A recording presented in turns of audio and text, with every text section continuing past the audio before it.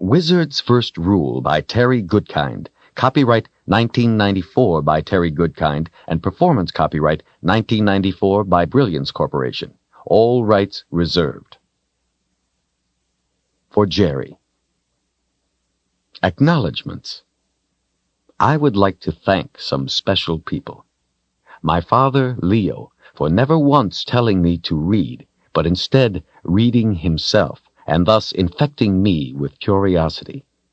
My good friends, Rachel Kahlan and Gloria Avner, for taking on the task of reading the raw manuscript and offering valuable insights, and for their steadfast belief in me when I needed it most. My agent, Russell Galen, for having the guts to be the first to pick up the sword and making my dreams reality. My editor, James Frenkel, not only for his exceptional editorial talent, guidance, and improvements in this book, but also for his boundless good humor and patience at teaching me to be a better author along the way.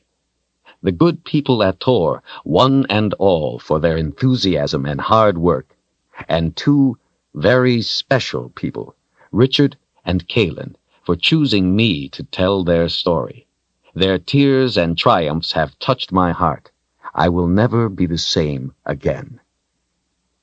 Wizard's First Rule. Chapter 1.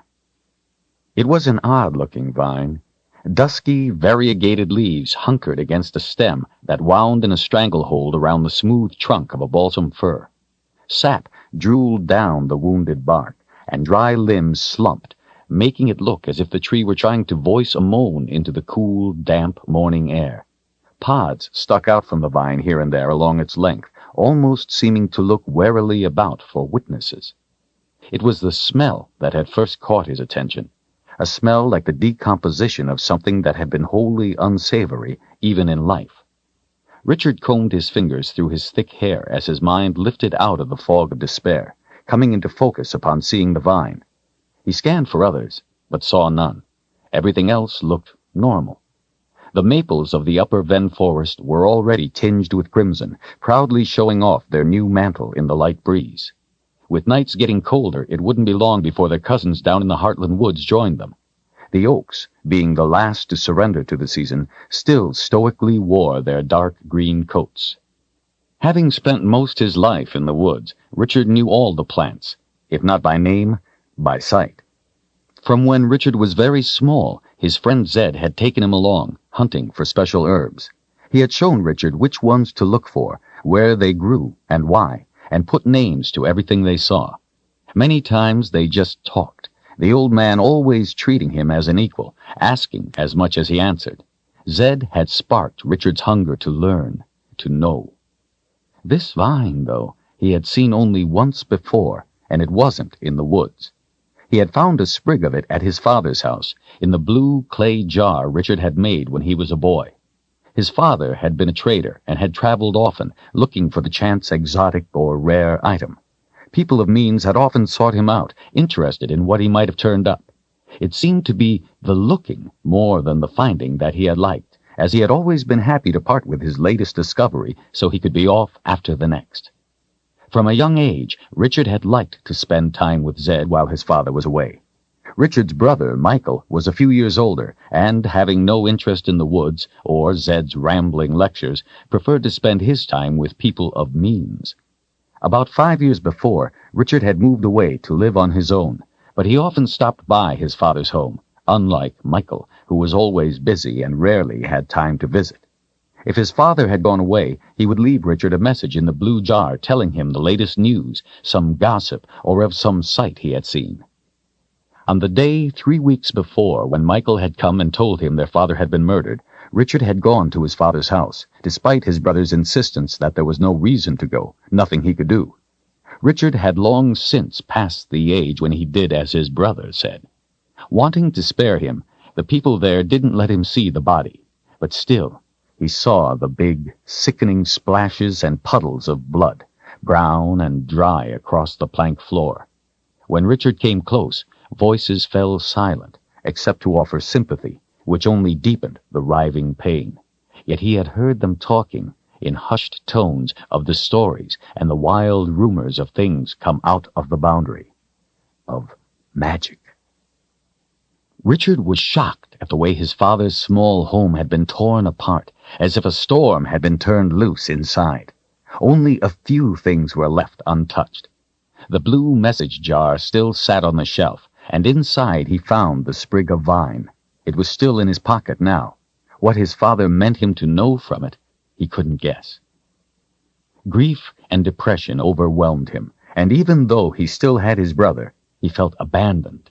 That he was grown into manhood offered him no sanctuary from the forlorn feeling of being orphaned and alone in the world, a feeling he had known before when he was young and his mother died. Even though his father had often been away, sometimes for weeks, Richard had always known he was somewhere and would be back. Now he would never be back.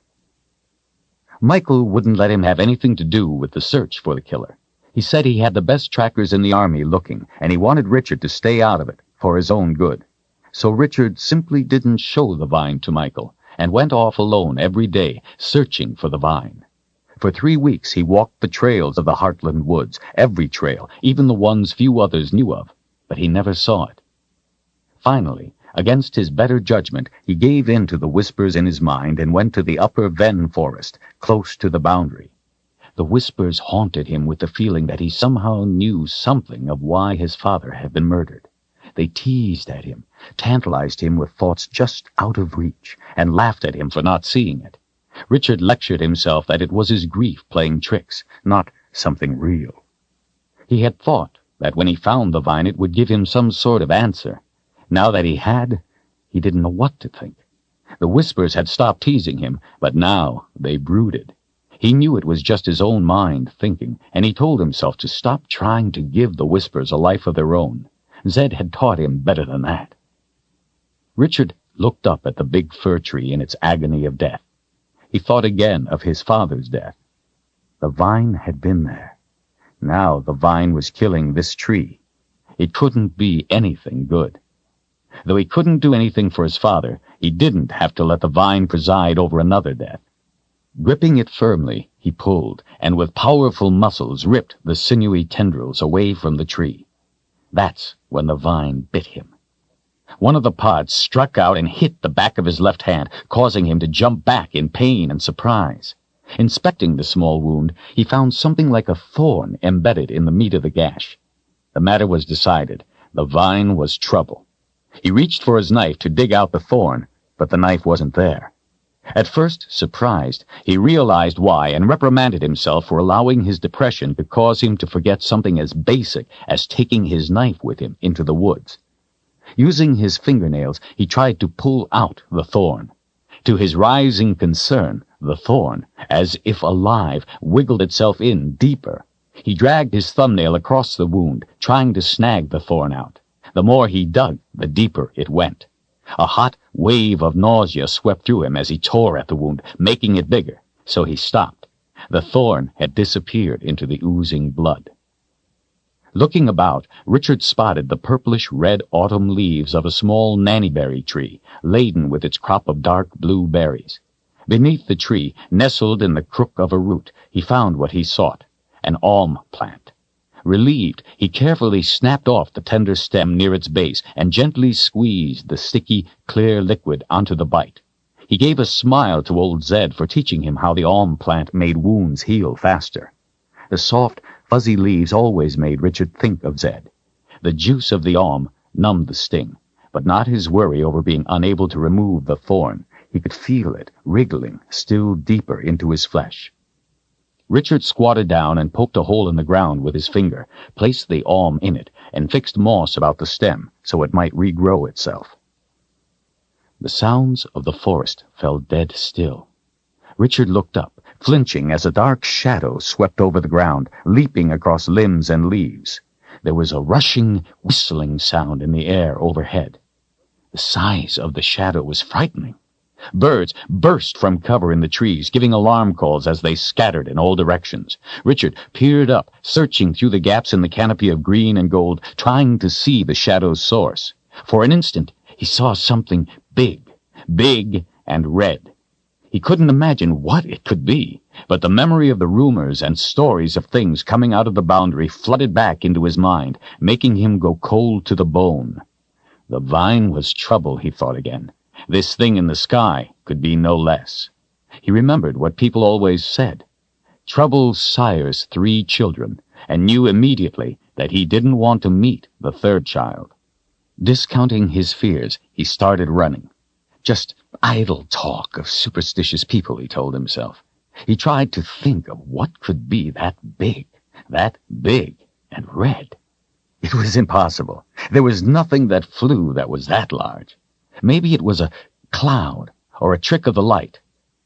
But he couldn't fool himself. It was no cloud. Looking up as he ran, trying for another glimpse, he headed for the path that skirted the hillside. Richard knew that the ground dropped off sharply on the other side of the trail, and he would be able to get an unobstructed view of the sky. Tree branches, wet with rain from the night before, slapped at his face as he ran through the forest, jumping fallen trees and small rocky streams. Brush snatched at his pant legs. Dappled swatches of sunlight teased him to look up, but denied him the view he needed. His breath was fast, ragged. Sweat ran cold against his face, and he could feel his heart pounding as he ran carelessly down the hillside. At last, he stumbled out of the trees onto the path, almost falling.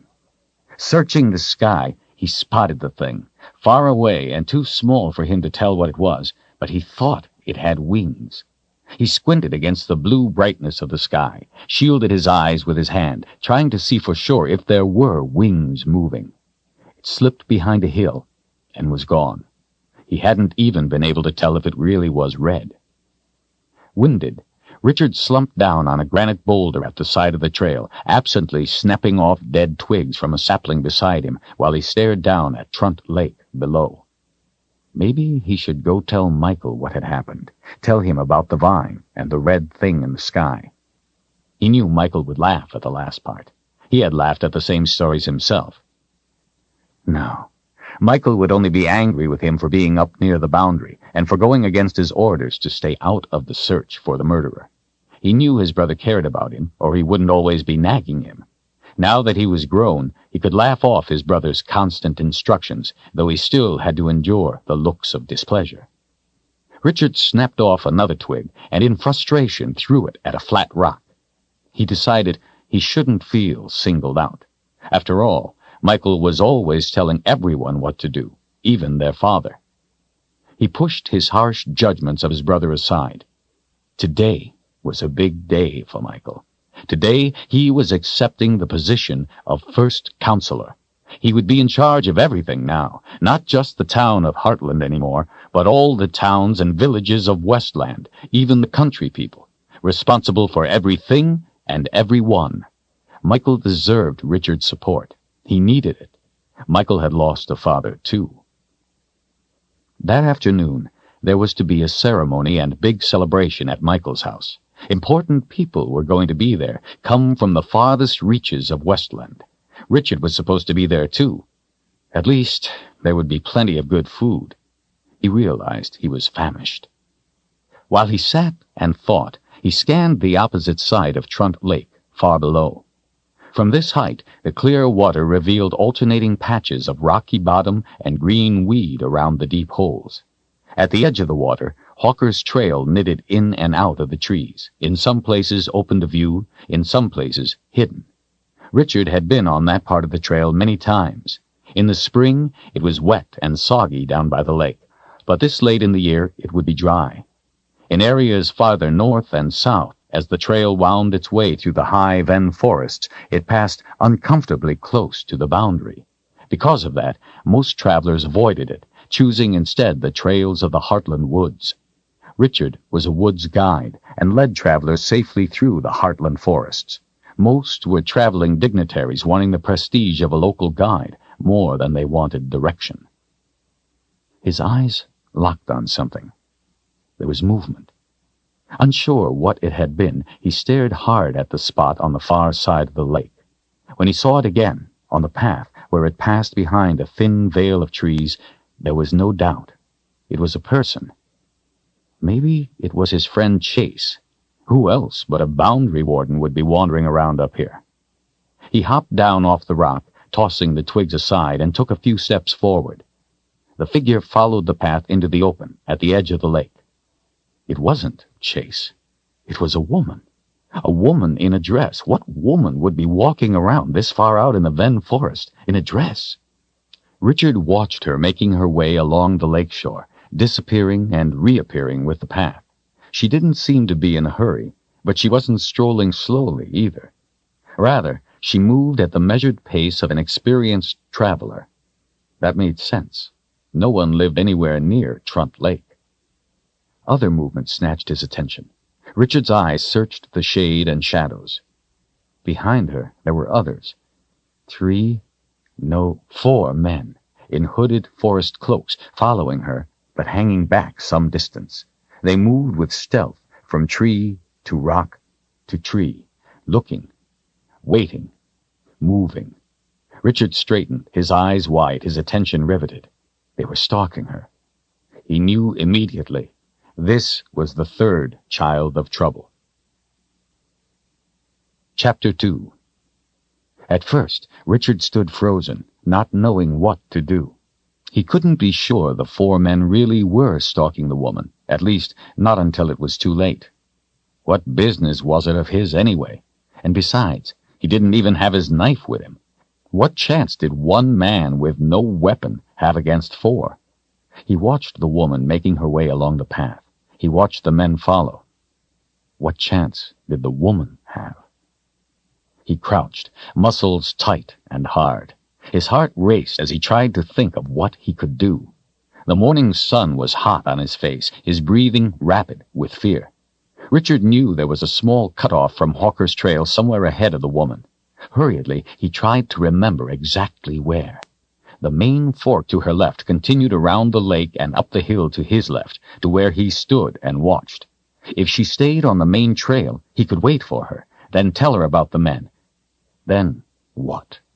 Besides, that was too long. The men would be on her before then. An idea began to take shape. He sprang up and started running down the trail. If he could reach her before the men caught her, and before the cutoff, he could take her up the right fork. That trail led up out of the trees onto open ledges, away from the boundary, and toward the town of Heartland, toward help. If they were quick, he could hide their tracks. The men wouldn't know that the 2 of them had taken the side trail. They would think she was still on the main trail, at least for a while, long enough to fool them and lead her to safety. Still winded from the earlier run, Richard panted in labored breaths, running down the trail as fast as he could go. The path had quickly turned back into the trees, so at least he didn't have to worry about the men being able to see him. Shafts of sunlight flashed by as he raced along. Old pine trees lined the path, leaving a soft mat of needles to cushion his footfalls. After a time, driving himself headlong down the path, he started looking for the side trail. He couldn't be sure how far he had gone. The forest offered no view for a fix, and he didn't remember exactly where the cutoff was. It was small and would be easy to miss. With every bend bringing new hope that this would be the place he found the cutoff, he pushed himself on. He tried to think of what he would say to the woman when he finally reached her. His mind raced as fast as his legs. She might think he was with her pursuers, or be frightened by him, or not believe him. He wouldn't have much time to convince her to go with him, that he wanted to help. Coming over the top of a small rise, he looked anew for the fork, but didn't see it and kept running. Now his breath came in ragged gasps. He knew that if he didn't reach the split before she did, they would be trapped, and their only options would be to outrun the men or to fight. He was too winded for either. That thought drove him on harder. Sweat ran down his back, making his shirt stick to his skin.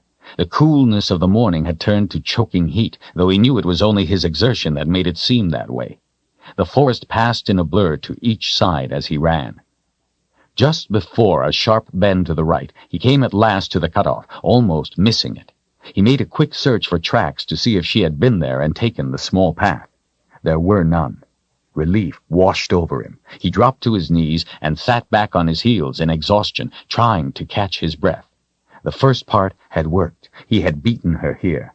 Now he had to make her believe him before it was too late. Holding his right hand over a painful stitch in his side, and still trying to catch his breath, he started to worry that he was going to look silly. What if it was just a girl and her brothers playing a game? He would be the fool. Everyone but him would have a good laugh. He looked down at the bite on the back of his hand. It was red and throbbed painfully. He remembered the thing in the sky. He thought about the way she had been walking with a sense of purpose, not like a child at play. It was a woman, not a girl.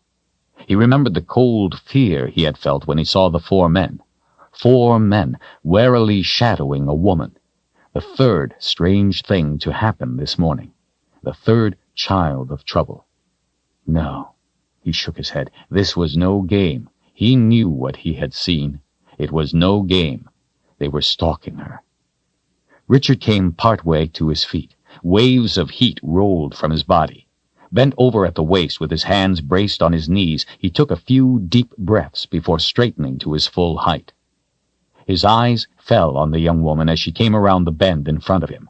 His breath caught for an instant. Her brown hair was full, lush and long, complementing the contours of her body. She was tall, almost as tall as he, and about the same age. The dress she wore was like none he had ever seen, almost white, cut square at the neck, interrupted only by a small, tan leather waist pouch. The weave of the fabric was fine and smooth, almost glistening, and bore none of the lace or frills he was used to seeing, no prints or colors to distract from the way it caressed her form. The dress was elegant in its simplicity. She halted, and long, graceful folds, regally trailing her, gathered about her legs. Richard approached and stopped 3 strides away so as not to appear a threat. She stood straight and still, her arms at her side. Her eyebrows had the graceful arch of a raptor's wings in flight. Her green eyes came unafraid to his. The connection was so intense that it threatened to drain his sense of self. He felt that he had always known her, that she had always been a part of him, that her needs were his needs. She held him with her gaze as surely as a grip of iron would, searching his eyes as if searching his soul, seeking an answer to something. "I am here to help you," he said in his mind.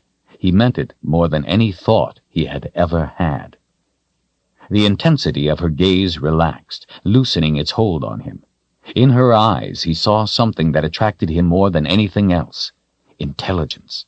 He saw it flaring there, burning in her, and through it all he felt an overriding sense of her integrity. Richard felt safe.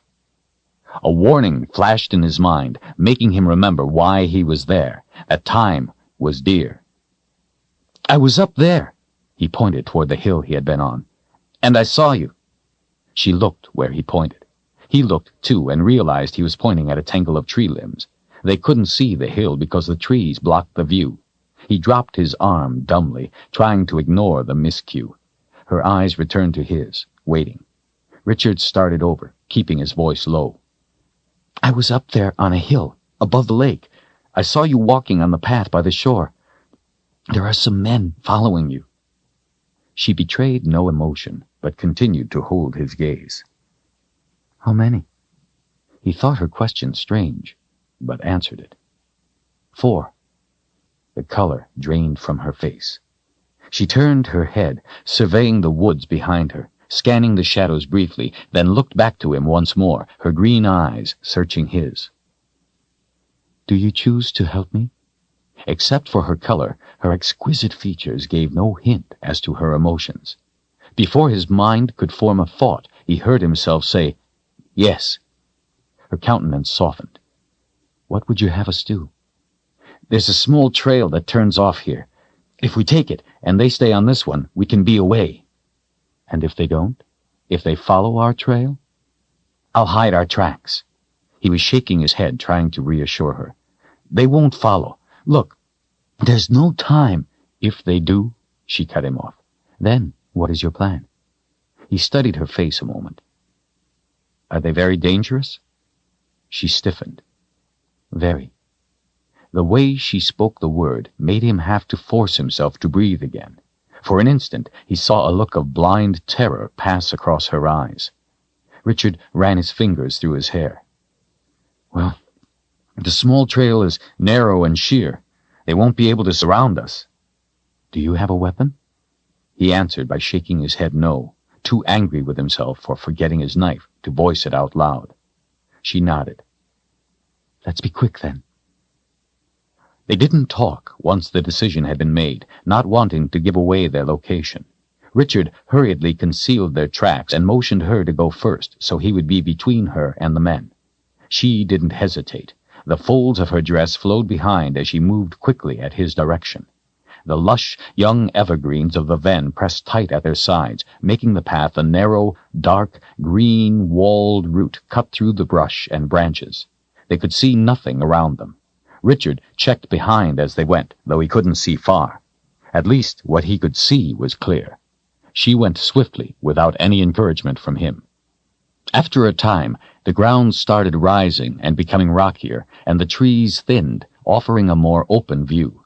The trail twisted along deeply shaded cuts in the terrain and across leaf-strewn ravines. Dry leaves scattered at their passing. Pines and spruce gave way to hardwood trees, mostly white birch, and as the limbs swayed overhead, little patches of sunlight danced on the forest floor. The birch's white trunks with black spots made it look as if hundreds of eyes were watching the two pass.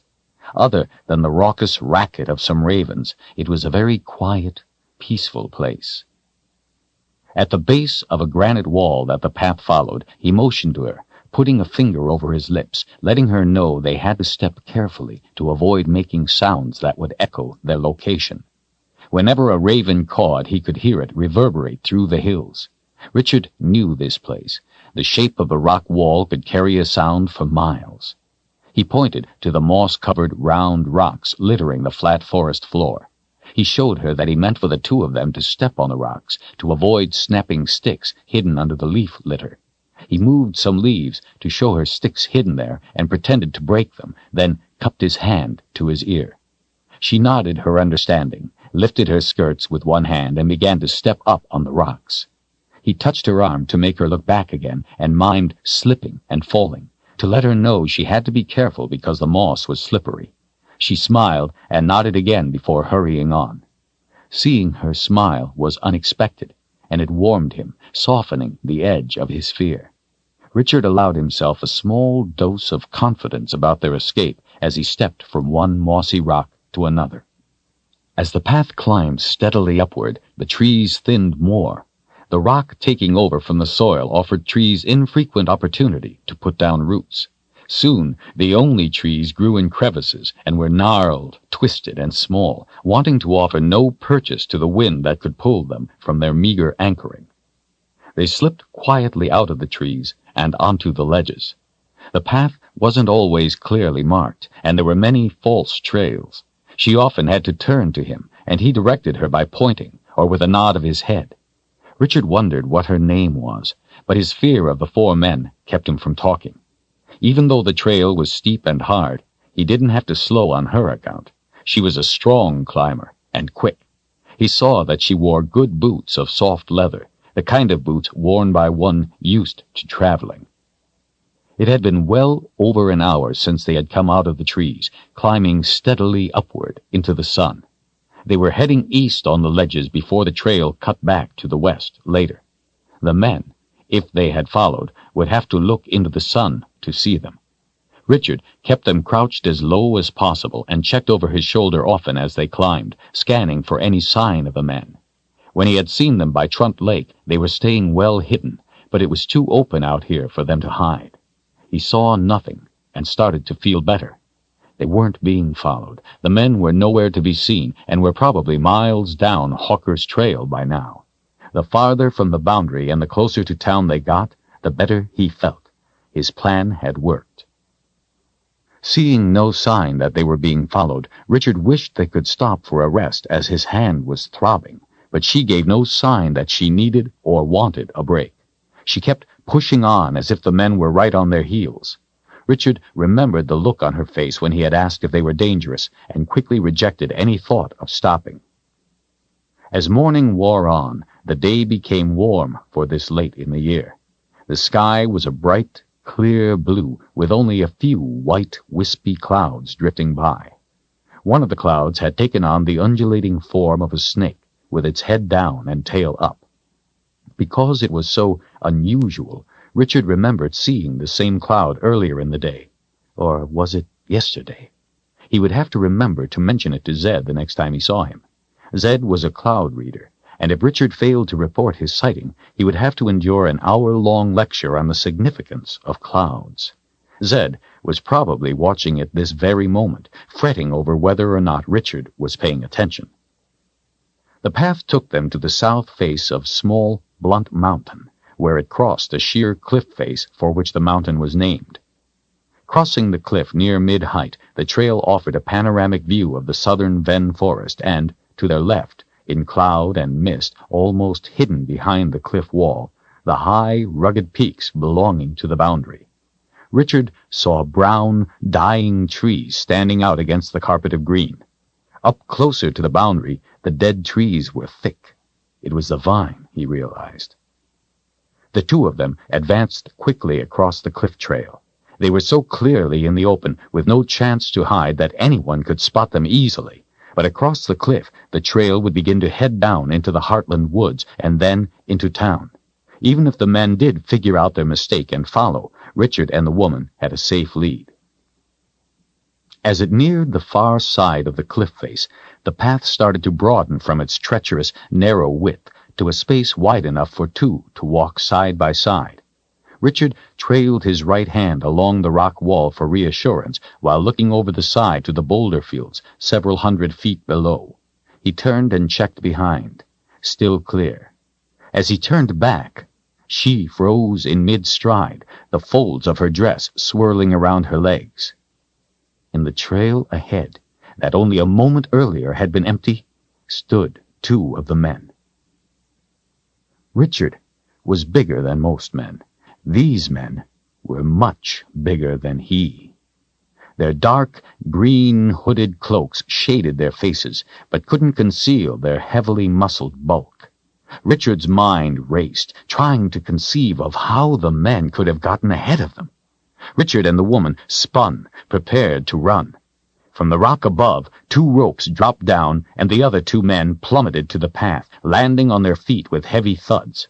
They blocked any retreat. They were as big as the first two.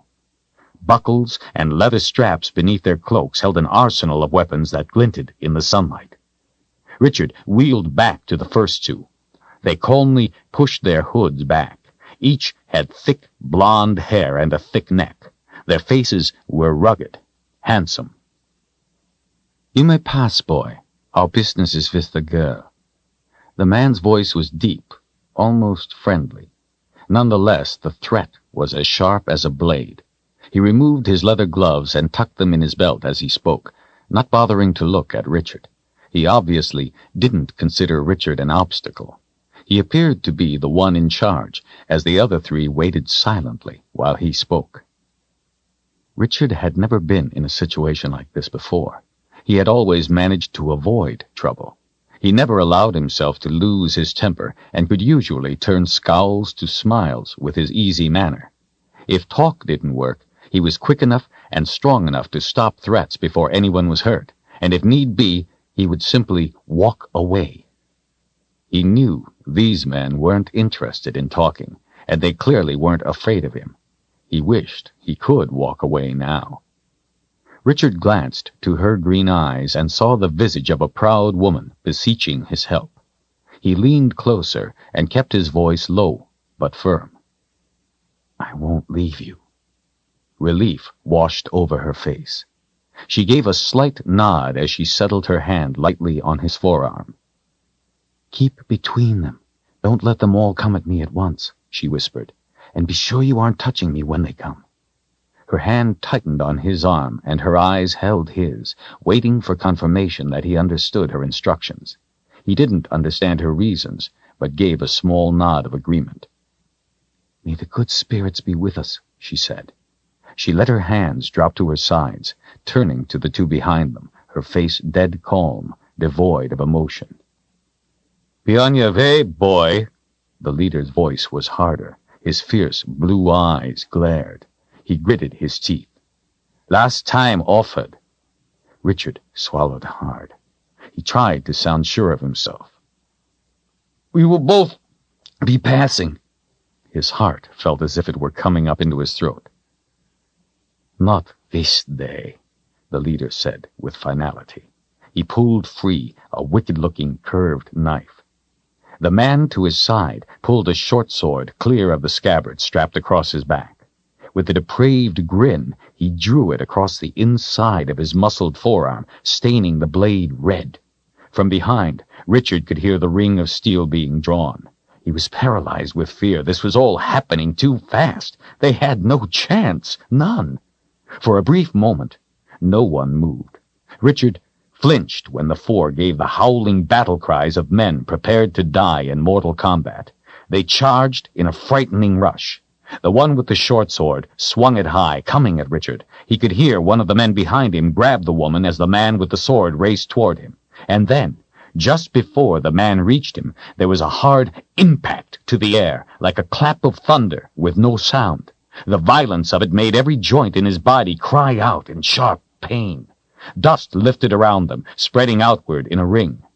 The man with the sword felt the pain of it too, and for an instant his attention was diverted past Richard to the woman. As he came crashing forward, Richard fell back against the wall and with both feet hit the man square in the chest as hard as he could. It knocked him clear of the path, into mid-air. The man's eyes went wide in surprise as he dropped backward to the rocks below, the sword still held over his head in both hands. To Richard's shock, he saw one of the other two men from behind him falling through space too, his chest ripped and bloody. Before Richard could give it a thought, the leader with the curved knife charged past, intent on the woman. He hammered the heel of his free hand into the center of Richard's chest. The jolt knocked the wind out of him and flung him hard against the wall, smacking his head against the rock. As he fought to remain conscious, his only thought was that he had to stop the man from getting to her. Summoning strength he didn't know he had, Richard snatched the leader by his husky wrist and spun him around. The knife came around in an arc toward him. The blade flashed in the sunlight. There was a savage hunger in the man's blue eyes. Richard had never been so afraid in his life. In that instant, he knew he was about to die. Seemingly from out of nowhere, the last man, with a short sword covered in gore, smashed into the leader, driving his sword through the other's gut, slamming the wind out of him. The collision was so fierce it carried both over the side of the cliff. All the way down, the last man howled in a cry of rage that ended only when they met the boulders below. Richard stood stunned, staring over the edge. Reluctantly, he turned to the woman, afraid to look, terrified he would see her gashed open and lifeless. Instead, she was sitting on the ground, leaning against the cliff wall, looking drained but unhurt. Her face had a faraway look. It was all over so fast he couldn't understand what had happened or how. Richard and the woman were alone in the sudden silence. He slumped down beside her on rock, warm from the sun. He had a powerful headache from having his head whacked on the wall. Richard could see she was all right, so he didn't ask. He felt too overwhelmed to talk and could sense the same in her. She noticed blood on the back of her hand and wiped it off on the wall, adding it to the red splatters already there. Richard thought he might throw up. He couldn't believe they were alive. It didn't seem possible. What was the thunder without sound, and the pain he felt when it had happened? He had never felt anything like it before. He shuddered, recalling it. Whatever it was, she had something to do with it, and it had saved his life. Something unearthly had occurred, and he wasn't at all sure he wanted to know what it was. She leaned her head back against the rock, rolling it to the side toward him. "I don't even know your name. I wanted to ask before, but I was afraid to talk." She vaguely indicated the drop-off. "I was so frightened of them. I didn't want them to find us." He thought maybe she was about to cry and looked over at her. She wasn't, but he felt that he might. He nodded his understanding of what she said about the men. My name is Richard Cypher. Her green eyes studied his as he looked over at her, the light breeze carrying some wisps of hair across her face. She smiled. There are not many who would have stood with me. He found her voice as attractive as the rest of her. It matched the spark of intelligence in her eyes. It almost took his breath away. You are a very rare person, Richard Cypher. To his intense displeasure, Richard felt his face flush. She looked away, pulling the strands of hair off her face, and pretended not to notice his blushing. She sounded as if she was going to say something she then thought better of. She turned back to him. I am Kahlan. My family name is Amnell. He looked into her eyes a long moment. You, too, are a very rare person, Kahlan Amnell. There are not many who would have stood as you did. She did not blush, but gave him another smile. It was an odd sort of smile, a special smile, not showing any teeth, but with her lips pressed together, as one would when taking another into one's confidence. Her eyes sparkled with it. It was a smile of sharing. Richard reached behind, felt the painful lump on the back of his head, and checked his fingers for blood. There was none, though he thought that by all rights there should have been. He looked back at her, again wondering what had happened, wondering what she had done and how she had done it. There was that thunder with no sound, and he had knocked one of the men off the cliff. One of the two behind him had killed the other instead of her, and then killed the leader and himself. Well, Kahlan, my friend, can you tell me how it is that we are alive and those 4 men are not? She looked at him in surprise. Do you mean that? Mean what? She hesitated. Friend. Richard shrugged. Sure. You just said I stood with you. That's the kind of thing a friend does, isn't it? He gave her a smile. Kahlan turned away. I don't know. She fingered the sleeve of her dress as she looked down. I have never had a friend before, except maybe my sister. He felt the pain in her voice. Well, you have one now, he said in his most cheerful tone. After all, we just went through something pretty frightening together. We helped each other and we survived. She simply nodded. Richard looked out over the ven, the forest where he was so at home. Sunlight made the green of the trees vibrant, lush. His eyes were drawn to the left, to spots of brown, the dead and dying trees that stood out among their healthy neighbors. Until that morning, when he found the vine and it bit him, he had had no idea that the vine was up by the boundary, spreading through the woods. He rarely went up into the ven, that close to the boundary. Older people wouldn't go within miles of it. Others went closer if they traveled on Hawker's Trail or to hunt, but none went too close. The boundary was death. It was said that to go into the boundary was not only to die, but to forfeit your soul. The boundary wardens made sure people stayed away. He gave her a sideways glance. So, what about the other part? The part about us being alive? How did that happen? Kahlan didn't meet his gaze. I think the good spirits protected us. Richard didn't believe a word of it. But as much as he wanted to know the answers, it was against his nature to force someone to tell something she didn't want to. His father had raised him to respect another person's right to keep his own secrets. In her own time she would tell him her secrets, if she wanted to, but he would not try to force her. Everyone had secrets. He certainly had his own. In fact, with his father's murder and with today's events, he felt those secrets stirring unpleasantly in the back of his mind.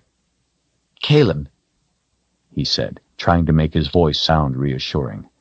Being a friend means you don't have to tell me anything you don't want to, and I'll still be your friend. She didn't look at him, but nodded her agreement. Richard got to his feet. His head hurt, his hand hurt, and now he realized his chest hurt where the man had hit him. To top it off, he remembered he was hungry. Michael! He had forgotten about his brother's party. He looked at the sun and knew he was going to be late. He hoped he wouldn't miss Michael's speech. He would take Kahlan, tell Michael about the men, and get some protection for her. He held out his hand to help her up. She stared at it in surprise. He continued to hold it out for her. She gazed up into his eyes and took the hand. Richard smiled. He hoped he wouldn't miss Michael's speech. He would take Kahlan, tell Michael about the men, and get some protection for her. He held out his hand to help her up. She stared at it in surprise. He continued to hold it out for her. She gazed up into his eyes and took the hand. Richard smiled. Never had a friend give you a hand up before? She averted her eyes. No. Richard could tell she felt uncomfortable, so he changed the subject. When's the last time you had something to eat? 2 days ago, she said, without emotion. His eyebrows went up. Then you must be even more hungry than I am. I'll take you to my brother. He peered over the edge of the cliff. We'll have to tell him about the bodies. He'll know what to do. He turned again to her. Kahlan, do you know who those men were? Her green eyes turned hard. They are called a quad. They are like assassins. They are sent to kill... She caught herself again. They kill people. Her face regained the calm countenance it had when he first saw her. I think that maybe the fewer people who know about me, the safer I will be. Richard was startled. He had never heard of anything like this. He ran his fingers through his hair, trying to think. Dark, shadowy thoughts started to swirl again. For some reason, he was terrified of what she might say, but had to ask. He looked hard into her eyes, expecting the truth this time. Kahlan, where did the quad come from? She studied his face a moment. They must have tracked me out of the Midlands and through the boundary. Richard's skin went cold, and prickles bumped up along his arms in a wave that rolled up to the back of his neck, making the fine hairs there stand stiffly out. An anger deep within him awakened, and his secrets stirred. She had to be lying. No one could cross the boundary. No one. No one could go into or come out of the Midlands. The boundary had sealed it away since before he was born. The Midlands was a land of magic. Chapter 3. Michael's house was a massive structure of white stone, set back quite a distance from the road. Slate roofs in a variety of angles and rakes came together in complicated junctures, topped with a leaded glass peak that let light into the central hall. The walkway to the house was shaded from the bright afternoon sun by towering white oaks as it passed through sweeping stretches of lawn before coming to formal gardens laid in symmetrical patterns to each side. The gardens were in full bloom. Since it was so late in the year, Richard knew the flowers had to have been raised in greenhouses just for the occasion. People in fine clothes strolled the lawns and gardens, making Richard feel suddenly out of place. He knew he must look a mess in his dirty, sweat-stained forest garb, but he hadn't wanted to waste the time going out of his way to his house to get cleaned up. Besides, he was in a dark mood and didn't much care how he looked. He had more important things on his mind. Kahlan, on the other hand, didn't look so out of place. The unusual but striking dress she wore belied the fact that she, too, had just walked out of the woods. Considering how much blood there had been up on Blunt Cliff, he was surprised that she didn't have any on her. She had somehow managed to stay clear while the men killed each other. When she had seen how upset he had become when she had told him she had come through the boundary from the Midlands, she had fallen silent on the subject. Richard needed time to think about it, and hadn't pressed. Instead, she asked him about Westland, what the people were like, and where he lived. He told her about his house in the woods, how he liked living away from town, and that he was a guide for travelers through the Heartland woods on their way to or from the town itself. "Does your house have a fireplace?" she had asked. "It does." "Do you use it?" "Yes, I cook on it all the time," he had told her. "Why?" She had merely shrugged as she looked off to the countryside. I just miss sitting in front of a fire, that's all. As unsettling as the day's events had been, on top of his grief, it felt good to have someone to talk to, even if she did dance around her secrets. "Invitation, sir?" someone called in a deep voice from the shade beside the entry. Invitation? Richard spun around to see who had addressed him and was met by a mischievous grin. Richard broke into a grin of his own. It was his friend Chase. He clasped hands with the boundary warden in a warm greeting. Chase was a big man, clean-shaven, with a head of light brown hair that showed no sign of receding, but instead gave way to age by going gray at the sides. Heavy brows shaded intense brown eyes that stole slowly about even as he talked and saw everything. This habit often gave people the impression, a seriously mistaken impression, that he wasn't paying attention. Despite his size, Richard knew him to be frighteningly quick when there was need. Chase wore a brace of knives to one side of his belt and a six-bladed battle mace to the other. The hilt of a short sword stood above his right shoulder, and a crossbow with a full complement of barbed, steel-tipped bolts hung from a leather strap on his left. Richard lifted an eyebrow. "Looks like you plan on getting your share of the food." The grin left Chase's face. "Not here as a guest." His gaze settled on Kahlan. Richard felt the awkwardness. He took Kahlan's arm and drew her forward. She came easily, unafraid. "Chase, this is my friend, Kahlan." He gave her a smile. "This is Del Brandstone. Everyone calls him Chase. He's an old friend of mine. We're safe with him." He turned back to Chase. "You can trust her, too." She looked at the big man and gave him a smile and nod of acknowledgement. Chase nodded once to her, the matter settled, Richard's word being all the reassurance he needed. His eyes scanned the crowd, lingering on various people, checking their interest in the three of them. He pulled them both away from the sunlit openness of the steps and into the shade off to the side. "Your brother called in all the boundary wardens." He paused, taking another look around. "To be his personal guards." "What? That doesn't make any sense." Richard was incredulous. "He has the Home Guard and the Army. What does he need a few boundary wardens for?" Chase rested his left hand on one of the knife handles. "What indeed?" His face gave no hint of emotion. It rarely did. "Could be he just wants us around for effect. People are afraid of the wardens. You've been away to the woods since your father was killed. Not that I'm saying I wouldn't do the same if I were you. All I'm saying is, you haven't been around. Strange things have been going on, Richard. People coming and going in the night. Michael calls them concerned citizens. He's been talking some nonsense about plots against the government. He has the wardens all over the grounds." Richard looked around, but didn't see any. He knew that didn't mean anything. If a boundary warden didn't want to be seen, he could be standing on your foot, and you wouldn't be able to find him. Chase drummed his fingers on a knife handle as he watched Richard's eyes scan about. "My boys are out there. Take my word." "Well, how do you know Michael isn't right? What with the father of the new first counselor being murdered and all?" Chase gave his finest look of disgust. "I know every little slime in Westland. There's no plot. Might be a bit of fun to be had if there were, but I think I'm just part of the decoration.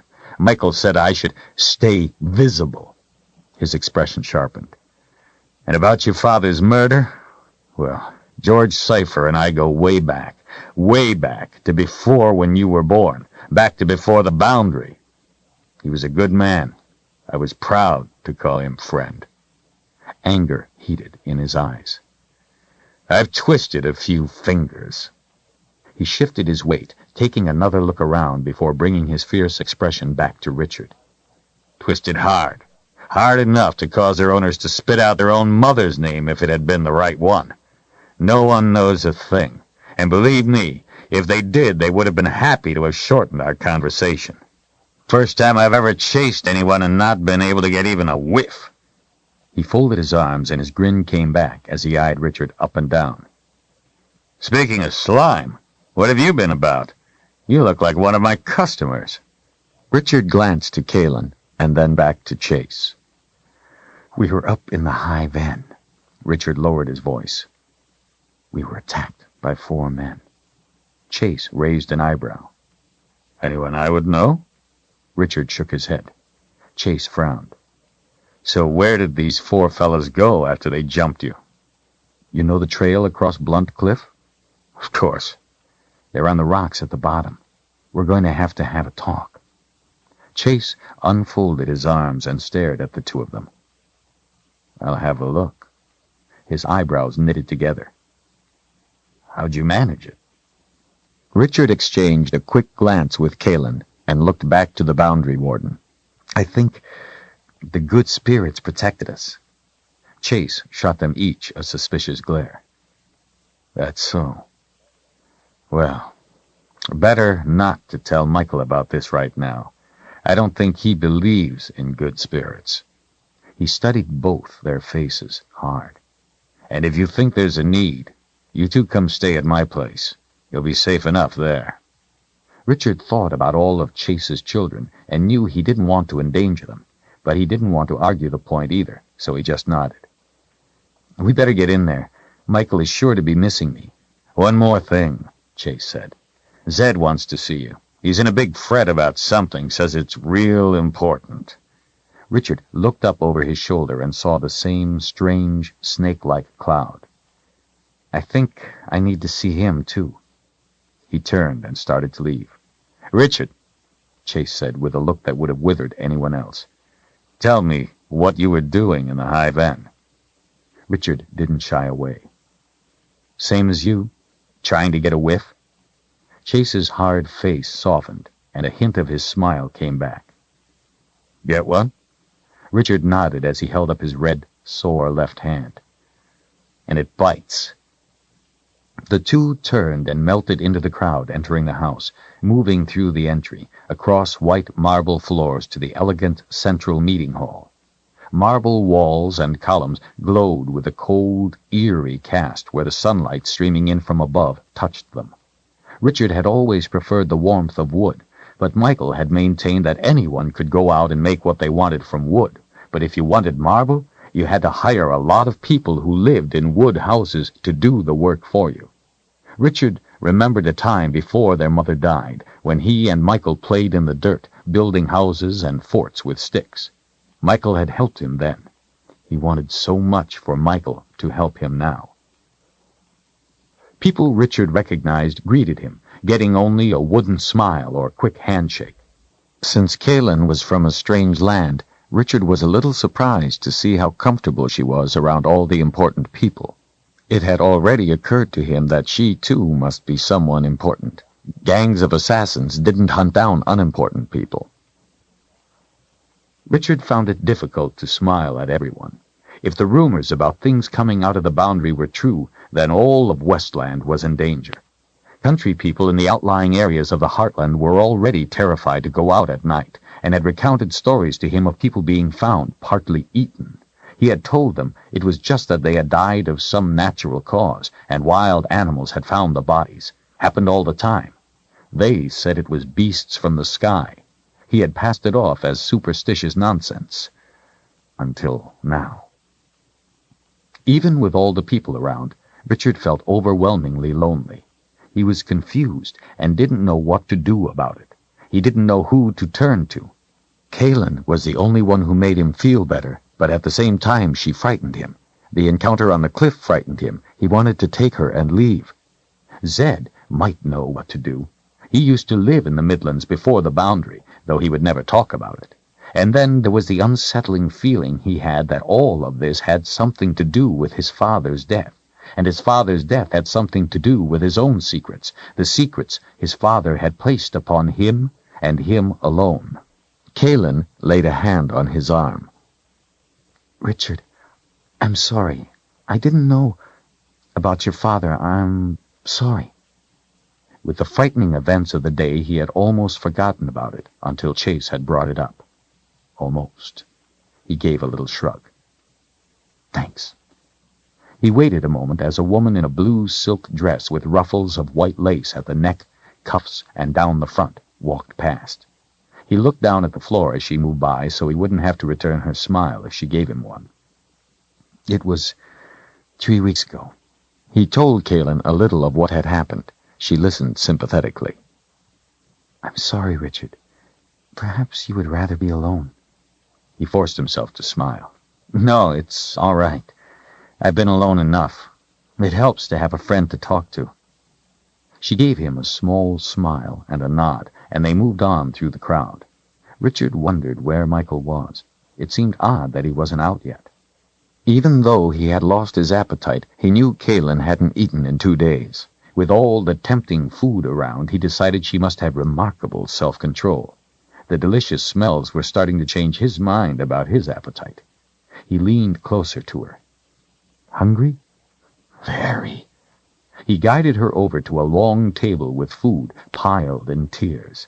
There were large steaming platters of sausages and meats, boiled potatoes, dried fish of several kinds, grilled fish, chicken, turkey, mounds of raw vegetables sliced into strips, big tureens of cabbage and sausage soup, onion soup and spice soup, platters of breads, cheeses, fruits, pies, and cakes, and casks of wine and ale.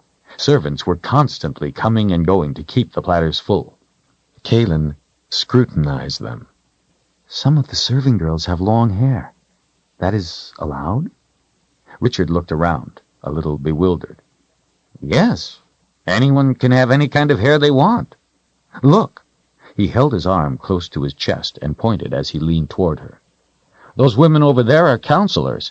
Some have short hair, some have long, whatever they want. He looked at her out of the corner of his eye. Do people tell you to cut your hair? She lifted an eyebrow to him. No, no one has ever asked me to cut my hair. It is simply that where I come from, the length of a woman's hair has a certain social significance. Does that mean you are someone of considerable standing? He took the edge off the question with a playful smile. Seeing as how you have such long, beautiful hair, I mean. She gave him back a small smile, devoid of joy. Some think so. I could only expect that after this morning the thought had entered your mind. We all can be only what we are, nothing more or less. Well, if I ask anything a friend shouldn't, just kick me. Her smile brightened into the same tight-lipped one she had given him before, the smile of sharing. It made him grin. He turned to the food and found one of his favorites, small ribs with a spice sauce, put a few on a small white plate, and handed it to her. Try these first. They're my most treasured. Kahlan held the dish at arm's length, eyeing it suspiciously. What creature's meat is this? It's pork, he said, a little surprised. You know, from a pig. Try it. It's the best thing here, I promise. She relaxed, brought the plate close, and ate the meat. He ate a half-dozen himself, savoring every bite. He put some sausages on their plates. Here, have some of these, too. Her suspicion flared anew. What are they made of? Pork and beef, some spices, I don't know what kinds. Why? There's some kinds of things you don't eat? Some kinds, she said non-committally, before eating a sausage. May I have some spice soup, please? He ladled the soup into a fine white bowl with a gold rim and traded it for her plate. She took the bowl in both hands and tried it. A smile came to her face. It's good, just like I make. I don't think our two homelands are as different as you fear. As she drank the remainder of the soup, Richard, feeling better about what she said, picked up a thick slice of bread, put strips of chicken meat on it, and, when she finished the soup, exchanged the bread for her bowl. She took the bread with chicken and started moving to the side of the room while she ate. He set the soup bowl down and followed behind, shaking an occasional hand. Their owners cast a critical eye at the way he was dressed. When she reached a deserted spot near a column, she turned to face him. Please, get me a piece of cheese? Sure. What kind? She scanned the throng. Any kind. Richard worked his way back through the crowd to the food table and picked up 2 pieces of cheese, eating one along his way back to Kahlan. She took the cheese when he handed it to her, but instead of eating it, she let her arms slip to her side and let the cheese fall to the floor, as if she had forgotten she was holding it. Wrong kind? Her tone was distant. I hate cheese. She was staring past him to a spot across the room. Richard frowned. Then why did you ask for it? There was a hint of irritation in his voice. Keep looking at me, she said, her eyes returning to his. There are two men behind you across the room. They have been watching us. I wanted to know if it was me or you they were watching. When I sent you for the food, they watched you go and come back. They paid no attention to me. It is you they are watching. Richard put his hands on her shoulders and turned her to see for himself. He scanned over the heads of the crowd to the far side of the room. They're just two of Michael's aides. They know me. They're probably wondering where I've been and why I look such a mess. He looked into her eyes and spoke softly so that no one would hear. It's all right, Kahlan. Relax. Those men from this morning are dead. You're safe now. She shook her head. More will follow. I should not be with you. I do not want to endanger your life any more than I already have. You are my friend. There is no way another quad could track you now, not once you have come here to Heartland. It's impossible. He knew enough about tracking to feel confident that he was telling her the truth. Kahlan hooked a finger in the neck of his shirt and drew his face close. There was a flash of angry intolerance in her green eyes. Her voice came in a slow, harsh whisper. When I left my homeland, 5 wizards cast spells over my tracks so none could know where I went or follow, and then they killed themselves so they could not be made to talk. Her teeth were gritted in anger, and her eyes were wet. She was starting to tremble. Wizards? Richard went rigid. At last, he let out his breath and took her hand gently from his shirt, holding it in both of his voice barely audible over the din. I'm sorry. Richard, I am scared to death. She was trembling more now. If you hadn't been there today, you don't know what would have happened to me. The dying would have been the best of it. You don't know about those men. She shook uncontrollably, giving herself over to her fear. Cold bumps ran up his arms. He eased her back behind the column where they couldn't be observed. I'm sorry, Kahlan. I don't know what any of this is about. You know at least some of it, but I'm in the dark. I'm scared too. Today on the cliff, I've never been that afraid, and I didn't really do much of anything that would have saved us. Seeing her need was giving him the courage to reassure her. What you did, she said, struggling to get the words out, was enough to make a difference. It was enough to save us. No matter how little you think it was enough. If you hadn't helped me, I don't want my being here to bring you to harm. He squeezed her hand tighter. It won't. I have a friend, Zedd. He may be able to tell us what we can do to keep you safe. He's a little strange, but he's the smartest man I know. If there's anyone who would know what to do, it's Zedd. If you can be tracked anywhere, then there is no place for you to run. They will find you. Let me take you to Zedd. As soon as Michael gives his speech, we will go to my house. You can sit in front of the fire, and in the morning I'll take you to Zedd. He smiled and pointed with his chin to a window near them. Look over there. She turned to see Chase outside a tall, round-topped window. The boundary warden glanced back over his shoulder and gave her a wink and a heartening grin before resuming his scan of the area. To Chase, a quad would be just a bit of fun. While he was taking care of them, he'd be telling you a story about some real trouble. He's been watching out for you since we told him of the men. That brought a small smile, but it quickly faded. There is more to it. I thought I was going to be safe by coming to Westland. I should have been. Richard, I came across the boundary only with the help of magic. She was still shaking, but starting to regain control of herself, taking strength from him. I do not know how those men came across. They should not have been able to. They should not have even known I left the Midlands. Somehow, the rules have changed. We'll deal with that tomorrow. For now, you are safe. Besides, it would take another quad days to get here, wouldn't it? That will give us time to make plans. She gave a nod. Thank you, Richard Cypher, my friend. But know that if I bring danger to you, I will leave before it can harm you. She took her hand back and wiped the bottom lids of her eyes. I am still hungry. Could we have more? Richard smiled. Sure. What would you like? Some more of your little treasures? They went back to the food and ate while they waited for Michael. Richard felt better, not about the things she told him, but because at least he knew a little more, and because he had made her feel safer. Somehow he would find the answer to her problem, and he would know what was going on with the boundary. As much as he feared the answers, he would know them. Whispers rippled through the crowd as heads turned to the far side of the room. It was Michael. Richard took Kahlan's hand and moved to the side of the room, closer to his brother, so they could watch. As Michael stepped up onto a platform, Richard realized why it had taken him so long to come out. He had been waiting for the sunlight to fall on that spot, so he could stand in the light and be lit in its glory for all to see. Not only was he shorter than Richard, but heavier and softer. Sunlight lit his mop of unruly hair. His upper lip proudly displayed a mustache.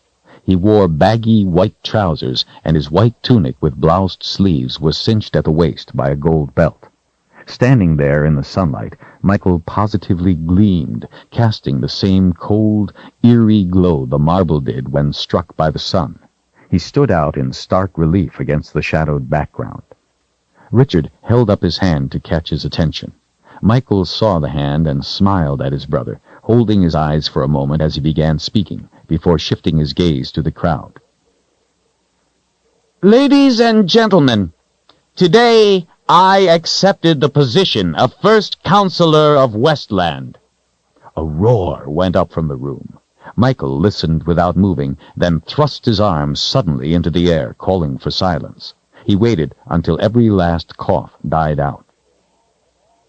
The counselors from all of Westland selected me to lead us in these times of challenge because I have the courage and vision to take us into a new era.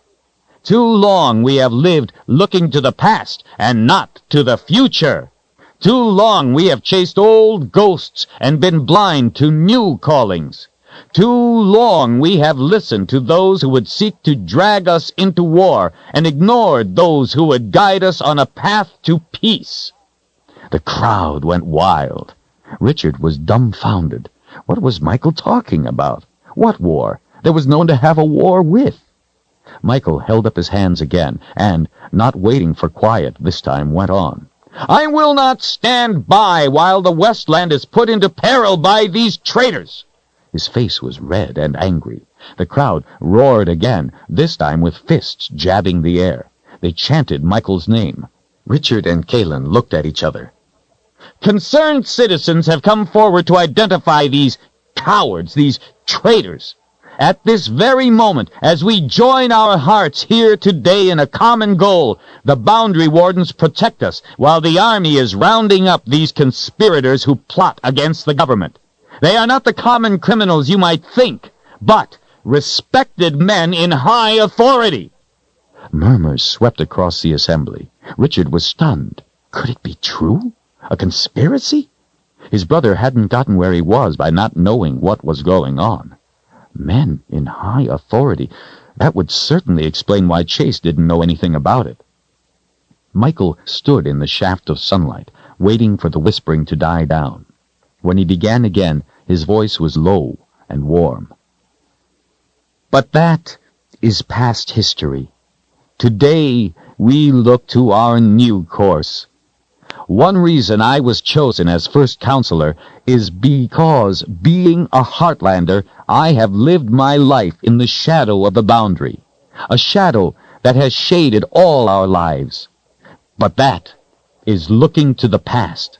The light of a new day always chases the shadows of the night away and shows us that the shape of our fears is only the ghost of our own minds. We must look forward to a day when the boundary will no longer be there, for nothing lasts forever, does it? And when that day comes, we must be ready to extend a hand of friendship and not a sword, as some would have us do. That only leads to the futility of war and needless dying. Should we be wasting our resources, preparing to do battle with a people we have been long separated from, a people who were the ancestors to many of us here? Should we be ready to do violence to our brothers and sisters simply because we don't know them? What a waste! Our resources should be spent eliminating the real suffering around us. When the time comes, maybe not in our lifetime, but it will come, we should be ready to welcome our long-separated brothers and sisters. We must not join only the 2 lands, but all 3. For someday, just as the boundary between Westland and the Midlands will fade away, so too will the second boundary between the Midlands and Dahara, and all 3 lands shall be one. We can look to a day when we can share the joy of reunion if we have the heart, and that joy will spread from here, today, in Heartland. This is why I have moved to stop those who would plunge us into war with our brothers and sisters merely because someday the boundaries will fade away. This does not mean we don't need the army, for we can never know what real threats lie in our path to peace. But we know there is no need to invent them. Michael swept his hand out over the crowd. We, in this room, are the future. It is your responsibility as counselors of Westland to carry the word throughout the country. Take our message of peace to the good people. They will see the truth in your hearts. Please, help me. I want our children and our grandchildren to be the beneficiaries of what we lay down here today. I want us to set a course for peace, to carry us into the future, so when the time comes, future generations will benefit and thank us. Michael stood with his head bowed and both his fists held tightly to his chest. The sunlight glowed about him. The audience was so moved that they stood in absolute silence. Richard saw men in tears and women weeping openly. All eyes were on Michael, who stood still as stone. Richard was stunned. He had never heard his brother speak with such conviction or eloquence. It all seemed to make such sense. After all, here he stood with a woman from across the boundary, from the Midlands, and she was already his friend. But then, 4 others had tried to kill him. No, not exactly, he thought. They wanted to kill her. He was just in the way. They had offered to let him go, and it was his decision to stand and fight. He had always been fearful of those from across the boundary, but now he was friends with one, just as Michael said. He was starting to see his brother in a new light. People had been moved by Michael's words in a way Richard had never witnessed. Michael was pleading for peace and friendship with other peoples. What could be wrong with that? Why did he feel so uneasy? And now, to the other part, Michael continued, to the real suffering around us. While we have worried about the boundaries that have not harmed a single one of us, many of our families, friends, and neighbors have suffered and died. Tragic and needless deaths in accidents with fire. Yes, that is what I said. Fire! People mumbled in confusion. Michael was starting to lose his bond with the crowd. He seemed to expect it. He looked from face to face, letting the confusion build, and then dramatically he thrust his hand out, his finger pointing at Richard. There! He screamed. Everyone turned as one. Hundreds of eyes looked at Richard. There stands my beloved brother. Richard tried to shrink. My beloved brother, who shares with me. He pounded a fist to his chest. The tragedy of losing our own mother to fire. Fire took our mother from us when we were young and left us to grow up alone. Without her love and care, without her guidance, it was not some imagined enemy from across the boundary that took her, but an enemy of fire. She couldn't be there to comfort us when we hurt, when we cried in the night. And the thing that wounds the most is that it didn't have to be." Tears, glistening in the sunlight, ran down Michael's cheeks. "I'm sorry, friends. Please, forgive me." He wiped the tears with a handkerchief he had handy. "It's just that only this morning I heard of another fire that took a fine young mother and father and left their daughter an orphan. It brought my own pain back to me, and I couldn't remain silent." Everyone was now solidly back with him. Their tears flowed freely. A woman put her arm around Richard's shoulder as he stood numb. She whispered how sorry she was. "I wonder how many of you have shared the pain my brother and I live with every day. Please, those of you who have a loved one or a friend who has been hurt or even killed by fire, please hold up your hands." Quite a few hands went up, and there was wailing from some in the crowd. "There, my friends," he said hoarsely, spreading his arms wide. "There is the suffering among us. We need look no further than this room." Richard tried to swallow the lump in his throat as the memory of that horror came back to him. A man who had imagined their father had cheated him lost his temper and knocked a lamp off the table as Richard and his brother slept in the back bedroom. While the man dragged his father outside, beating him, his mother pulled Richard and his brother from the burning house, then ran back inside to save something, they never knew what, and was burned alive. Her screams brought the man to his senses, and he and their father tried to save her, but couldn't. Filled with guilt and revulsion at what he had caused, the man ran off, crying and yelling that he was sorry. That, his father had told them 1,000 times, was the result of a man losing his temper. Michael shrugged it off. Richard took it to heart. It had instilled in him a dread of his own anger, and whenever it threatened to come out, he choked it off. Michael was wrong. Fire had not killed their mother. Anger had.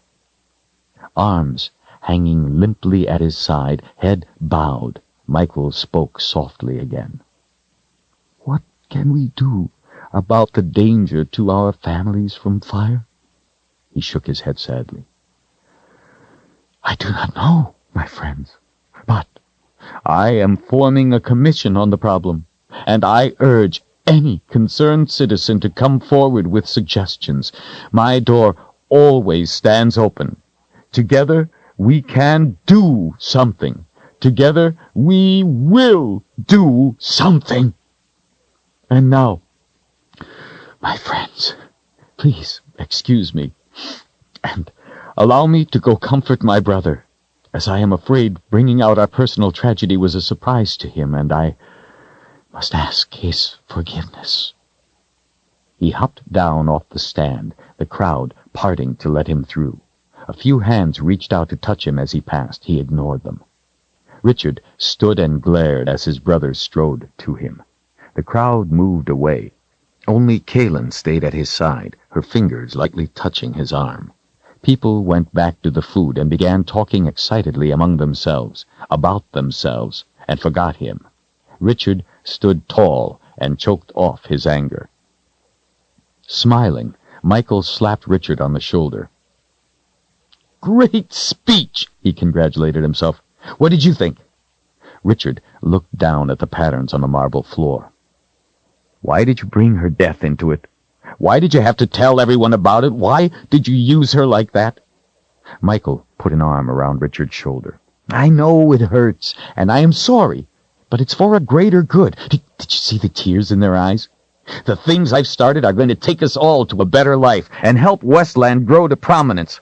I believe what I said. We have to look to the challenge of the future with excitement, not fear." "And what did you mean about the boundaries?" "Things are changing, Richard. I have to stay ahead of them." The smile was gone. "That's all I meant. The boundaries won't last forever. I don't think they were ever meant to. We all have to be ready to face up to that." Richard changed the subject. What have you found out about Father's murder? Have the trackers picked up anything? Michael took his arm back. Grow up, Richard. George was an old fool. He was always picking up things that didn't belong to him. He probably got caught with something that belonged to the wrong person. A person with a bad temper and a big knife. That's not true, and you know it. Richard hated the way Michael called their father George. He never stole anything in his life. Just because the person you take it from is long dead, that doesn't mean you have any right to it. Someone else obviously wanted it back. How do you know all this? Richard demanded. What have you found out? Nothing. It's common sense. The house was torn apart. Someone was looking for something. They didn't find it. George wouldn't tell them where it was. They killed him. That's all there is to it. The trackers said there were no tracks. We'll probably never know who did it. Michael glared. You had better learn to live with that fact. Richard let out a deep breath. It made sense. Someone was looking for something. He shouldn't be angry with Michael because he couldn't find out who. Michael had tried. Richard wondered how there could be no tracks. I'm sorry. Maybe you're right, Michael. Another thought struck him.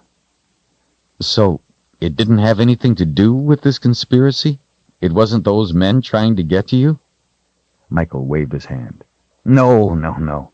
It had nothing to do with that. That problem has been taken care of. Don't worry about me. I'm safe. Everything is all right. Richard nodded. Michael's face turned to a look of annoyance.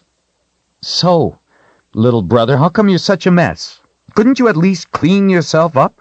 It's not like you didn't have notice. You've known about this party for weeks. Before he could answer, Kahlan spoke up. Richard had forgotten she was still standing next to him. Please forgive your brother. It was not his fault. He came to guide me into Heartland, and I was late in coming. I pray he is not dishonored in your eyes because of me. Michael's eyes glided down the length of her before returning to her face. And you are? Her back stiffened as she stood tall. I am Kahlan Amnell. Michael gave a slight smile and a small bow of his head.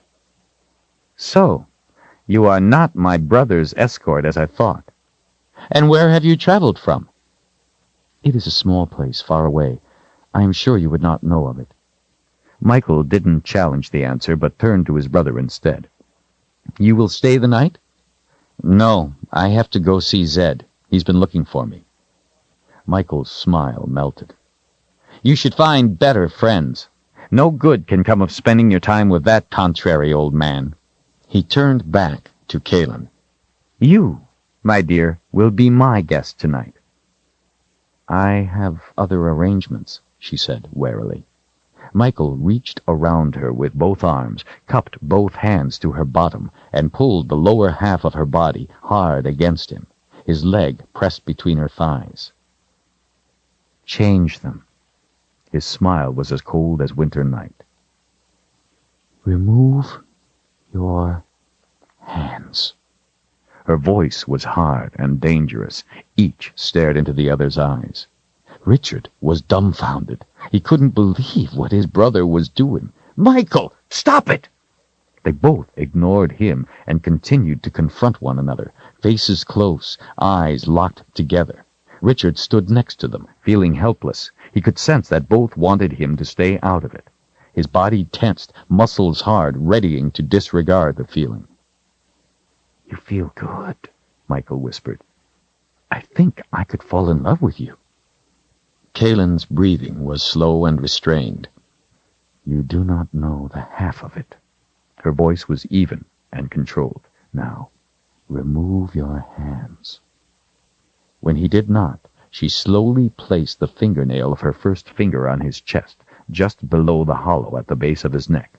As they glared at each other, she slowly, ever so slowly, began to drag her nail downward, ripping his flesh open.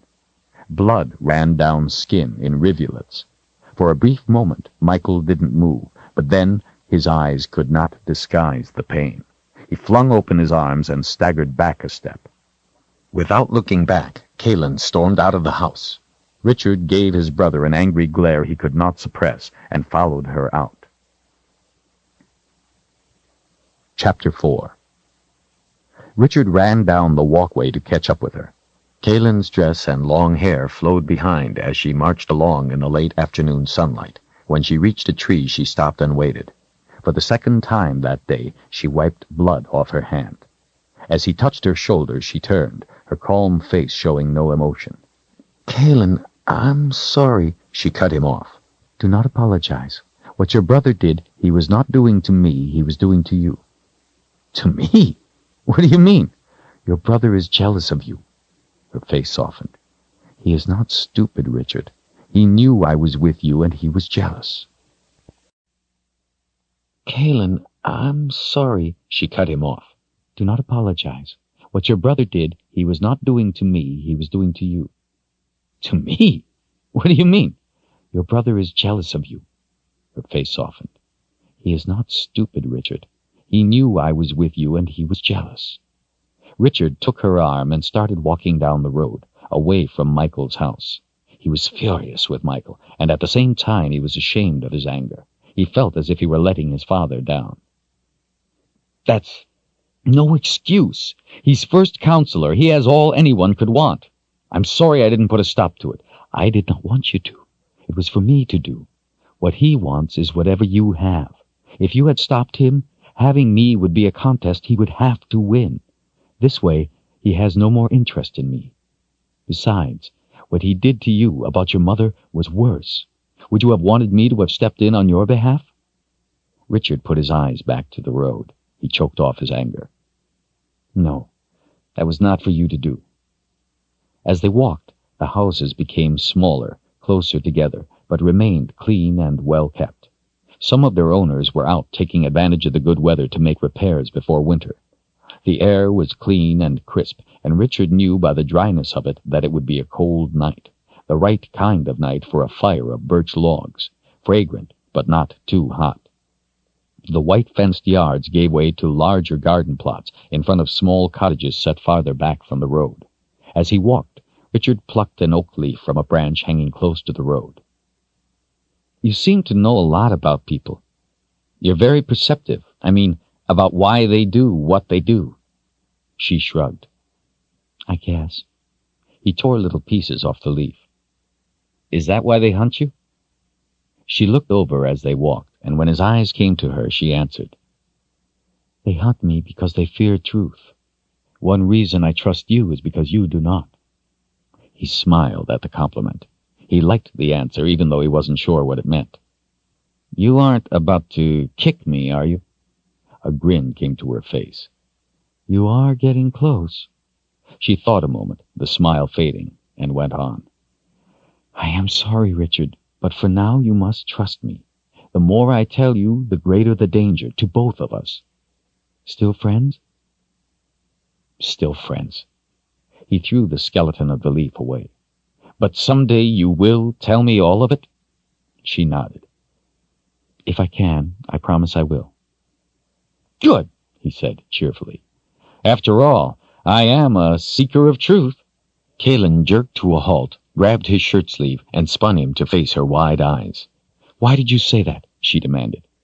What? You mean seeker of truth? That's what Zedd calls me. Ever since I was little, he says I always insist on knowing the truth of things, so he calls me seeker of truth. He was surprised by her agitation. His eyes narrowed. Why? She started walking again. Never mind. Somehow, he seemed to have broached a sensitive subject. His need to know the answers started to shoulder its way around in his mind. They hunted her because they feared truth, he thought, and she became upset when he said he was a seeker of truth. Maybe she had become upset, he decided, because it made her fear for him, too. Can you at least tell me who they are, those who hunt you? She continued to watch the road as she walked next to him. He didn't know if she was going to answer him, but at last she did. They are the followers of a very wicked man. His name is Darken Rahl. Please, do not ask me any more for now. I do not wish to think of him. Darken Rahl. So, now he knew the name. The late afternoon sun was behind the hills of the Heartland woods, allowing the air to cool as they passed through gently rolling hills of hardwood forest. They didn't talk. He didn't care to talk anyway, as his hand was hurting and he was feeling a little dizzy. A bath and a warm bed were what he wanted. Better to give her the bed, he thought. He would sleep in his favorite chair, the one with the squeak. That sounded good, too. It had been a long day, and he ached. By a stand of birch, he turned her up the small trail that would lead past his house. He watched her walking in front of him on the narrow path, picking spiderwebs off her face and arms as she broke the strands strung across their way. Richard was eager to get home. Along with his knife and the other things he had forgotten to take along, there was something else he had to have, a very important thing his father had given him. His father had made him the guardian of a secret, made him the keeper of a secret book, and had given Richard something to keep always as proof to the true owner of the book that it was not stolen, but rescued for safekeeping.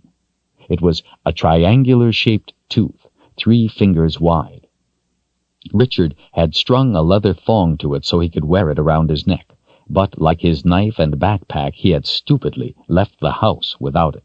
He was impatient to have it back around his neck. Without it, his father would be a thief, just as Michael said. Higher up, after an open area of bare rock, the maples, oaks, and birches began to give way to spruce. The forest floor lost its green for a quiet brown mat of needles. As they walked along, an uneasy feeling began to itch at him. He gently took Kahlan's sleeve between his thumb and forefinger, pulling her back. "Let me go first," he said quietly. She looked at him and obeyed without question. For the next half hour, he slowed the pace, studying the ground and inspecting every branch close to the trail. Richard stopped at the base of the last ridge before his house and squatted them down beside a patch of ferns. "What's wrong?" she asked. He shook his head.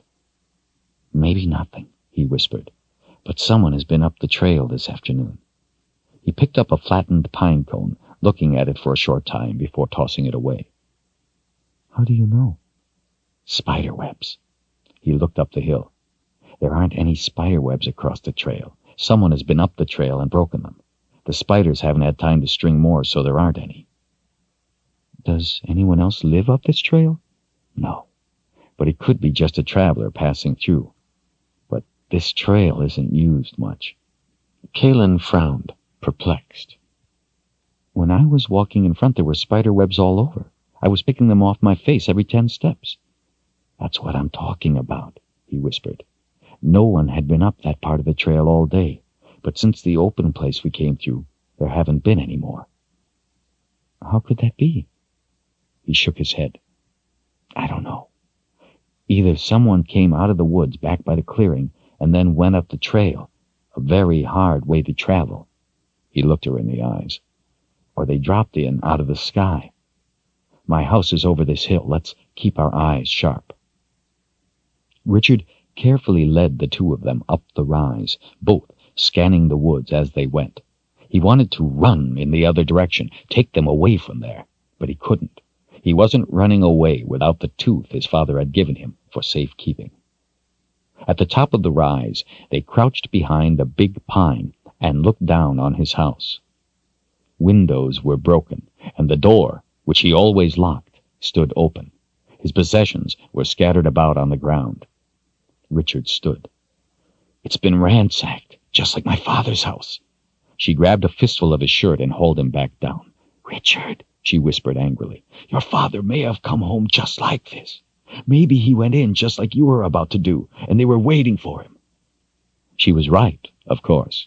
He ran his fingers through his hair, thinking. He looked back toward the house. Its back sat hard up against the woods with its door facing the clearing. Since it was the only door, anyone inside would expect him to come running in that way. That's where they would wait, if they were inside. "All right," he whispered back. "But there's something inside I have to get. I'm not leaving without it. We can sneak around the back. I'll get it, and then we will be away from here." Richard would have preferred not to take her, but he didn't want to leave her waiting on the trail alone. They made their way through the woods, through the tangle of brush, skirting the house, giving it a wide berth. When he reached the place where he would have to approach the back of the house, he motioned her to wait. She didn't like the idea, but he would take no argument. If there was anyone in there, he didn't want them getting her as well. Leaving Kahlan under a spruce tree, Richard started cautiously toward the house, following a serpentine route to stay on the areas of soft needles instead of treading on dry leaves. When he finally saw the back bedroom window, he stood frozen, listening. He heard no sound. Carefully, his heart pounding, he took slow, crouched steps. There was movement at his feet. A snake wriggled past his foot. He waited for it to pass. At the weathered back of his house, he gently put his hand on the bare wooden frame of the window and raised his head high enough to look inside. Most of the glass was broken out, and he could see that his bedroom was a mess. The bedding was slashed open. Prized books were torn apart, and their pages strewn about the floor. To the far side of the room, the door to the front room was opened part way, but not enough to see beyond. Without a wedge under it, that was the spot the door always swung to on its own. Slowly, he put his head in the window and looked down at his bed. Below the window was the bottom bedpost, and hanging from it were his pack and the leather thong with the tooth, right where he had left them. He brought his arm up and started to reach through the window. There was a squeak from the front room, a squeak he knew well. He went cold with fright. It was the squeak his chair made. He had never fixed the squeak because it seemed a part of the chair's personality, and he couldn't bring himself to alter it. Soundlessly, he dropped back down. There could be no doubt someone was in the front room, sitting in his chair, waiting for him. Something caught his eye, making him look to the right. A squirrel sat on a rotting stump, watching him. "Please," he thought desperately to himself, "please don't start chattering to me to leave your territory."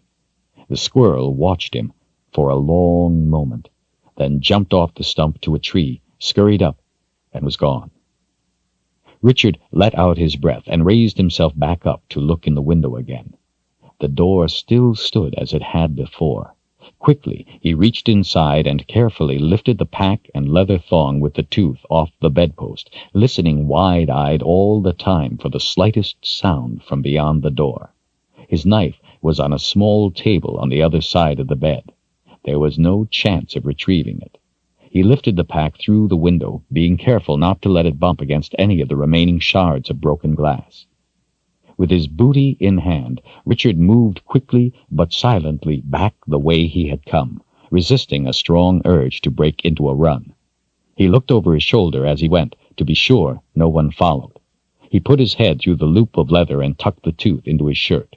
He never let anyone see the tooth. It was only for the keeper of the secret book to see.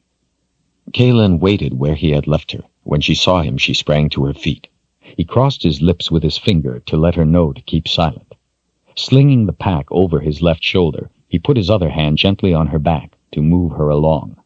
Not wanting to go back the way they had come, he guided her through the woods to where the trail continued above his house. Spiderwebs strung across the trail glistened in the last rays of the setting sun, and they both breathed out in relief. This trail was longer and much more arduous, but it led where he was going, to Zedd. The old man's house was too far to reach before dark, and the trail was too treacherous to travel at night, but he wanted to put as much distance as he could between them and whomever waited back at his house. While there was light, they would keep moving. Coldly, he wondered if whoever was in his house could be the same person who had murdered his father. His house was torn up, just like his father's had been. Could they have been waiting for him as they had waited for his father? Could it be the same person?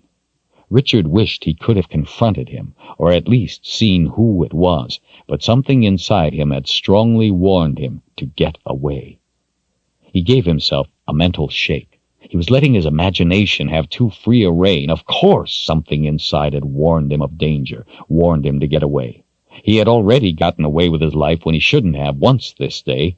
It was foolish to trust in luck once. Twice was arrogance of the worst kind.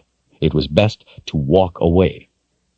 Still, he wished he could have seen who it was, been sure there was no connection. Why would someone tear his house apart, as his father's had been torn apart? What if it was the same person? He wanted to know who had killed his father. He burned to know. Even though he had not been allowed to see his father's body at his house, he had wanted to know how he was killed. Chase had told him, very gently, but he had told him. His father's belly had been cut open, and his guts had been spread out all over the floor. How could anyone do that? Why would anyone do that? It made him sick and lightheaded to think of it again. Richard swallowed back the lump in his throat. "Well?" Her voice jolted him out of his thoughts. "What?" "Well, what?" "Well, did you get whatever it was you went to get?" "Yes." "So what was it?" "What was it?" "It was my backpack. I had to get my backpack."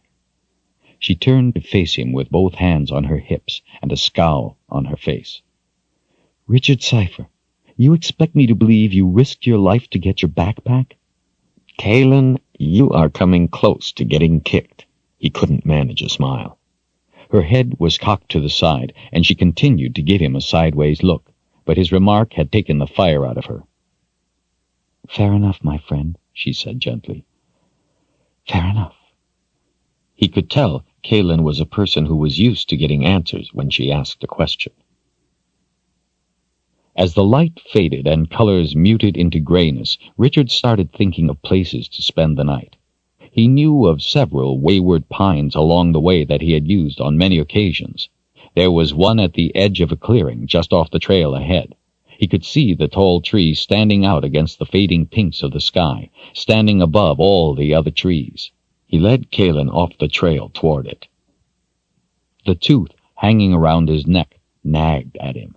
His secrets nagged at him. He wished his father had never made him the keeper of the secret book. A thought that had occurred to him back at his house, but he had ignored, forced itself to the front of his mind. The books at his house looked like they had been torn apart in a rage. Maybe because none was the right book. What if it was the secret book they were looking for? But that was impossible. No one but the true owner even knew of the book. And his father, and himself, and the thing the tooth came from. The thought was too far-fetched to consider, so he decided he wouldn't. He tried very hard not to. Fear from what had happened on Blunt Cliff and from what had been waiting for him at his house seemed to have sapped his strength. His feet felt almost too heavy to lift as he trudged across the mossy ground. Just before he went through the brush into the clearing, he stopped to swat a fly that was biting his neck. Kahlan grabbed his wrist in mid-swat. Her other hand clamped over his mouth. He went rigid. Looking into his eyes, she shook her head, then released his wrist, putting the hand behind his head while continuing to keep her other hand over his mouth. By the expression on her face, he knew she was terrified he would make a sound. She slowly lowered him to the ground, and by his cooperation he let her know he would obey. Her eyes held him as hard as her hands. Continuing to watch his eyes, she put her face so close to his he could feel the warmth of her breath on his cheek. "Listen to me." Her whisper was so low he had to concentrate to hear her. "Do exactly as I say." The expression on her face made him afraid to blink. "Do not move. No matter what happens, do not move, or we are dead." She waited. He gave a small nod. "Let the flies bite, or we are dead." She waited again. He gave another small nod. With a flick of her eyes, she indicated for him to look across the clearing. He slowly moved his head just a little so he could see. There was nothing. She kept her hand over his mouth. He heard a few grunts, like a wild boar. Then he saw it. He flinched involuntarily. She clamped her hand harder against his mouth.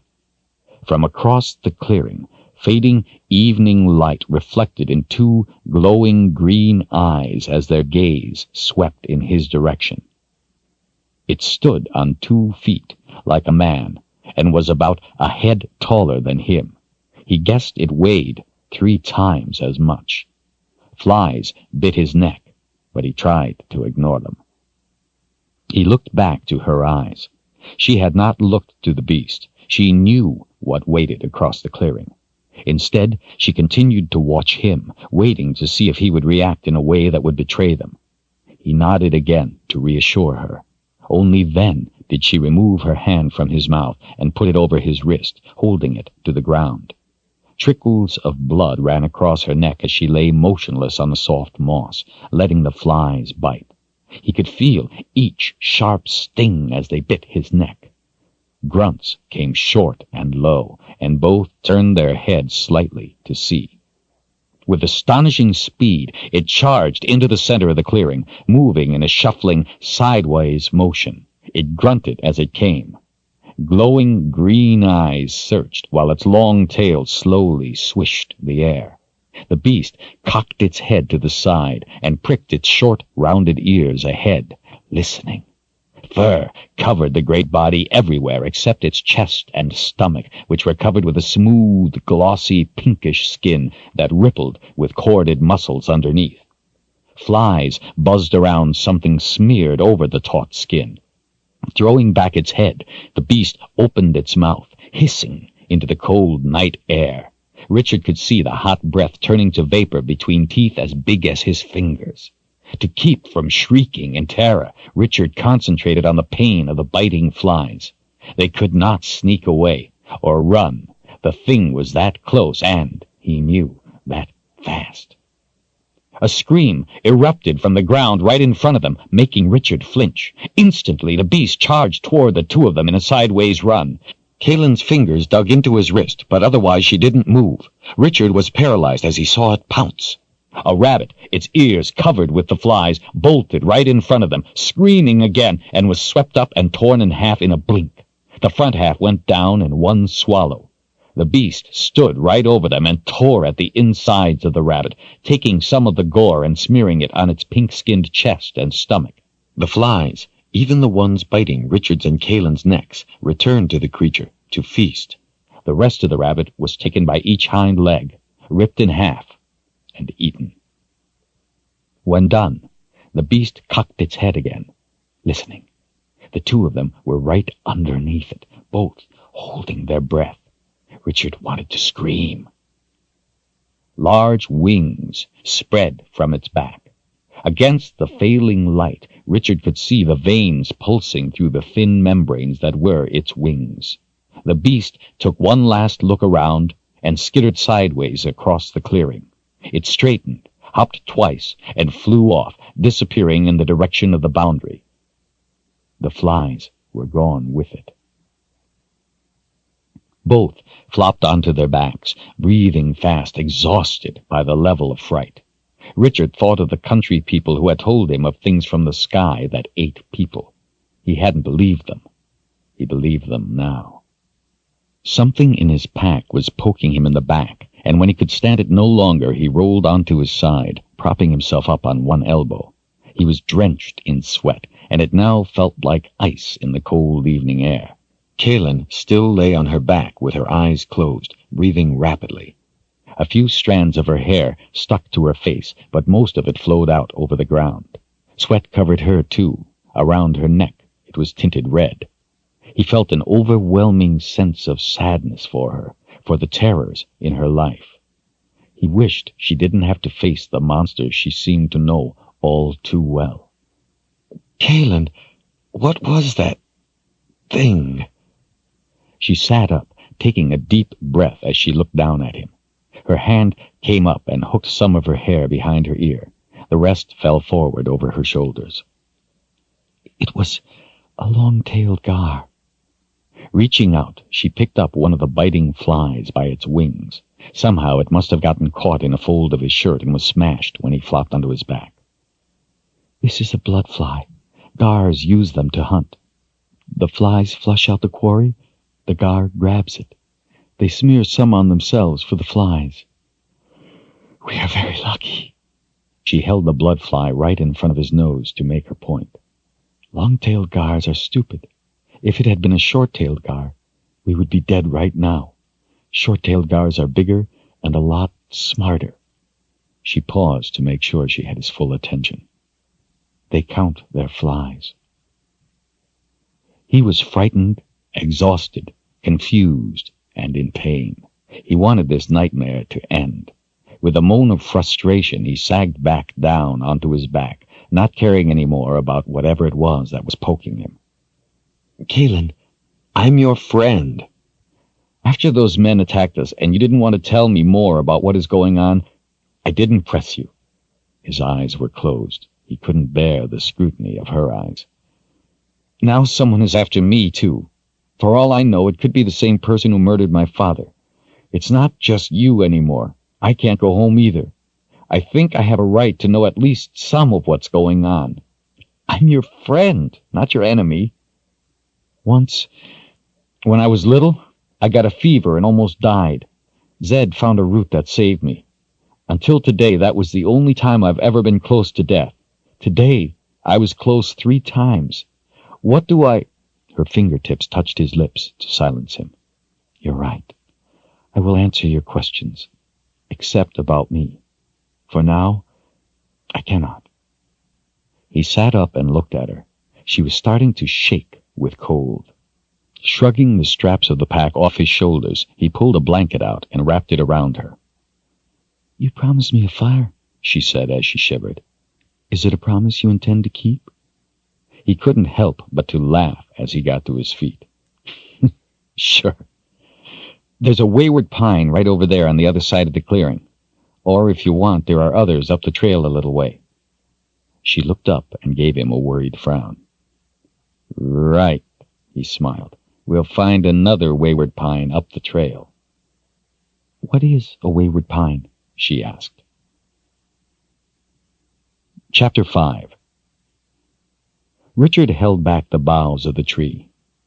This is a wayward pine, he announced. Friend to any traveler. It was dark inside. Kahlan held the boughs aside so he could see by the moonlight to strike steel to flint and start a fire. Clouds scudded across the moon, and they could see their breath in the cold air. Richard had stayed here before on trips to and from Zedd's and had made a small fire pit of stones. There was dry wood, and to the far side a stack of dry grass he had used for bedding. Since he didn't have his knife, he was thankful he had left a supply of tinder. The fire was quickly started, filling the interior of the tree's skirt with flickering light. Richard was not quite able to stand under the branches where they began growing out from the trunk. The branches were bare near the trunk, with needles on the ends, leaving a hollow interior. The lower branches dipped all the way to the ground. The tree was fire-resistant as long as one was careful. The smoke from the small fire curled up the center, near the trunk. The needles grew so thick that even in a good rain it remained dry inside. Richard had waited out many a rain in a wayward pine. He always enjoyed staying in the small but cozy shelters as he traveled the heartland. Now he was especially glad for its concealing shelter. Before their encounter with the long-tailed gar, there had been plants and animals in the forest he had strong respect for, but there had been nothing in the woods he feared. Kahlan sat herself down, cross-legged, in front of the fire. She was still shivering and kept the blanket over her head formed into a hood and held tightly up around her chin. I never heard of wayward pines before. I am not used to staying in the woods when I travel, but they look like a wonderful place to sleep. She looked even more tired than he. When was the last time you slept? 2 days ago, I think. It has all become a blur. Richard was surprised she could keep her eyes open. When they were running from the quad, he had barely been able to keep up with her. It was her fear that pushed her on, he knew. Why so long?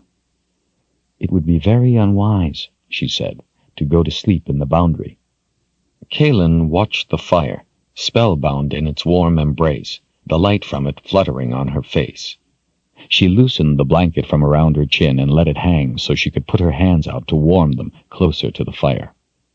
A chill ran through him when he wondered what was in the boundary, and what would happen if you went to sleep there. "Hungry?" She nodded her head. Richard dug around in his pack, retrieving a pot, and went outside to fill it in a pool of water at a small brook they had passed a short distance back. Sounds of the night filled air so cold it felt as if it might break if he wasn't careful. Once again he cursed himself for leaving home without his forest cloak, among other things. The memory of what had been waiting for him at his house made him shiver all the more. Every bug that looped past him made him recoil in fear it was a blood-fly, and several times he froze in mid-step, only to exhale in relief when he saw it was only a snowy tree cricket, or a moth, or a lacewing. Shadows melted and materialized as clouds passed in front of the moon. He didn't want to, but he looked up anyway. Stars winked off and back on as soft, gauze-like clouds moved silently across the sky. All except one, which did not move. He came back in, cold to the bone, and put the pot of water on the fire, balancing it on 3 stones. Richard started to sit across from her, but then changed his mind and sat next to her, telling himself it was because he was so cold. When she heard his teeth chattering, she put half the blanket around his shoulders, letting her half slip from her head down to her shoulders as well. The blanket, heated by her body, felt good around him, and he sat quietly, letting the warmth soak in. "I've never seen anything like a gar. The Midlands must be a dreadful place." "There are many dangers in the Midlands." A wistful smile came over her face. "There are also many fantastic and magical things.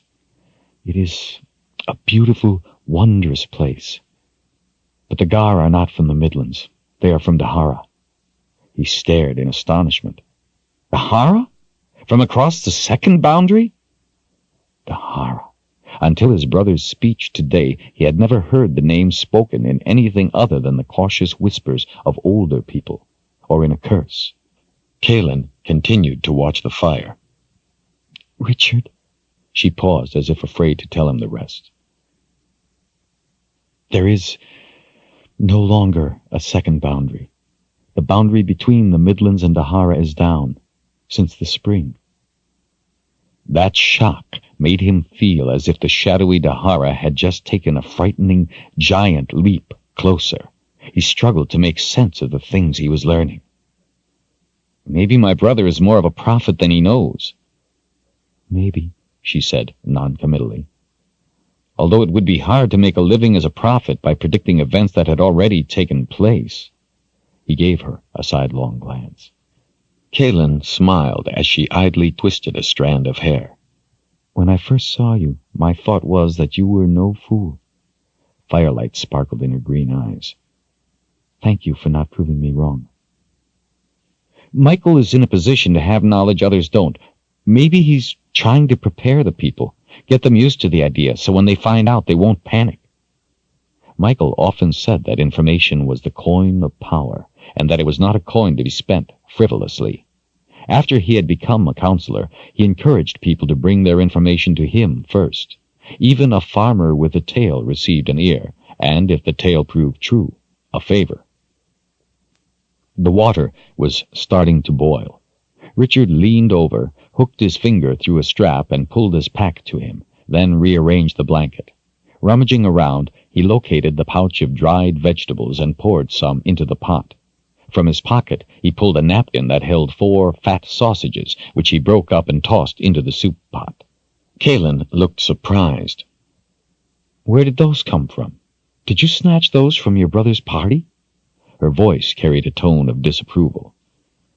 "A good woodsman," he said, licking his fingers and looking up at her, "always plans ahead and tries to know where his next meal will come from." "He will not think much of your manners." "I do not think much of his." He knew he would get no argument from her on that point. "Kahlan, I won't justify the way he acted. Ever since our mother died, he's been a hard person to be close to, but I know he cares about people. You have to, if you want to be a good counselor. It must be a lot of pressure. I certainly wouldn't want the responsibility, but that's all he ever wanted. to be someone important. And now that he's first counselor, he has what he's always wanted. He should be satisfied, but he seems even less tolerant.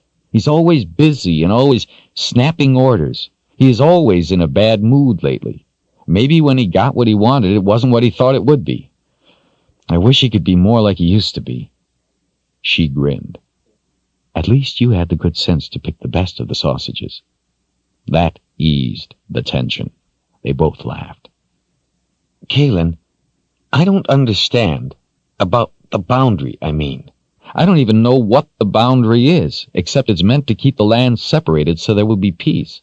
And of course, everyone knows that whoever goes into the boundary will not come out alive. Chase and the boundary wardens patrol to make sure people stay away for their own good. Young people here are not taught the histories of the three lands?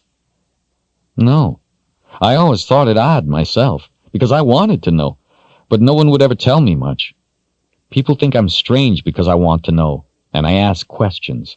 Older people seem suspicious when I ask, and tell me it was too long ago to remember, or give some other excuse.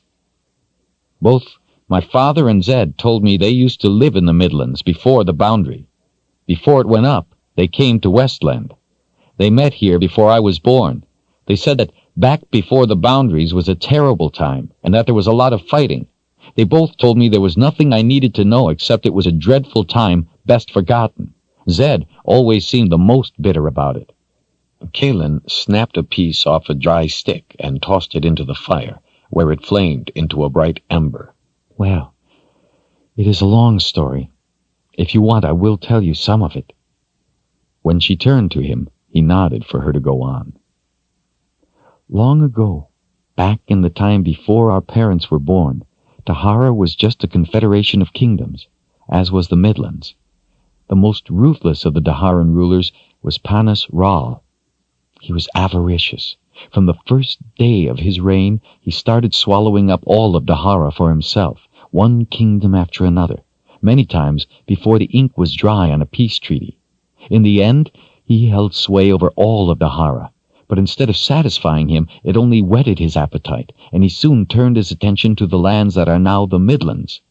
The Midlands is a loose confederation of free lands, free, at least, to rule as they see fit, and only so long as they live in peace with each other.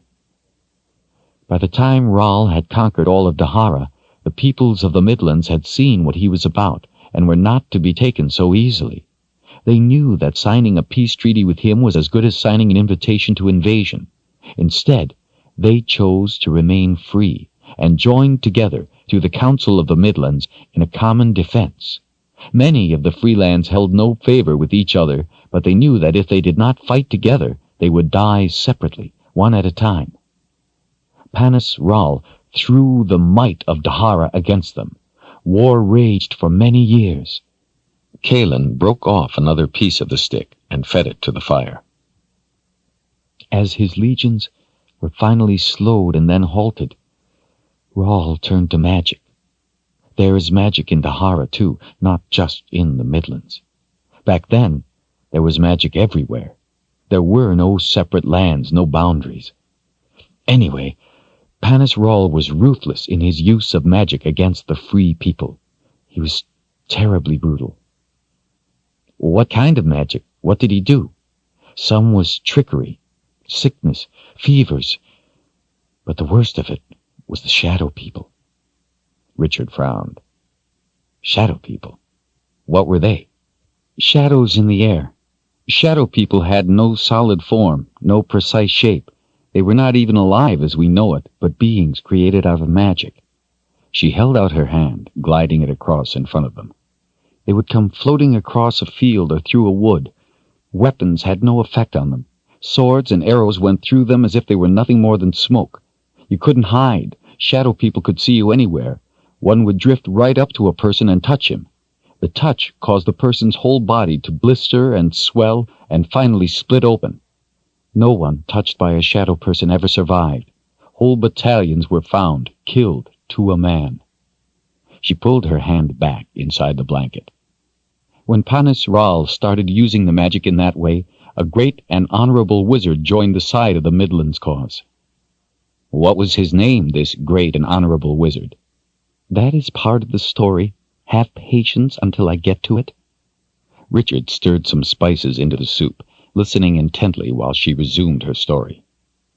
Many thousands had already died in battle, but the magic killed many more. It was a dark time, after all those years of struggle, to have so many taken by the magic Rahl called forth. But with the help of the great wizard holding Panis Rahl's magic in check, his legions were driven back into Dahara. Richard added a stick of birch to the fire. How did this great and honorable wizard stop the Shadow People? He conjured up battle horns for the armies. When the Shadow People came, our men blew the horns, and magic swept the Shadow People away like smoke in the wind. It turned the course of battle to our side. The wars had been devastating, but it was concluded that going into Dahara to destroy Rahl and his forces would be too costly. Yet something had to be done to keep Panis Rahl from trying again, as they knew he would, and many were more frightened of the magic than of the hordes from Dahara, and they wanted to have nothing to do with it ever again. They wanted a place to live where there would be no magic. Westland was set aside for those people. So it was that there came to be 3 lands. The boundaries were created with the help of magic, but they themselves are not magic. Richard watched as she looked away. So, what are they? Even though her head was turned, he could see her eyes close for a moment. She took the spoon from him and tasted the soup, which he knew wasn't ready yet, then looked to him as if asking if he really wanted to know. Richard waited. Kahlan stared into the fire. The boundaries are part of the underworld, the dominion of the dead. They were conjured into our world by magic to separate the 3 lands. They are like a curtain drawn across our world, a rift in the world of the living. You mean that going into the boundary is, what, like falling through a crack into another world? Into the underworld? She shook her head. No, our world is still here. The underworld is there in the same place at the same time. It is about a 2-day walk across the land where the boundary, the underworld, lies. But while you are walking the land where the boundary is, you are also walking through the underworld. It is a wasteland. Any life that touches the underworld or is touched by it is touching death. That is why no one can cross the boundary. If you enter it, you enter the land of the dead. No one can return from the dead. Then how did you? She swallowed as she watched the fire. With magic. The boundary was brought here with magic, so the wizards reasoned they could get me safely through with the aid and protection of magic. It was frightfully difficult for them to cast the spells. They were dealing in things they didn't fully understand, dangerous things, and they weren't the ones who conjured the boundary into this world, so they weren't sure it would work. None of us knew what to expect. Her voice was weak, distant. Even though I came through, I fear I will never be able to entirely leave it. Richard sat spellbound. He was horrified to think that she had faced that she had gone through a part of the underworld, the world of the dead, even with the aid of magic. It was unimaginable. Her frightened eyes came to his, eyes that had seen things no one else had ever seen. "Tell me what you saw there," he whispered. Her skin was ashen as she looked back into the fire. A birch twig popped, making her flinch. Her lower lip began to quiver, and her eyes filled with tears that reflected the flickering flames, but she was not seeing the fire. "At first," she said in a distant tone, "it was like walking into the sheets of cold fire you see at night in the northern sky." Her chest began heaving. "Inside, it is beyond darkness." Her eyes were wide, wet. A small moan escaped with her breath. "There is someone with me." She turned to him, confused, seeming not to know where she was. It panicked him to see the pain in her eyes, pain he brought there with his question. She put her hand over her mouth as tears rolled down her cheeks. Her eyes closed as she gave a low, mournful cry. Bumps ran up Richard's arms. "My mother," she sobbed. "I haven't seen her in so many years. And my dead sister. To me, I'm so alone and afraid. As she cried, she started gasping for air. Somehow he was losing her to the powerful specters of what she had seen in the underworld, as if they were pulling her back to drown her. Frantic, Richard put his hands on her shoulders and twisted her to face him. "Kahlan, look at me! Look at me!" "Danny," she gasped, her chest heaving as she tried to break free of him. "Kahlan!" "I'm so alone and afraid." "Kahlan, I'm here with you! Look at me!" She continued to cry convulsively, choking for air. Her eyes open, but they didn't focus on him. They were looking into another place. "You're not alone. I'm here with you. I won't leave you." "I'm so alone," she wailed. He shook her, trying to make her listen. Her skin was white and dead cold. She struggled to breathe. "I'm right here. You're not alone." Desperate, he shook her again, but it wasn't helping. He was losing her. Struggling to control his rising panic, Richard did the only thing he could think of. When he had been confronted with fear in the past, he had learned to control it. There was strength in control. "I'm right here. You're not alone." Desperate, he shook her again, but it wasn't helping. He was losing her. Struggling to control his rising panic, Richard did the only thing he could think of. When he had been confronted with fear in the past, he had learned to control it. There was strength in control. He did that now. Maybe he could give her some of his strength. Closing his eyes, he shut his fear away, blocked off the panic, and sought the calm within himself. He let his mind focus on the strength within himself. In the quiet of his mind, he blocked off his fears and confusion and centered his thoughts on the strength of that peace. He would not let the underworld have her. He spoke her name in a calm voice. "Let me help you. You are not alone. I am here with you. Let me help you. Take my strength."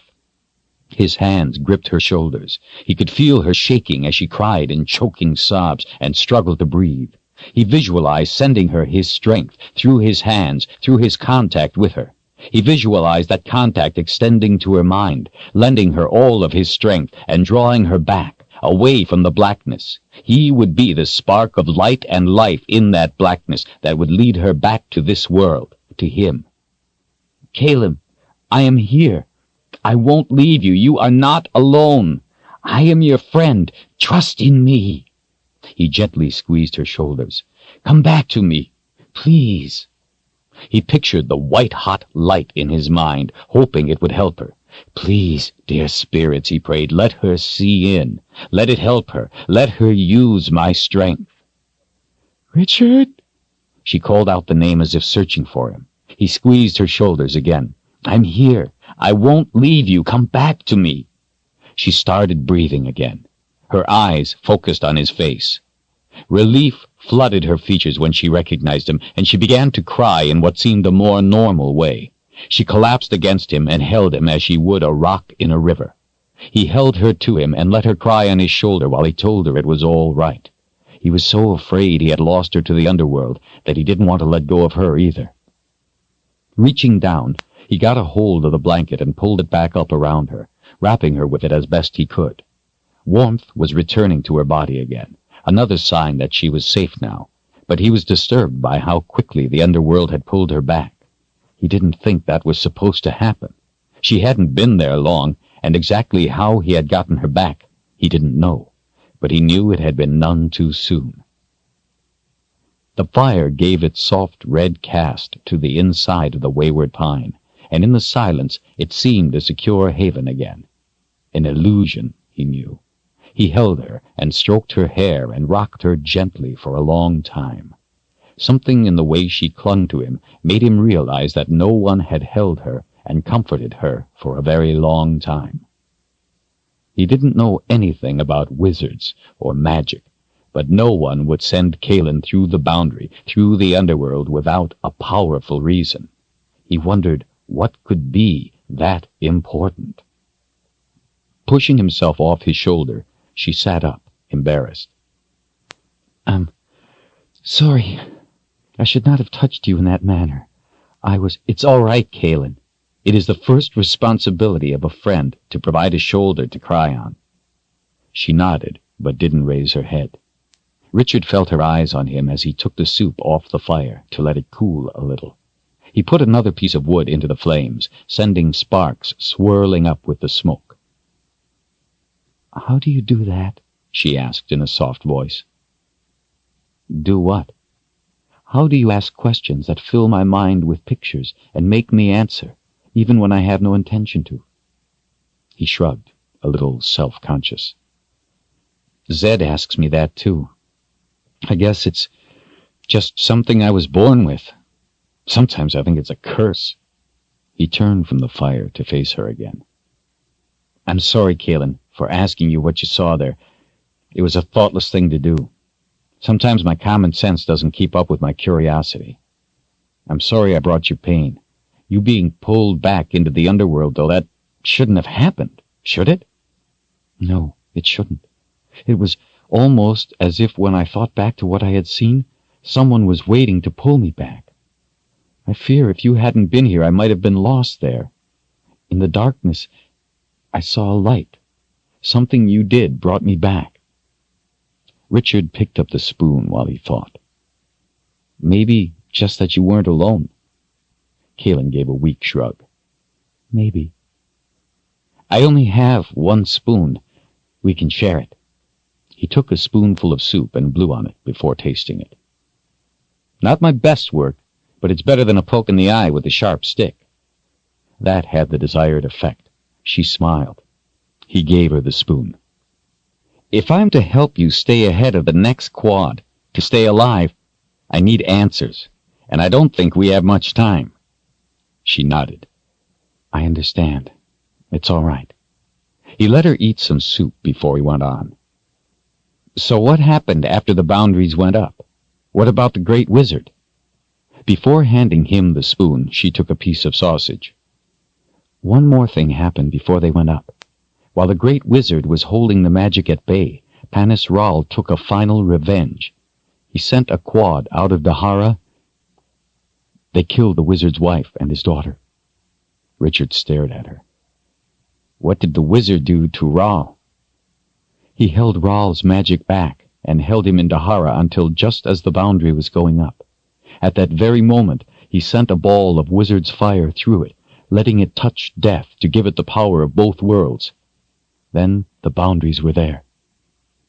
Richard had never heard of wizard's fire, but he didn't think it required an explanation. "So what happened to Panis Ral?" "Well, the boundaries were there, so no one can say for sure, but I don't think anyone would have traded their lot for that of Panis Ral." Richard gave her the spoon, and she ate some more while he tried to imagine the righteous wrath of a wizard. After a few bites, she gave back the spoon and continued. "At first, everything was fine, but then the Council of the Midlands started taking actions the Great Wizard said were corrupt. Something to do with the magic. He found out the Council had reneged on agreements about how the power of magic was to be controlled. He told them that their greed and the things they were doing would lead to worse horrors than those put down in the wars. They thought they knew better than he how the magic should be managed. They made a political appointment of a very important position that was a wizard's, and a wizard's alone, to fill. He was furious. He told them the position was one for which only a wizard could find the right person, and the appointment only a wizard's to make. The Great Wizard had trained other wizards, but in their greed, these others sided with the council. He was enraged. He said his wife and daughter had died for nothing. As punishment, the Great Wizard told them he would do the worst thing possible to them. He would leave them to suffer the consequence of their actions." Richard smiled. That sounded like something Zedd would say. "He said that if they knew so well how things were to be done, they did not need him.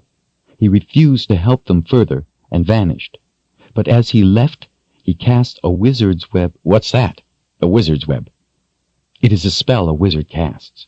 As he left, he cast a wizard's web over everyone, making them forget his name, even what he looked like. So that is why no one knows what his name is, or who he is." Kahlan tossed a stick in the fire, staring off into her thoughts. He went back to eating soup while he waited for her to go on with the story. After a few minutes, she did. "At the beginning of last winter, the movement started. He backed the spoonful of soup away from his mouth as he looked up. What movement? The Darken Ral movement. It seemed to spring up out of nowhere. All of a sudden, crowds of people in the bigger cities were chanting his name, calling him Father Ral, calling him the greatest man of peace that ever lived. The strange thing is, he is the son of Panis Ral from Dahara, on the other side of the boundary, so how did anyone even know anything about him? She paused, allowing him to ponder the significance of this. Anyway, then the Gars started coming over the boundary. They killed a lot of people before everyone learned to stay inside at night. But how did they get across the boundary? It was weakening, only no one knew it. As it weakened, it faded from the top first, so the Gars could fly over. In the spring, it faded completely away. Then the People's Peace Army, Darken Ral's army, marched right into the bigger cities. Instead of fighting him, crowds of Midlanders threw flowers at them wherever they went. People who didn't throw flowers were hung. Richard stared, wide-eyed. The army killed them? She looked at him hard. No, the flower throwers did. Said they were a threat to peace, so they killed them. The People's Peace Army never had to lift a finger. The movement said that proved Darken Ral only wanted peace, since his army didn't kill the dissenters.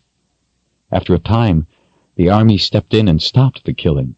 Instead, the dissenters were sent to the schools of enlightenment to learn about the greatness of Father Ral, about what a man of peace he is. And did they learn at these schools of enlightenment how great Darken Ral is? No one is as fanatical as a convert. Most just sit around all day chanting his name. So the Midlands didn't fight back? Darken Ral went before the council and asked them to join him in an alliance of peace. Those who did were held up as champions of harmony. Those who did not were held up as traitors and publicly executed on the spot by Darken Ral himself. How did... She held up her hand and closed her eyes. Darken Ral has a curved knife he keeps at his belt. He takes great pleasure in using it. Please, Richard, do not ask me to tell you what he did to those men. My stomach cannot bear its recounting. I was going to ask how the wizards reacted to all this. Oh.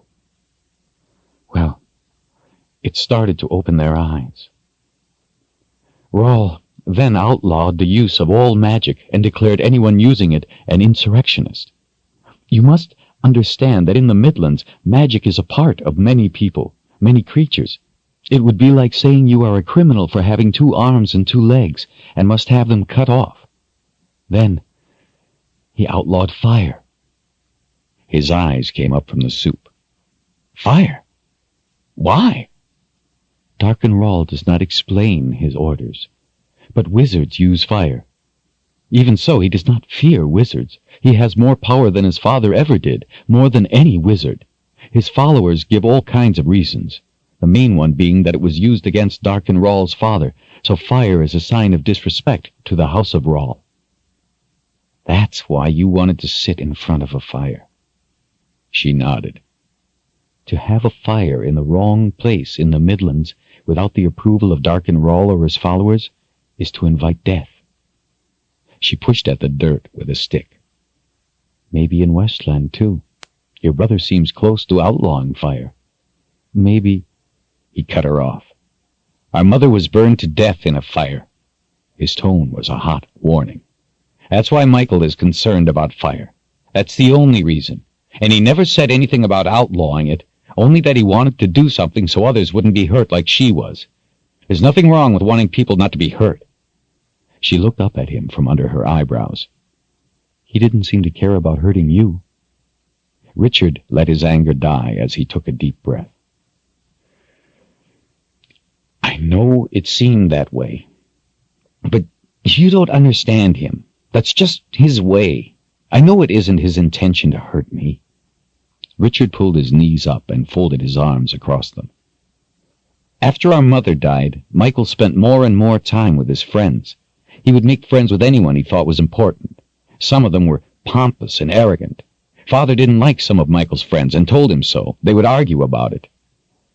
One time, Father came home with a vase that had these little figures sculpted around the top like they were dancing on the rim.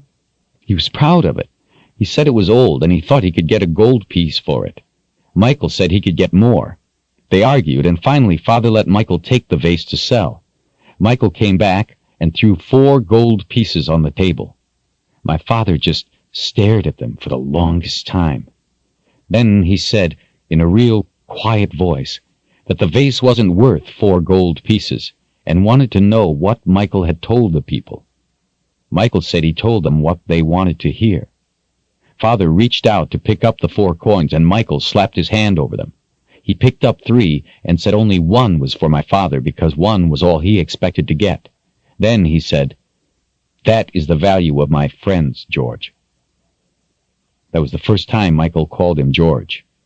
My father never let him sell anything for him again. But do you know what Michael did with the money? The next time my father left on a trip, he paid off most of the family debts. He didn't even buy anything for himself. Sometimes Michael is crude in the way he does things, like today when he told everyone about our mother and pointed at me, but I know that he has everyone's best interests at heart. He doesn't want anyone hurt by fire, that's all. He just doesn't want anyone to go through what we did. He is only trying to do what is best for everyone. Kahlan didn't look up. She pushed at the dirt a moment more and then tossed the stick in the fire. "I'm sorry, Richard. I shouldn't be so suspicious. I know how much it hurts to lose your mother. I'm sure you're right." Finally, she looked up. "Forgive me?" Richard smiled and gave her a nod. "Of course. I guess if I'd been through all you have, I would be quick to think the worst, too. I'm sorry I jumped on you. If you will forgive my tone, I'll let you finish the soup." She nodded her agreement with a smile as he handed her the last of the soup. He wanted to hear the rest of her story, but he waited and watched her eat for a while before he asked, "So, have the Daharan forces conquered all of the Midlands?" "The Midlands is a big place. The People's Peace Army occupies only a few of the larger cities. People in many areas ignore the alliance. Rahl does not really care. He considers it a petty problem. His attention has been diverted to something else. The wizards found out his real goal was the magic the great wizard had warned the council about, the magic they had mishandled for their own avarice. With the magic Darken Rahl seeks, he will be master of all without having to fight anyone." 5 of the wizards realized they had been wrong, that the great wizard was right after all. They sought to gain redemption in his eyes and save the Midlands and Westland from what will happen if Darken Rahl gains the magic he seeks, so they searched for the great wizard, but Rahl hunts him also. "You said 5 wizards. How many are there?" "There were 7. The great wizard and his 6 students. The old one has vanished. One of the others sold his services to a queen, a very dishonorable thing for a wizard to do." She paused, considering that a moment. "And as I told you before, the 5 others are dead. Before they died, they had the whole of the Midlands searched, but the Great One was not to be found. He is not in the Midlands." "So they believed him to be in Westland?" Kahlan dropped the spoon in the empty pot. "Yes, he is here." "And they thought this great wizard could stop Darken Rahl, even though they could not?" Something was wrong with this story, and Richard wasn't sure he wanted to know what was coming next. "No," she said, after a pause. "He does not have the power to go against Darken Rahl either. What they wanted, what we need to save and keep us all from what will be, is for the great wizard to make the appointment only he can make." By the care with which she was choosing her words, he knew she was dancing around secrets he was not to ask about, so he didn't, and instead asked, "Why didn't they come after him themselves and ask him to do it?" "Because they feared he would say no, and they did not have the power to force him." 5 wizards did not have the power of this one? She shook her head with a sad smile. "They were his students, ones who wanted to be wizards. They were not born wizards, born with the gift. The Great One was born to a father who was a wizard and a mother who was a sorceress. It is in his blood, not just his head. They could never be the wizard he is. They simply did not have the power to make him do what they wanted. She fell silent. And? He didn't say anything else. With his silence, he let her know his next question, and that he would have the answer to it. At last, she gave him the answer in a soft whisper. And so they sent me, because I do. The fire crackled and hissed. He could feel the tension in her, and he knew she had gone as far with that answer as she would on the subject, so he remained still to let her feel safe. Without looking over, he put his hand on her forearm, and she put her other hand over his. How are you to know this wizard? I only know I must find him, and soon, or we are all lost. Richard thought in silence. Zedd will help us, he said at last. He's a cloud reader. Finding lost people is what a cloud reader does. Kahlan gave him a suspicious look. That sounds like magic. There's not supposed to be any magic in Westland. He says it's not, that anyone can learn. He's always trying to teach me. He mocks me whenever I say it looks like it'll rain. His eyes get real big, and he says, Magic! You must have magic, my boy, to read the clouds and know the future, so. Kahlan laughed. It was a good sound to hear. He didn't want to press her further, even though the weave of her story had many loose threads. There was much she wasn't telling him. At least he knew more than he did before. The important thing was to find the wizard and then get away. Another quad would be coming for her. They would have to go west while the wizard did whatever it was he had to do. She opened her waist pouch and pulled something out. Untying a string, she laid back the folds of a waxed cloth that held a tan substance. Dipping her finger in it, she turned to him. This will help the fly bites heal. Turn your head. The ointment soothed the sting. He recognized the fragrances of some of the plants and herbs it was made from. Zedd had taught him to make a similar ointment, but with alm that would take pain from flesh wounds. When finished with him, she put some on herself. He held out his sore red hand. Here, put some on this, too. Richard, what have you done? I was stuck by a thorn this morning. She dabbed the ointment carefully on his wound. I have never seen a thorn do this. It was a big thorn. I'm sure I'll be better by morning. The ointment didn't help the pain as much as he had hoped, but he told her that it did, not wanting to worry her. His hand was nothing compared to the things she had to worry about. He watched as she retied the string around the little package and replaced it in her waist pouch. Her forehead was creased in thought. Richard, are you afraid of magic? He thought carefully before answering. I was always fascinated by it. It sounded exciting. But now I know there is magic to fear. But I would guess it's like people. Some you stay clear of, and some you are fortunate to know. Kahlan smiled, apparently satisfied with his answer. Richard, before I can sleep, there is something I must tend to. It is a creature of magic. If you would not be afraid, I will let you see it. The opportunity is a rare one. Few have ever seen it, and few ever will. But you must promise me you will leave and take a walk when I ask, and not ask me any more questions when you return. I am very tired and must sleep. Richard smiled at the honor. Promise. Opening her waist pouch once more, Kahlan withdrew a small round bottle with a stopper. Blue and silver lines spiraled around the fat part. There was light inside. Her green eyes came to his. The creature is a night wisp. Her name is Shar. A night wisp cannot be seen in the day, only at night. Shar is part of the magic that helped me cross the boundary. She was my guide. Without her, I would have been lost. Kahlan's eyes filled with tears, but her voice remained steady and calm. Tonight, she dies. She can live no longer away from her home place and the others of her kind. She does not have the strength to cross the boundary again. Shar has sacrificed her life to help me, because if Darken Ral succeeds, all her kind, among others, will perish. Pulling the stopper free, Kahlan placed the little bottle in the flat of her palm and held it out between them. A tiny flare of light lifted clear of the bottle, floating up into the cool, dim air of the wayward pine, giving everything a silvery cast.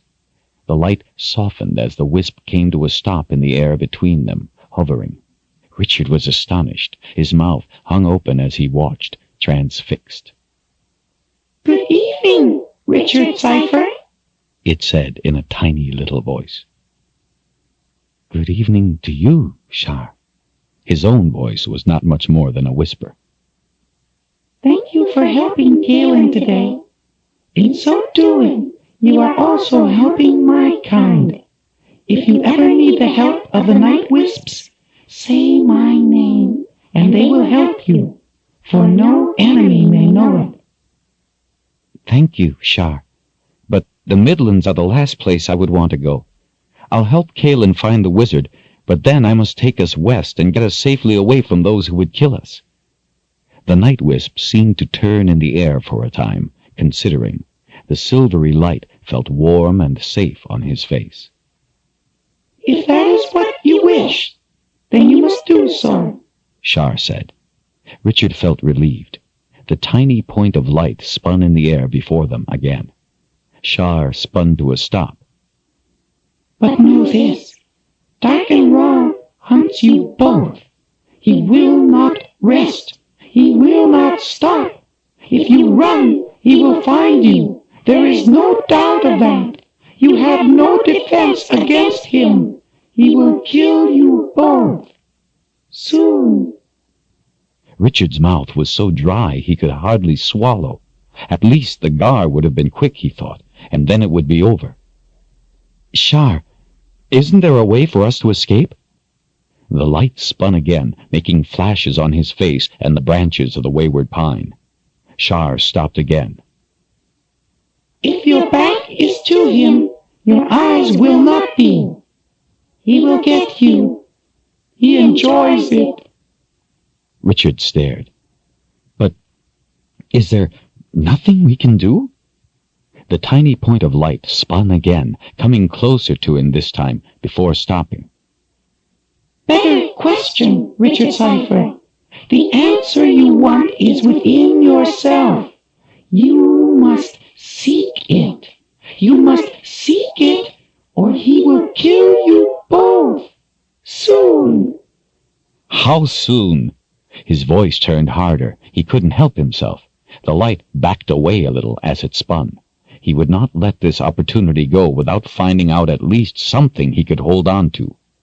The night wisp stopped. "The first day of winter, Richard Cypher, when the sun is in the sky. If Darken Ral does not kill you before then, and if he is not stopped, then on the first day of winter, when the sun is in the sky, my kind will all die. You both will die. He will enjoy it." Richard tried to decide the best way to question a spinning point of light. "Shar, Kahlan is trying to save the others of your kind. I am trying to help her. You are giving your life to help her. If we fail, everyone dies. You just said so. Please, is there anything you can tell me to help us against Darken Ral?" The light spun and went in a little circle around the inside of the wayward pine, bringing light to the areas it went near. It stopped again in front of him. "Already told you the answer. It is in you. Seek it or die." "Sorry, Richard Cypher. Want to help? Don't know the answer.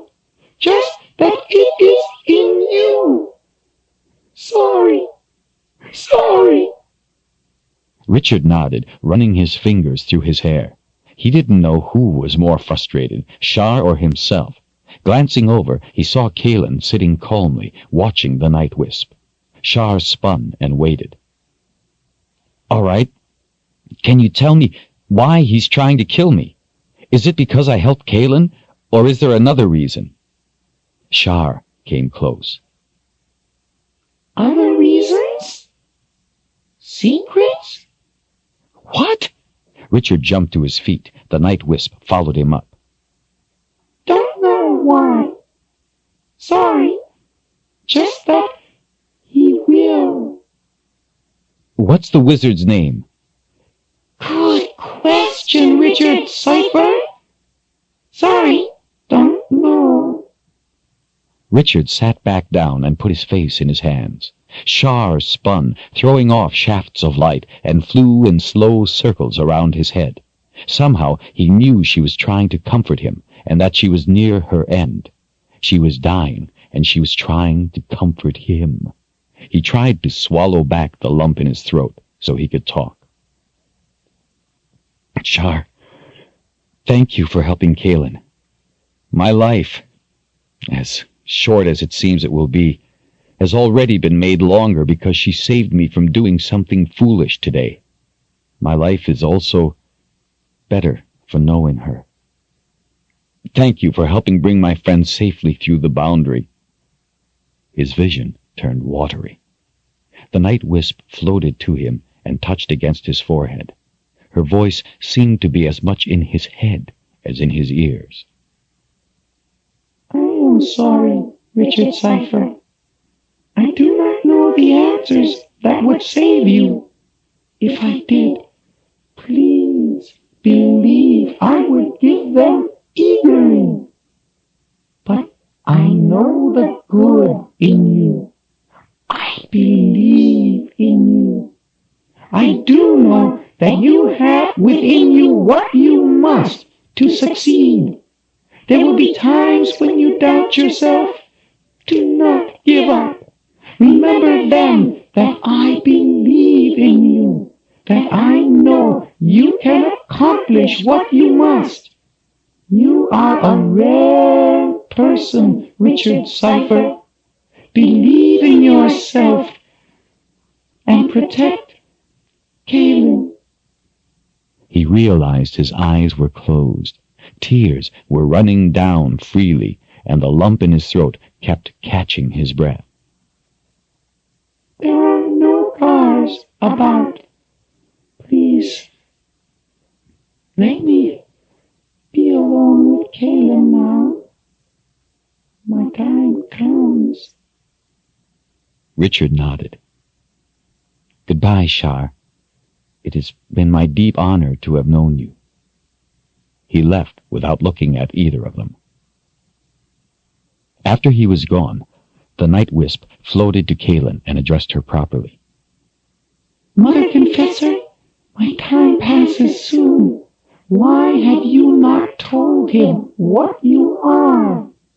Kahlan's shoulders were slumped, and her hands nested in her lap as she stared into the fire. "Shar, I cannot. Not yet." Confessor Kahlan, that is not fair. Richard Cypher is your friend. Tears began rolling down her face. "Don't you see? That is why I cannot tell him. If I tell him, he will no longer be my friend, will no longer care for me. You cannot know what it is like to be a confessor, to have everyone fear you. He looks into my eyes, Shar. Not many have ever dared that. No one could ever look into me the way he does. His eyes make me feel safe. He makes my heart smile." Others might tell him before you do, Confessor Kahlan. That would be worse. She looked up at the night wisp, her eyes wet. "I will tell him before that happens." You play a dangerous game, Confessor Kahlan, Shar warned. He could fall in love with you first. Then Your telling would hurt him unforgivably. I won't let that happen. You will choose him? No! The night wisp spun back at the sound of Kahlan's shriek, then slowly came back by her face. Confessor Kahlan, you are the last of your kind. Darkenraw has killed all the others, even your sister, Denise. You are the Mother Confessor. You must choose a mate. I could not do that to someone I cared for. No confessor would, she sobbed. Sorry, Mother Confessor. It is for you to choose. Kahlan pulled her legs up, wrapped her arms around them, and rested her forehead against her knees. Her shoulders heaved as she cried, her thick hair cascading down to encircle her. Shar flew slowly around her head, throwing off shafts of silvery light, comforting her companion. She continued to circle until Kahlan's weeping slowed and finally stopped. When it did, Shar returned to hover in front of her. Hard to be Mother Confessor. Sorry. Hard, Kahlan agreed. Much on your shoulders. Much, Kahlan agreed again. The night wisp landed lightly on the woman's shoulder and rested there quietly, while Kahlan watched the fire glow with small, slow flames. After a time, the night wisp rose from her shoulder and floated to a spot in the air in front of her. Wish to stay with you more. Good times. Wish to stay with Richard Cypher. Asks good questions. But I cannot hold on longer. Sorry. I'm blind. You have my word, Shar, that I will give my own life, if necessary, to stop Darkenraw, to save your kind and the others. I believe in you, Confessor Kahlan. Help Richard. Shar came closer. Please, before I die, touch me. Kahlan pushed herself away from the wisp until her back was against the trunk of the tree. No, please, no, she implored, shaking her head. Don't ask me to do that. Her eyes filled with tears again. She put her trembling fingers to her lips, trying to hold back the crying. Shar came forward. Please, Mother Confessor, I feel such pain of aloneness away from the others. I will never share their company again. It hurts so. I'm past now. Please, use your power. Touch me and let me drink in the sweet agony. Let me die with the taste of love. I have forfeited my life to help you. I have asked nothing else of you. Please. Shar's light was growing dimmer, fainter. Kahlan, crying, held her left hand over her mouth. At last, she reached out with her right hand until her trembling fingers touched the wisp. All about there was thunder, but no sound.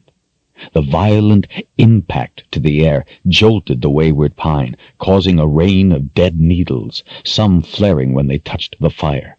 Shar's dim, silvery color changed to a pink glow, growing in intensity.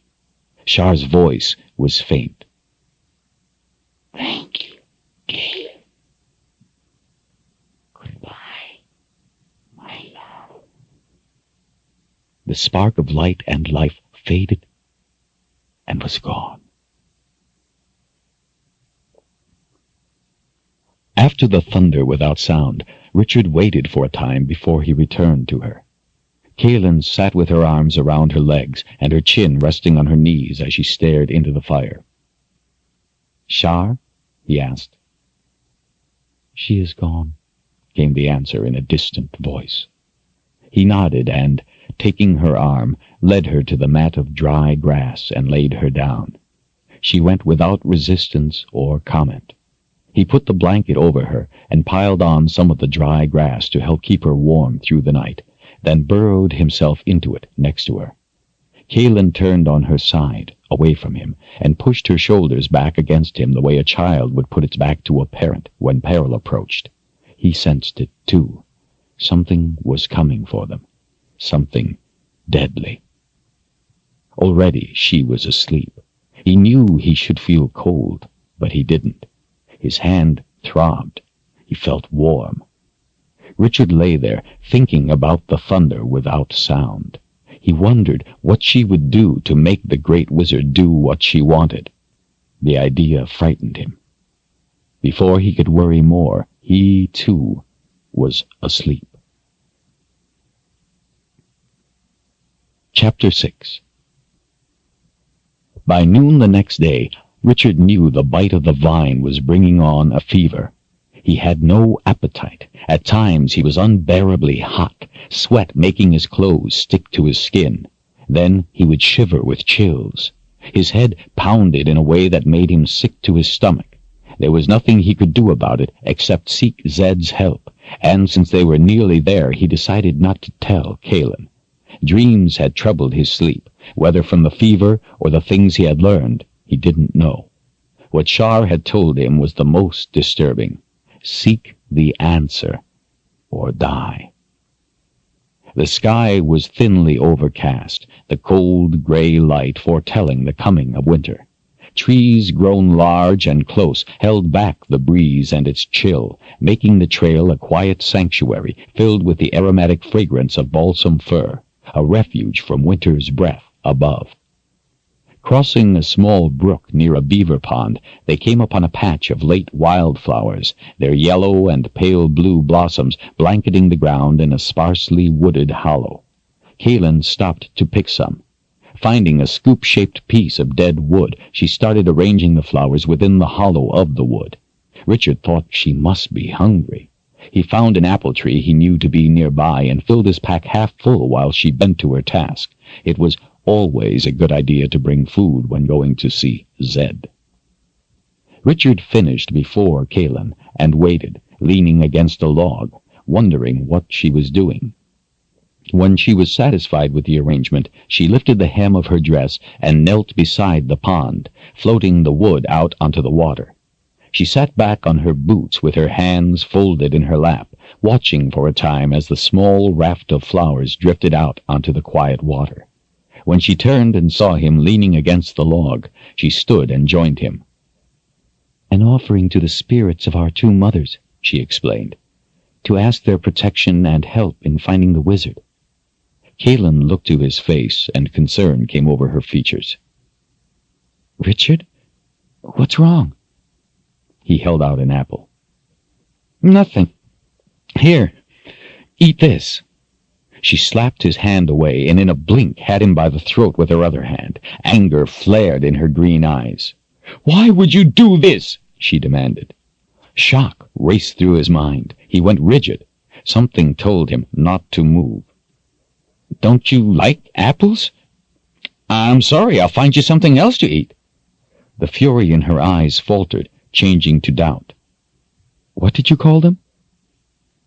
"Apples?" he said, still not moving. "Don't you know what apples are?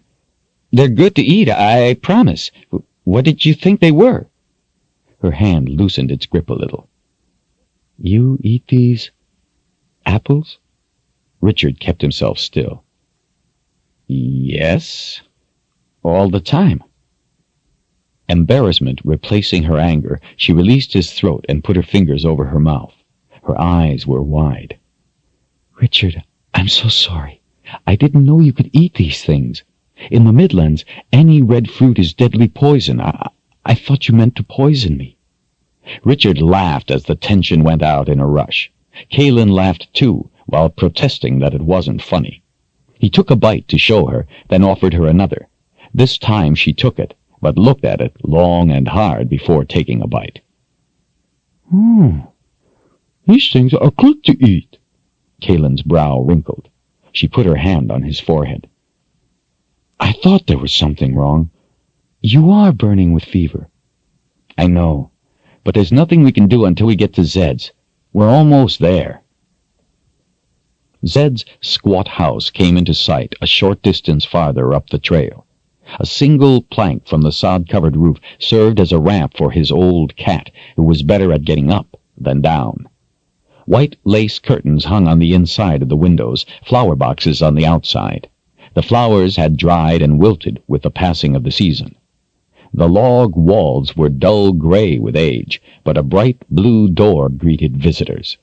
Other than the door, the whole place gave the appearance of hunkering into the grasses surrounding it, of trying to go unnoticed. The house wasn't large, but it did have a porch running the length of the front. Zedd's reason chair was empty. The reason chair was where Zedd sat and thought until he figured out the reason for whatever it was that had snagged his curiosity. He had once sat in the chair for 3 days straight, trying to figure out why people were always arguing over how many stars there were. He himself didn't care. He thought the question trivial, and he only wondered why people spent so much time debating the subject. At last he had stood and pronounced that it was because anyone could express his profound conviction on the subject without fear of being proven wrong, as it was impossible to know the answer. Such fools simply didn't have to worry about contradiction when proclaiming expertise. Having settled the matter, Zedd then went in the house and ate in earnest for 3 solid hours. Richard called out, but received no answer. He smiled at Kahlan. I bet I know where he is. Out back on his cloud rock, studying the latest batch of clouds. Cloud rock? Kahlan asked. It's his favorite place to stand and watch clouds. Richard called out, but received no answer. He smiled at Kahlan. I bet I know where he is. Out back on his cloud rock, studying the latest batch of clouds. Cloud rock? Kahlan asked. It's his favorite place to stand and watch clouds. Don't ask me why. Ever since I've known him, whenever he sees an interesting cloud, he runs out back to watch it while standing on that rock. Richard had grown up with the rock, and didn't think the behavior peculiar. It was just part of the old man. The two of them walked through the tall, wild grasses that surrounded the house and up a rise to the top of a small, barren hill where the cloud rock sat. Zedd was standing on the flat cloud rock with his arched back to them, his spindly arms outstretched and his wavy white hair hanging away from his head as it tilted back in scrutiny. Zedd was stark naked. Richard rolled his eyes. Kahlan averted hers. Pale, leathery skin draped loosely over a collection of bony projections made him look as frail as a dry stick. Richard knew him to be anything but frail, though. His bottom lacked any padding whatsoever, leaving the skin there to droop. One scrawny finger rose, pointing skyward. I knew you were coming, Richard. His voice was as thin as the rest of him. The plain, unadorned robes that were his only clothes lay in a heap behind him. Richard bent and picked them up while Kahlan, smiling, turned around to avoid any further embarrassment. Zedd, we have company. Put on your clothes. Do you know how I knew you were coming? Still he did not move or turn. I would say it has something to do with the cloud that has been following me for the last few days. Here, let me help get this on you. Zedd spun around, arms flailing in excitement. Days? Bags! Richard, that cloud has been following you for 3 weeks, ever since your father was killed. I haven't seen you since George's death. Where have you been? I've been looking all over for you. I can find a lost bug in a barn easier than I can find you when you get it in your head not to be found. I've been busy. Hold your arms up so I can help you put this on. Richard shoved the robes over Zedd's outstretched arms and helped pull the folds down the bony body while the old man shrugged his way into the outfit. Busy? Too busy to look up once in a while? Bags! Richard, do you know where that cloud is from? Zedd's eyes were wide with concern as his forehead wrinkled above his raised brow. Don't curse, Richard said. And I would say the cloud is from Dahara. Zedd's arms shot back into the air. Dahara! Yes, very good, my boy. Tell me, what gave it away for you? Was it the texture? The density? Zedd was becoming ever more excited as he wiggled around in his robe, dissatisfied with the way it twisted. Neither. It's an assumption I make based on independent information. Zedd, as I said before, we have company. Yes, I heard you the first time. He waved the matter away with his hand. Independent information, you say? He drew his forefinger and thumb down his smooth jaw. His hazel eyes lit up. That's very good, too. Very good indeed. Did this information also tell you this is bad business? Well, yes, of course it did, he said in answer to his own question. Why are you sweating? He put his twig-like fingers to Richard's forehead. You have a fever, he pronounced. Did you bring me anything to eat? Richard already had an apple at hand. He knew Zedd would be hungry. Zedd was always hungry. The old man bit into the apple with a vengeance. Zedd, please listen to me. I'm in trouble and I need your help. Zedd put his scrawny fingers on the top of Richard's head while he chewed, and with his thumb lifted an eyelid. Leaning forward, he thrust his sharply featured face close to Richard's and peered into his eye, then repeated the procedure on the other eye. I always listen to you, Richard. He lifted Richard's arm by the wrist, feeling his pulse. And I agree, you are in trouble. In 3 hours, maybe 4, no more, you will be unconscious. Richard was taken aback. Kahlan looked worried, too. Zedd knew about fevers, among other things, and did not make precise pronouncements like this that ever proved in error. Richard's legs had felt weak since he awoke with chills, and he knew he was getting worse. Can you do anything to help? Probably, but it depends on what caused it. Now stop being rude and introduce me to your girlfriend. Zedd, this is my friend, Kahlan Amnell. The old man peered closely into his eyes. Oh! Was I wrong? She's not a girl, then? Zedd cackled. He smiled over the trick as he shuffled to Kahlan, bowed dramatically at the waist, lifted her hand only a little, kissed it lightly, and said, Zeddicus Zul Zoranda, humbly at your whim, my dear young lady. He straightened himself up to have a look at her face. When their eyes met, his smile evaporated and his eyes went wide. His keen features transformed to anger. He released her hand as if he had discovered himself holding a poisonous snake. Zedd spun to Richard. What are you doing with this creature? Kahlan was calm and impassive. Richard was aghast. Zedd, has she touched you?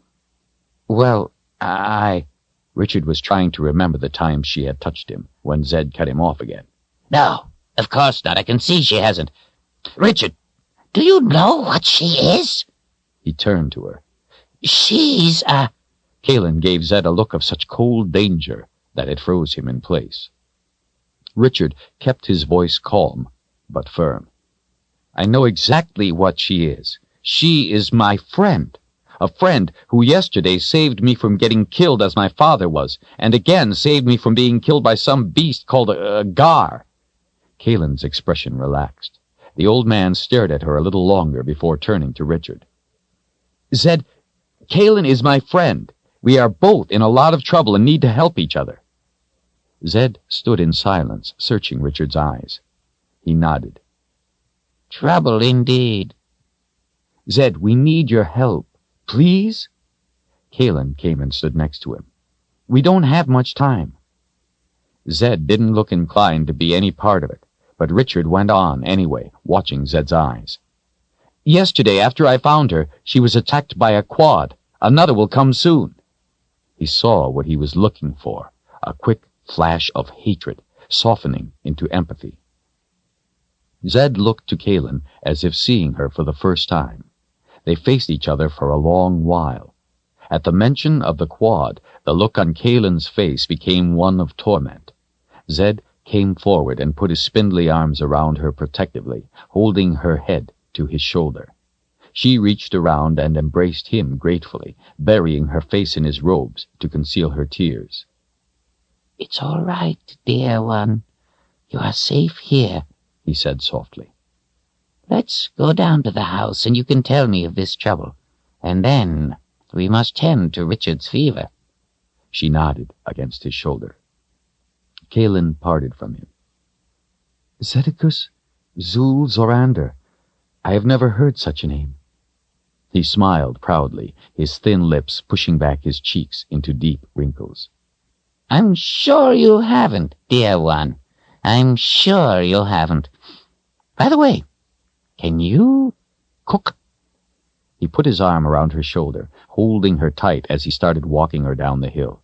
I'm hungry and haven't had a suitably cooked meal in years. He glanced back. Come along, Richard, while you still can. If you help Richard's fever, I will make you a big pot of spice soup, she offered. Spice soup? Zedd swooned. I haven't had a proper spice soup in years. Richard's lousy at making it. Richard trudged behind, the emotional strain having taken much of his remaining strength. The casual way Zedd was handling the fever scared him. He knew this was his old friend's way of trying not to frighten him about the seriousness of the matter. He could feel his pulse in his sore hand. Since Zedd was from the Midlands, Richard had thought he could gain his compassion with the mention of the quad. Richard was relieved, if somewhat surprised, at how the two of them were suddenly so amiable. He reached up as he walked, touching the tooth for reassurance. He was, however, quite disturbed by what he now knew. Near a back corner of the house sat a table where Zedd liked to take his meals in good weather. It afforded him the opportunity to keep an eye to the clouds while he ate. Zedd sat them down together on a bench while he went inside and brought out carrots, berries, cheese, and apple juice, putting them on the wooden tabletop worn smooth with years of use, then sat himself on the bench opposite them. He gave Richard a mug of something brown and thick that smelled of almonds and told him to drink it slowly. His eyes came to Richard. Tell me of the trouble. Richard related how he was bitten by a vine and told Zedd about seeing the thing in the sky, seeing Kahlan at Trunt Lake and being followed by the 4 men. He told the whole story with every detail he could remember. He knew Zedd liked to have every detail, no matter how unimportant. Occasionally, Richard stopped to take a sip from the mug. Kahlan ate some carrots and berries and drank the apple juice, but she pushed away the plate with the cheese. She nodded or offered help when he couldn't remember a particular point. The only thing he left out was the story Kahlan had told him of the history of the 3 lands and about Dark and Rall taking over the Midlands. He thought it better that she tell it in her own words. At the end, Zedd made him go back to the beginning, wanting to know what Richard had been doing in the high vent in the first place. When I went to my father's house after the murder, I looked in the message jar. It was about the only thing not broken. Inside was a piece of vine. For the last 3 weeks I've been looking for the vine, trying to find out what my father's last message meant, and when I found it, well, that's the thing that bit me. He was glad to be finished. His tongue felt thick. Zedd bit off a chunk of carrot while thinking. What did the vine look like? It was... Wait, I still have it in my pocket. He took out the sprig and plunked it down on the table. Bags, Zedd whispered. That's a snake vine. Richard felt a shock of icy cold sweep through him. He knew the name from the secret book. He hoped against hope it did not mean what he feared it did. Zedd sat back. Well, the good part is now I know the root to use to cure the fever. The bad part is I have to find it. Zedd asked Kahlan to tell her part, but to make it short, as there were things he must do and not much time. Richard thought about the story she had told in the Wayward Pine the night before and wondered how she could possibly make it shorter. Darken Rall, son of Panis Rall, has put the 3 boxes of Orden in play, Kahlan said simply. I have come in search of the great wizard. Richard was thunderstruck. From the secret book, the book of counted shadows, the book his father had had him commit to memory before they destroyed it, the line jumped into his mind. And when the 3 boxes of Orden are put into play, the snake vine shall grow. Richard's worst nightmares, everyone's worst nightmares, were coming to pass. Chapter 7. Pain and dizziness from the fever made Richard only dimly aware that his head had sunk to the table. He groaned while his mind spun with the implications of what Kahlan had told Zedd, of the prophecy of the secret book of counted shadows come to life. Then Zedd was at his side, lifting him, telling Kahlan to help get him into the house. As he walked with their help, the ground slipped this way and that, making it difficult to catch it with his feet. Then they were laying him down on a bed, covering him up. He knew they were talking, but he couldn't make sense of the words, which slurred in his mind. Darkness sucked his mind in. Then there was light. He seemed to float back up, only to spiral down again. He wondered who he was and what was happening. Time passed as the room spun and rolled and tilted. He gripped the bed to keep from being flung off.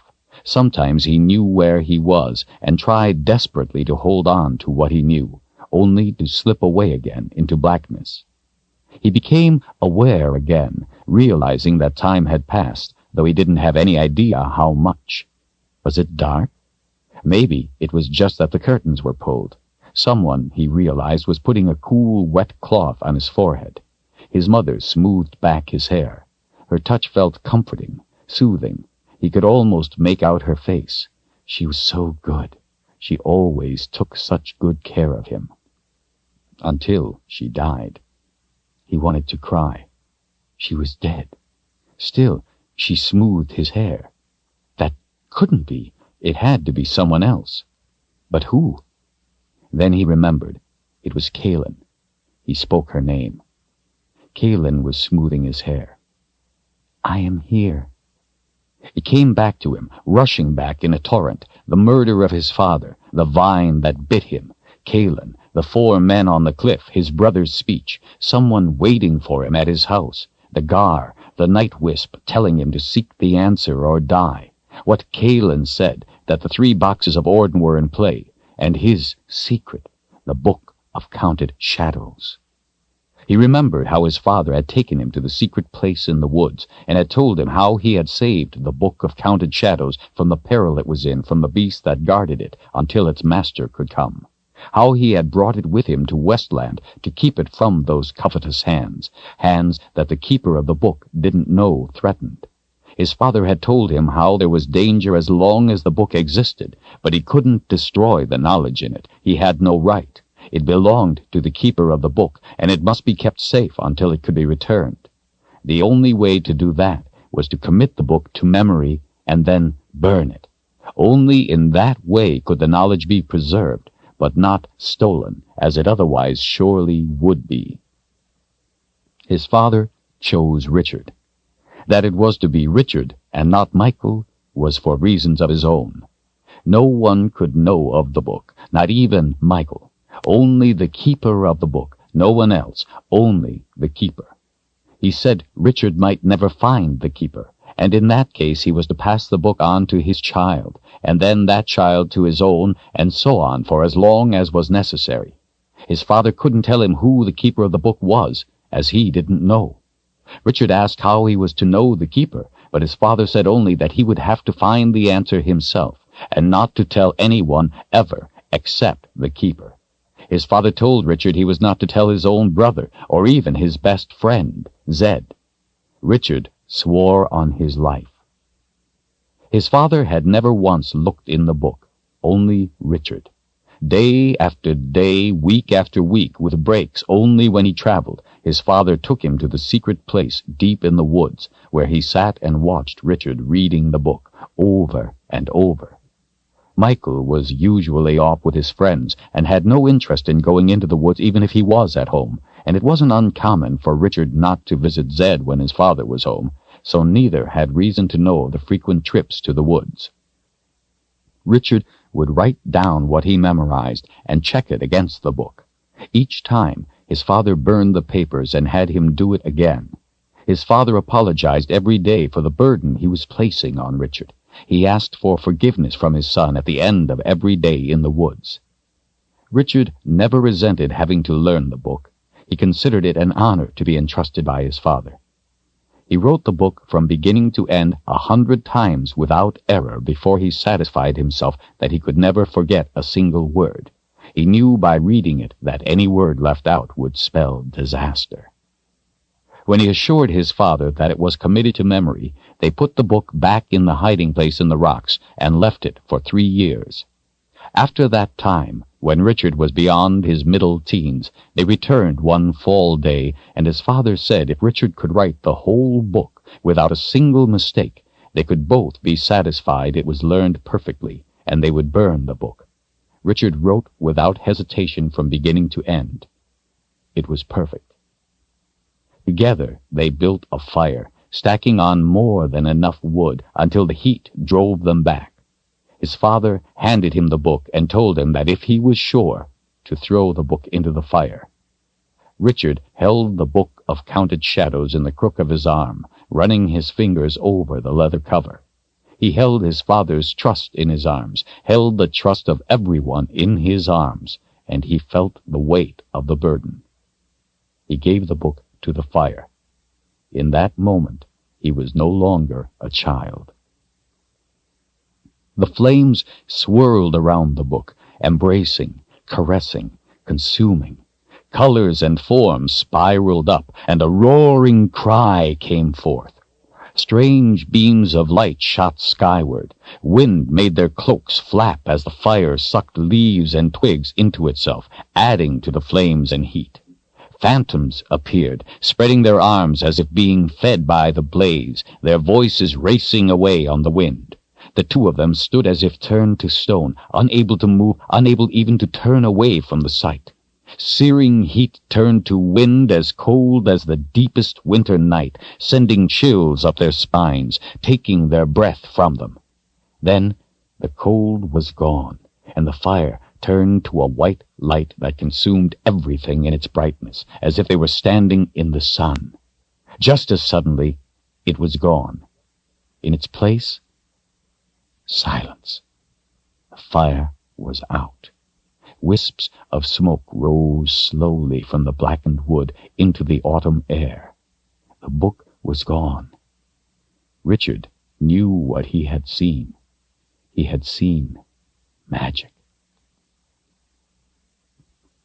Richard felt a hand resting on his shoulder and opened his eyes. It was Kahlan. In the firelight coming through the doorway, he could see she was sitting in a chair pulled close to his bed. Zedd's big old coon cat was curled up sleeping in her lap. "Where's Zedd?" he asked, sleepy-eyed. "He has gone to find the root you need." Her voice was soft and calming. "It has been dark for hours now, but he said not to be concerned if it took him time to find the root. He said that you would go in and out of sleep, but would be safe until he returned. He said the drink he gave you before would keep you safe until he is back." Richard realized for the first time that she was the most beautiful woman he had ever seen. Her hair was tumbled down around her face and shoulders, and he wanted very much to touch it, but didn't. It was enough to feel her hand on his shoulder, to know she was there and that he was not alone. "How do you feel?"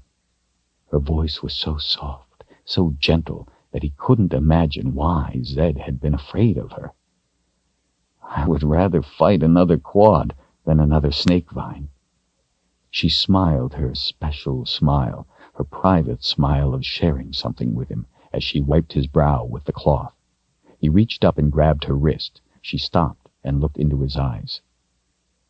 "Kahlan, Zedd is my friend of many years. He is like a second father to me. Promise me you won't do anything to hurt him. I could not bear it." She looked at him reassuringly. "I like him too, very much. He is a good man, just as you said. I have no desire to hurt him, only to seek his help in finding the wizard." He gripped her wrist tighter. "Promise me." "Richard, everything will be fine. He will help us."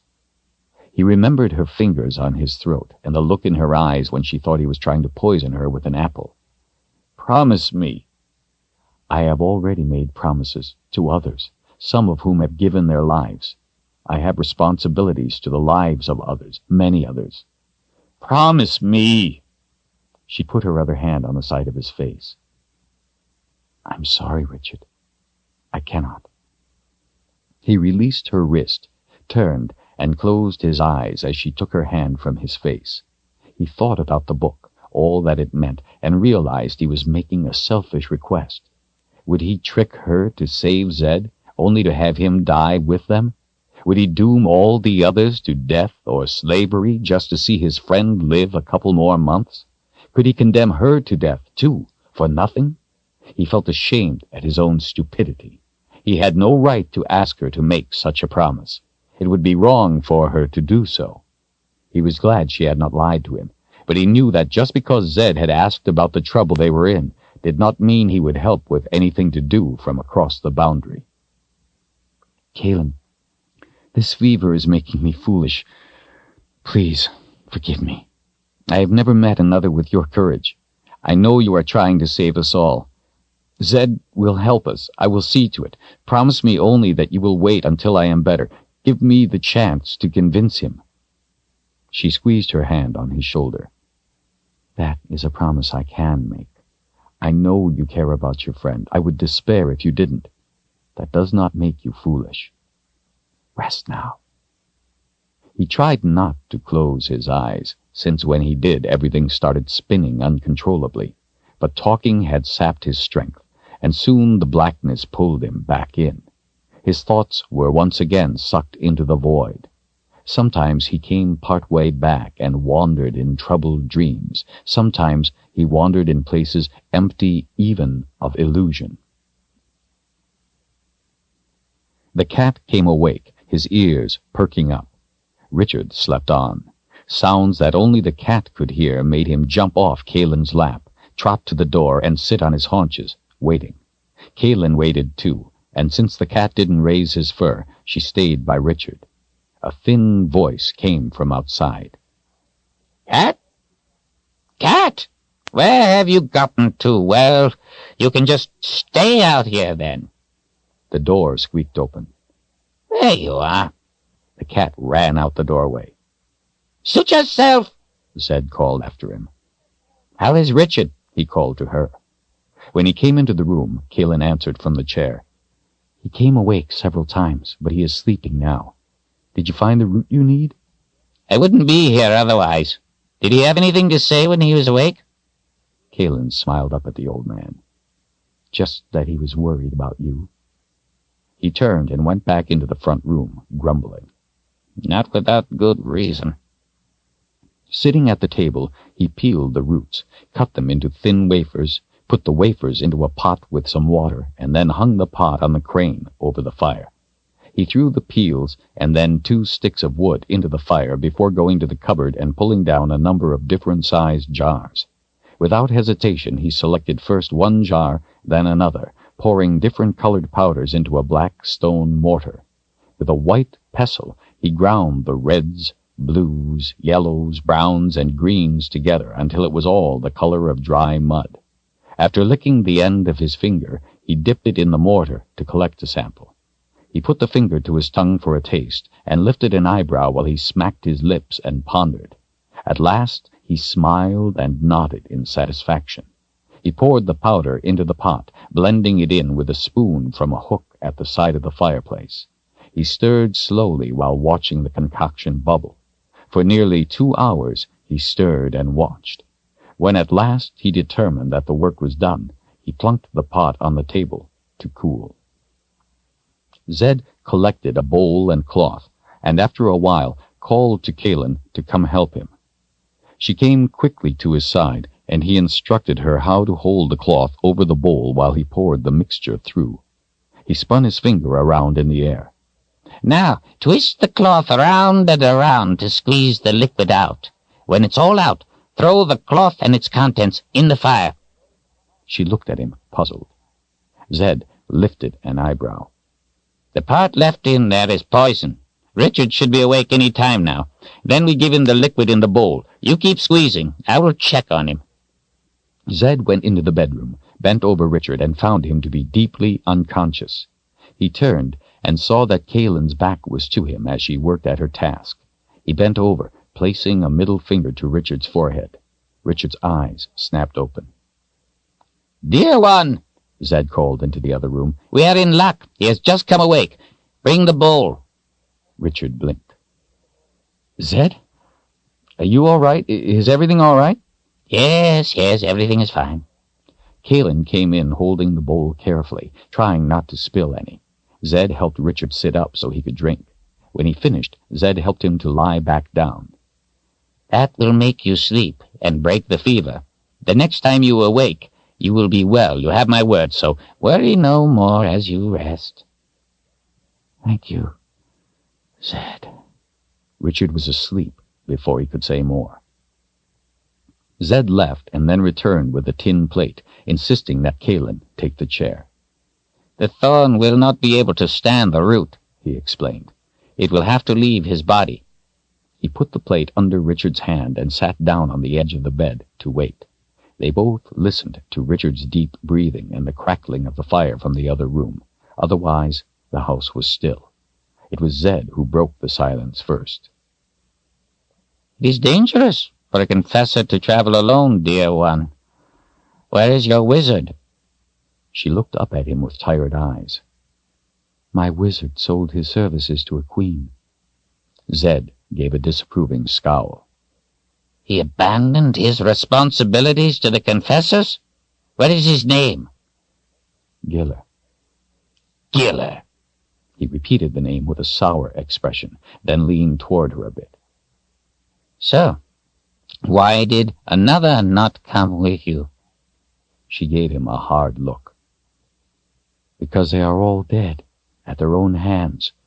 Before they died, they all gathered and cast a web to see me safely through the boundary, with the guidance of a night wisp. Zedd stood at this news. Sadness and concern etched his face as he rubbed his chin. You knew the wizards? She asked. Yes, I lived in the Midlands a long time. And the Great One? You know him also? Zedd smiled, rearranged his robes, and seated himself again. You are persistent, dear one. Yes, I knew the old wizard once. But even if you could find him, I don't think he would have anything to do with this business. He would not be inclined to help the Midlands. Kahlan leaned forward, taking his hands in hers. Her voice was soft, but intense. Zedd, there are many people who disapprove of the High Council of the Midlands and its greed. They wish it were not so, but they are just common people who have no say. They only wish to live their lives in peace. Darken Ral has taken the food that was stored for the coming winter and given it to the army. They waste it, or let it rot, or sell it back to the people they stole it from. Already there is hunger. This winter there will be death. Fire has been outlawed. People are cold. Ral says it is all the great wizard's fault for not coming forward to be put on trial as an enemy of the people. He says the wizard has brought this on them, that he is to blame. He doesn't explain how this could be, but many believe it anyway. Many believe everything Ral says, even though what they see with their own eyes should be enough to tell them otherwise. The wizards were under constant threat and forbidden by edict from using magic. They knew that sooner or later they would be used against the people. They may have made mistakes in the past and disappointed their teacher, but the most important thing they were taught was to be protectors of the people and in no way to bring them harm. As their most loving act for the people, they gave their lives to stop Darken Ral. I think their teacher would have been proud. But this is not about just the Midlands. The boundary between the Hara and the Midlands is down. The boundary between the Midlands and Westland is failing, and soon it too will be down. The people of Westland will be taken by the very thing they fear most, magic. Terrible, frightening magic like none they have ever imagined. Zedd showed no emotion, offered no objection or opinion, only listened. He continued to allow her to hold his hands. All I have said, the great wizard could have an argument for, but the fact that Darken Ral has put the 3 boxes of Orden into play is something altogether different. If he succeeds, then on the first day of winter it will be too late for anyone. That includes the wizard. Ral already searches for him. It is personal vengeance he seeks. Many have died because they could not offer his name. When Ral opens the correct box, though, He will have unchallenged power over all things living, and then the wizard will be his. He can hide in Westland all he wants, but come the first day of winter, his hiding is over. Darken Ral will have him." There was bitterness in her expression. "Zedd, Darken Ral has used quads to kill all the other confessors. I found my sister after they were finished with her. She died in my arms. With all the others dead, that leaves only me. The wizards knew their teacher did not want to help, so they sent me as the last hope. If he is too foolish to see that in helping us he helps himself, then I must use my power against him to make him help." Zedd raised an eyebrow. "And what is one dried-up old wizard to do against the power of this Darken Ral?" He was now holding her hands in his. "He must appoint a seeker." "What?" Zedd jumped to his feet. "Dear one, you don't know what you are talking about." Confused, Kahlan leaned back a little. "What do you mean?" "Seekers appoint themselves. The wizard just sort of recognizes what has happened and makes it official." "I don't understand. I thought the wizard picked the person, the right person." Zedd sat back down, rubbing his chin. "Well, that's true in a sense, but backwards. A true seeker, one who can make a difference, must show himself to be a seeker. The wizard doesn't point to someone and say, 'Here is the sword of truth, you will be the seeker.' He doesn't really have a choice in the matter. It isn't something you can train someone for. One should simply be a seeker and show himself to be so by his actions. A wizard must watch a person for years to be sure. A seeker doesn't have to be the smartest person, but he has to be the right person. He has to have the right qualities within himself. A true seeker is a rare person. The seeker is a balance point of power. The council made the appointment a political bone to be thrown to one of the sniveling dogs at their feet. It was a sought-after post because of the power a seeker wields, but the council didn't understand. It wasn't the post that brought the power to the person. It was the person that brought the power to the post." He edged closer to her. "Kahlan, you were born after the council took this power upon itself, so you may have seen a seeker when you were young, but in those days they were pretend seekers. You have never seen the real thing." His eyes got round in the telling, his voice low and full of passion. "I have seen a true seeker make a king quake in his boots with the asking of a single question. When a real seeker draws the sword of truth—" He held his hands up and rolled his eyes in delight. "Righteous anger can be an extraordinary thing to behold." Kahlan smiled at his excitement. "It can make the good tremble with joy, and the wicked shiver in fear." The smile left his face. "But people rarely believe the truth when they see it, and less so when they don't want to, and that makes the position of seeker a dangerous one. He is an obstacle to those who would subvert power. He draws lightning from many sides. Most often he stands alone, and frequently not long." "I know the feeling well," she said, with only the hint of a smile. Zedd leaned closer. "Against Darken Ral, I doubt even a true seeker would last long. And then what?" She took up his hands again. "Zedd, we must try. It is our only chance. If we don't take it, we have none." He sat up, pulling away from her. "Any person the wizard picks would not know the Midlands. He would have no chance there. It would be a sentence of quick death." "That is the other reason I was sent, to be his guide and stand with him, to offer my life if need be to help protect him. Confessors spend their life traveling the lands. I have been almost everywhere in the Midlands. A confessor is trained from birth in languages. She has to be, because she never knows where she will be called. I speak every major language and most of the minor ones, and as far as drawing lightning, a confessor draws her fair share. If we were easy to kill, Ral would not need to send quads to get the job done, and many of them have died in the doing. I can help protect the seeker if need be, with my own life.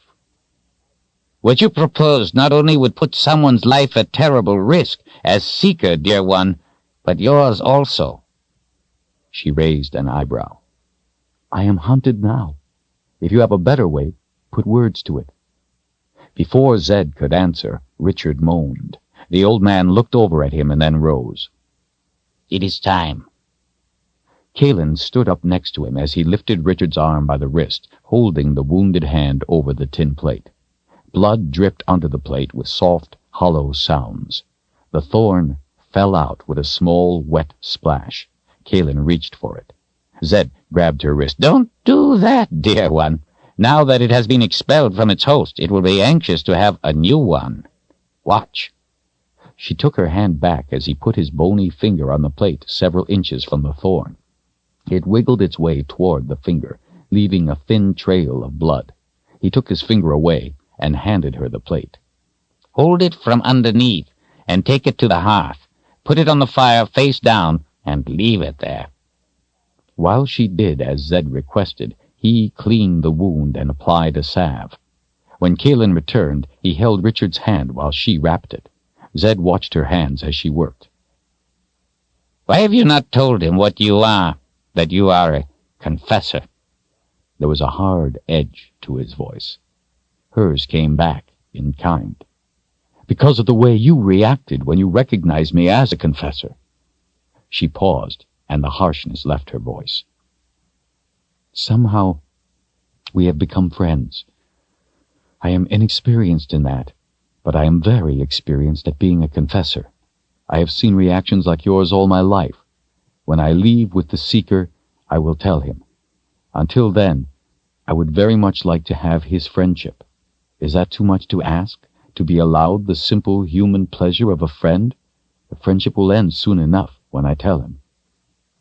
When she finished, Zedd put a finger under her chin, raising her face to his gentle smile.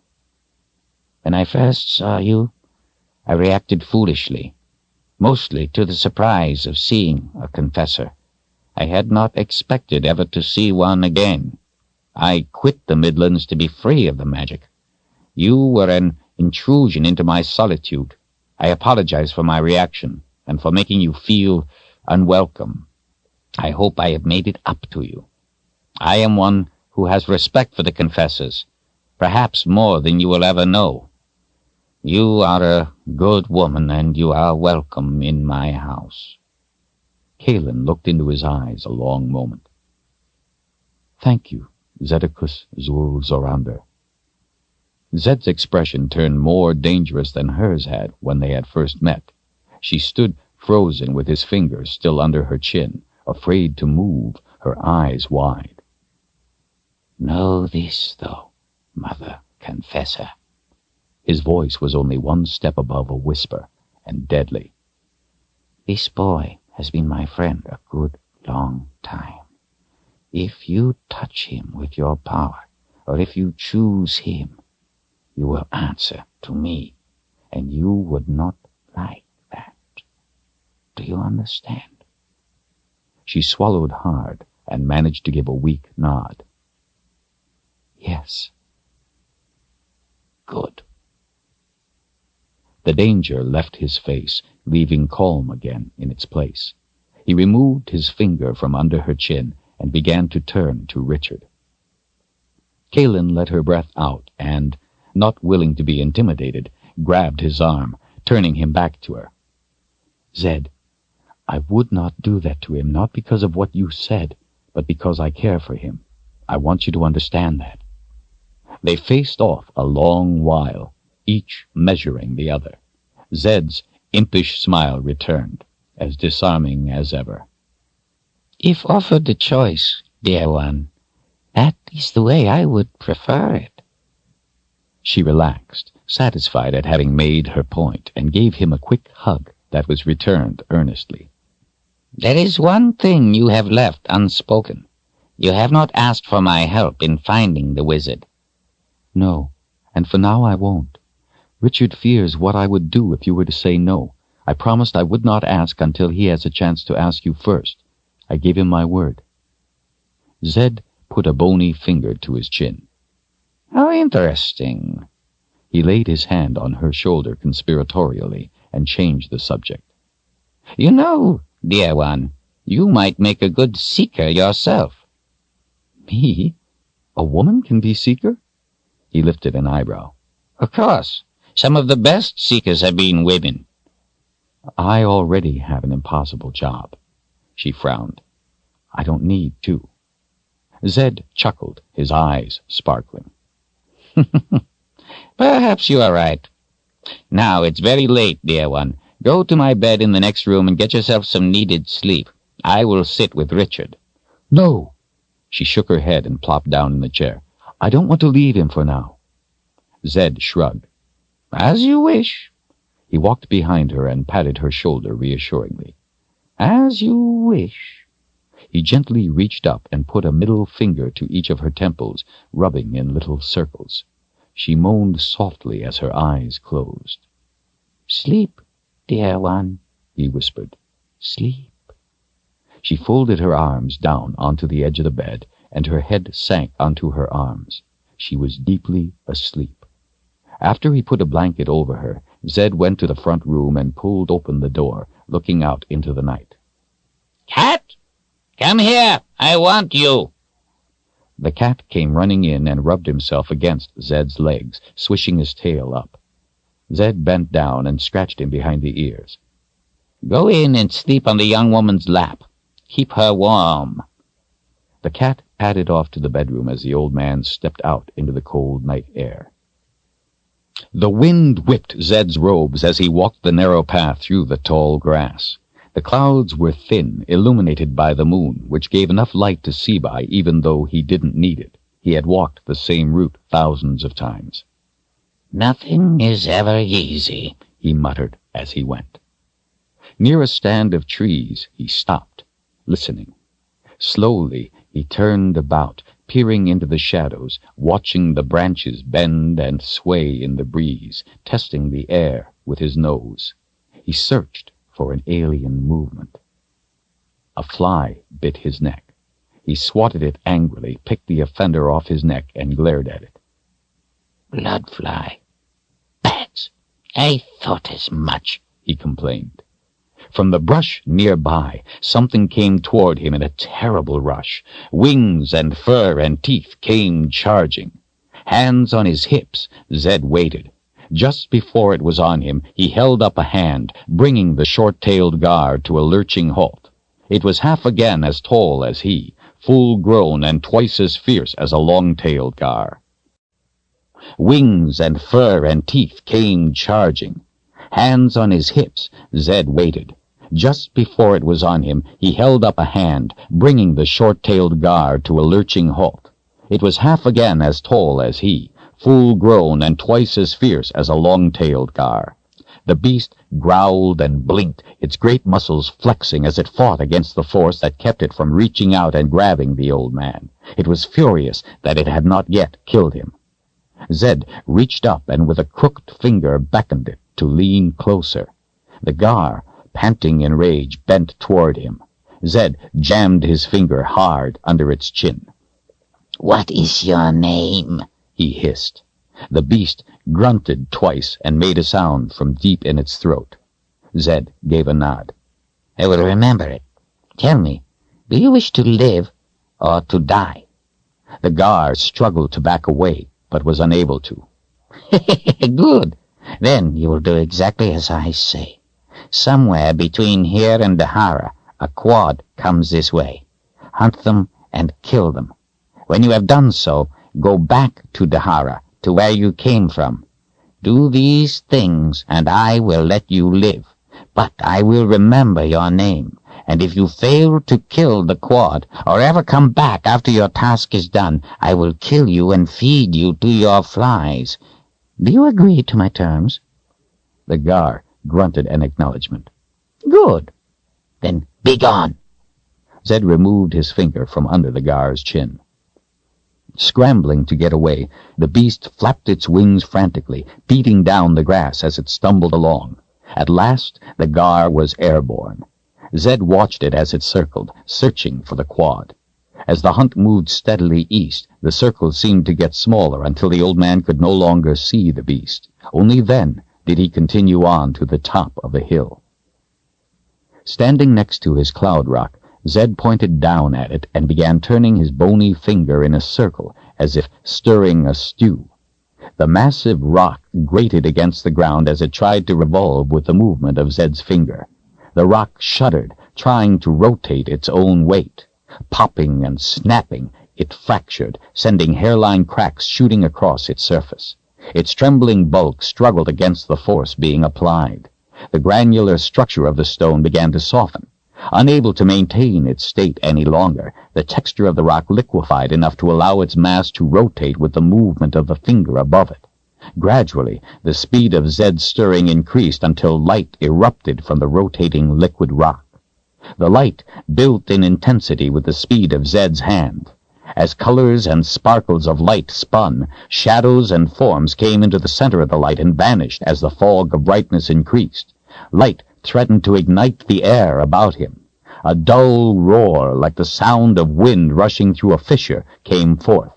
The smells of autumn changed to winter clarity, then spring's new plowed ground, summer's flowers, and back to autumn again. Clean, pure illumination chased the colors and sparkles away. The rock abruptly solidified, and Zedd stepped atop it, into the light. The brightness faded to a faint glow that swirled like smoke. Before him stood two apparitions, mere shadows of form. Where sharpness should have been, their shapes softened like a dim memory, yet they were still recognizable, and the sight of them brought a quickness to Zedd's heart. His mother's voice came hollow and distant. "What troubles you, son? Why have you called us after so many years?" Her arms stretched out to him. Zedd's arms reached out, but could not touch her. "I am troubled by what the Mother Confessor tells me." "She speaks the truth." He closed his eyes and nodded as his arms lowered with hers. "It's true, then? All my students, save Giller, are dead?" "You are the only one left to protect the Mother Confessor." She drifted closer. "You must appoint the Seeker." "The High Council sowed these seeds," he protested, frowning. "Now you want me to help? They turned my advice away. Let them live and die by their own greed." Zedd's father floated closer. "My son, why were you angry with your students?" Zedd scowled. "Because they put themselves before their duty to help their people." "I see. And how is this different from what you do now?" The echo of his voice hung in the air. Zedd's fists tightened. "My help was offered, but turned away." "And when has it not been so, that there would be those who were blind, or foolish, or greedy? Would you let them have their way over you so easily? Would you let them so simply prevent you from helping those who would be helped? Your abandonment of the people may have a reason that seems just to you, unlike the actions of your students, but the results are the same. In the end, they saw their mistake and did the right things, the things you taught them. Learn from your students, son." "Zeddicus," his mother said, "would you let Richard die too, and all the other innocents? Appoint the Seeker." "He's too young." She shook her head with a gentle smile. "He will not get the chance to grow older." "He has not passed my final test." "Darken Rahl hunts Richard. The cloud that shadows him was sent by Rahl to track him. The snake vine was put in the jar by Darken Rahl in the expectation that Richard would search for it, and it would bite him. The snake vine wasn't meant to kill. Rahl sought to have him put to sleep by the fever until he could come for him." Her form drifted closer, her voice becoming more loving. "You know in your heart you have been watching him, hoping he would show himself to be the one. To what avail? Zedd closed his eyes, his chin sinking to his chest. Darken Rawl has the 3 boxes of Orden. No, his father said. He has only 2. He still seeks the 3rd. Zedd's eyes snapped open, his head jerked up. What? He doesn't have them all? No, his mother said. But he soon will. And the book? Surely he must have the book of counted shadows? No, he searches for it. Zedd put a finger to his chin, thinking. Then there's a chance, he whispered. What sort of fool would put the boxes of Orden in play before he had all 3, and the book? His mother's features sharpened into a look of ice. A very dangerous one. He travels the underworld. Zedd stiffened, and his breath caught in his throat. His mother's eyes seemed to pierce him. That is how he was able to cross the boundary and recover the first box, by traveling the underworld. That is how he was able to begin the undoing of the boundary, from within the underworld. He commands some in it, more with his every coming. If you choose to help, be warned. Do not go through the boundary or send the seeker through. Rawl expects it. If you enter, he will have you. The Mother Confessor came through only because he did not expect it. He will not make the same mistake again. But then, how am I to get us to the Midlands? I can't help if I can't get to the Midlands. Zedd's voice was tense with frustration. We're sorry, but we don't know. We believe there must be a way, but it is not known to us. That is why you must appoint the seeker. If he is the right one, he will find a way. Their forms began to shimmer, to fade. Wait! I must have the answers to my questions. Please, don't leave me! We're sorry. It is not our choice. We are called back behind the veil. Why is Rawl after Richard? Please, help me! His father's voice was weak and distant. We don't know. You must search for the answers yourself. We have trained you well. You are more talented than we ever were. Use what you were taught and what you feel. We love you, son. Until this is settled, one way or the other, we cannot come to you again. With Orden in play, coming again could tear the veil. His mother kissed her hand and held it out to him as he did the same in return, and then they were gone. Zeddicus Zul Zorander, the great and honorable wizard, stood alone on the wizard's rock his father had given him and stared out into the night, thinking wizard's thoughts. Nothing is ever easy, he whispered. Chapter 8. Richard came awake with a start. Warm midday light filled the room, and the wonderful tangy aroma of spice soup filled his lungs. He was in his room at Zedd's house.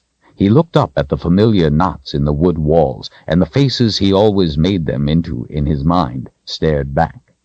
The door to the front room stood shut. A chair waited next to the bed, empty. He sat up, pushing the covers down, and saw that he still wore his dirty clothes. He felt for the tooth under his shirt and sighed in relief when he found it still there, safe. A short stick held the window open a few inches, letting in fresh air and the sound of Kahlan's laughter. Zedd must be telling stories, he thought. Richard looked at his left hand. It was wrapped, but no longer sore when he flexed his fingers. His head didn't hurt any more either. In fact, he felt wonderful. Hungry, but wonderful. He amended that to dirty, in filthy clothes, and hungry, but wonderful. A tub of bathwater, soap, and clean towels sat in the center of the small room. A clean outfit of his forest garb was folded and stacked neatly on the chair. The bathwater looked deliciously inviting. He dipped his hand in and found the water warm. Zedd must have known when he would wake. Knowing Zedd as well as he did, that didn't surprise him.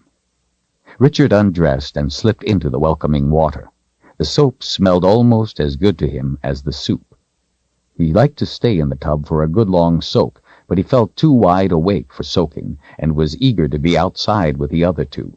Unwrapping the hand, he was surprised to find how much it had healed overnight. When he came out, Kahlan and Zedd were sitting at the table waiting for him. Kahlan's dress was freshly washed, he noticed, and she looked bathed too. Her hair was clean and glistened in the sunlight. Green eyes sparkled up at him. A big bowl of soup waited for him next to her at the table, along with cheese and fresh bread. "I wouldn't have expected to have slept until noon," he said, swinging his leg over the bench. They both laughed. Richard eyed them suspiciously. Kahlan straightened her face. "This is the second noon you have slept to, Richard." "Yes," Zedd added. "You slept right through the first." "How do you feel? How is your hand?" "I'm fine. Thank you, Zedd, for helping me. Thank you both." He opened and closed his fingers to show them the improvement. "The hand feels much better, except it itches." My mother always said that if it itched, that meant it was getting better. Richard grinned at her. "Mine, too." He fished a piece of potato and a mushroom into his spoon and tasted it. "It's as good as mine," he said to her, earnestly. She sat crosswise on the bench, facing toward him, her elbow resting on the table with the side of her jaw nestled in the heel of her hand. She gave him a knowing smile. "Zedd tells it differently." Richard cast a reproachful eye at Zedd, who looked up at the sky in an exaggerated manner. "Does he now? I will have to remind him of that the next time he is begging me to make it for him." "Frankly," she said in a low voice, but not low enough that Zedd couldn't hear, "from what I've seen, I think he would eat dirt if someone else dished it up for him." Richard laughed. "I see you've gotten to know him well." "I tell you, Richard," the old man said, pointing a bony finger, not about to let them get the best of him, "she could make dirt taste good. You would do well to take lessons from her." Richard broke off a piece of bread and dunked it in the soup. He knew the joking was a release for the tension he sensed, a way to pass the time while they both waited for him to finish. Kahlan had given Richard her word that she would wait for him to ask Zedd's help. It was apparent that she had kept her word. And Zedd's way was to play ignorant and innocent, and wait for you to ask something first so he could better judge what you already knew. This day, Richard could not allow any of his games. This day, things were different. "There is one thing I don't trust about her, though." Zedd's tone was dark, menacing. Richard froze in mid-chew. He swallowed and waited, not daring to look at either of them, while the other paused. "She doesn't like cheese. I don't think I could ever trust anyone who doesn't like cheese. It's not natural." Richard relaxed. Zedd was just twiddling with his mind, as he always called it. His old friend seemed to have a knack for catching him off guard, and he delighted in it. Richard stole a glance at Zedd to see him sitting there with an innocent smile on his face. Richard smiled, too, in spite of himself. While he relished the bowl of soup, Zedd nibbled on a piece of cheese to make his point. Kahlan nibbled on a piece of bread to make hers. The bread tasted delicious. Kahlan was pleased when he pointed it out. As Richard neared the end of his meal, he decided it was time to change the tone of things, back to business. "The next quad, has there been any sign?" "No. I was worried, but Zedd did a cloud reading for me and said it appeared they must have run into trouble of some kind, since they were nowhere to be found." He gave Zedd a sideways glance. "Is that true?" "True as toasted toast." Zedd had used the expression since Richard was young, to win him over with humor and let him know he could always trust the old man to be truthful with him above all else. Richard wondered what sort of trouble a quad could run into. For better or worse, he had succeeded in changing the mood at the table. He felt Kahlan's impatience for him to get on with it, and he sensed impatience in Zedd, too. Kahlan turned back to the table and put both hands in her lap, waiting. Richard feared that if he didn't handle things properly, she would do whatever it was she was here to do, and he would have no control over it. Richard finished his meal and pushed the bowl away with his thumbs, at the same time meeting Zedd's eyes. His friend's humor was gone, but otherwise he showed nothing of what he was thinking. He simply waited. It was Richard's turn now, and once he began, there could be no going back. Zedd, my friend, we need your help to stop Dark and Rahl. I know. You want me to find the wizard for you. No, that won't be necessary. I have already found him. Richard felt Kahlan's questioning eyes on him, but he continued to fix his gaze on Zedd. You are the great wizard. Kahlan began to rise from the bench. Without taking his eyes from Zedd, Richard reached under the table and clutched her forearm, forcing her to sit back down. Still, Zedd showed no emotion. His voice came even and soft. And what makes you think this, Richard? Richard took a deep breath, letting it out slowly as he put his hands on the table, intertwining his fingers. He watched his hands as he spoke. When Kahlan first told me about the history of the three lands, she said the council had taken actions that made the death of the wizard's wife and daughter at the hands of a quad stand for nothing, and as punishment, the wizard did the worst thing possible to them. He left them to suffer the consequences of their own actions. That sounded like the very thing you would do, but I couldn't be sure then. I had to find a way to know. When you first saw Kahlan and were angry that she had come here from the Midlands, I told you she had been attacked by a quad. I watched your eyes. They told me I was right. Only someone who had suffered a loss like yours would have had that look in his eyes. And you changed your attitude toward her after I told you, completely. Only someone who had known the terror personally would have that kind of empathy. But still, I didn't trust my instinct. I waited. He looked up at Zedd and held the other's gaze while he spoke. Your biggest mistake was when you told Kahlan she was safe here.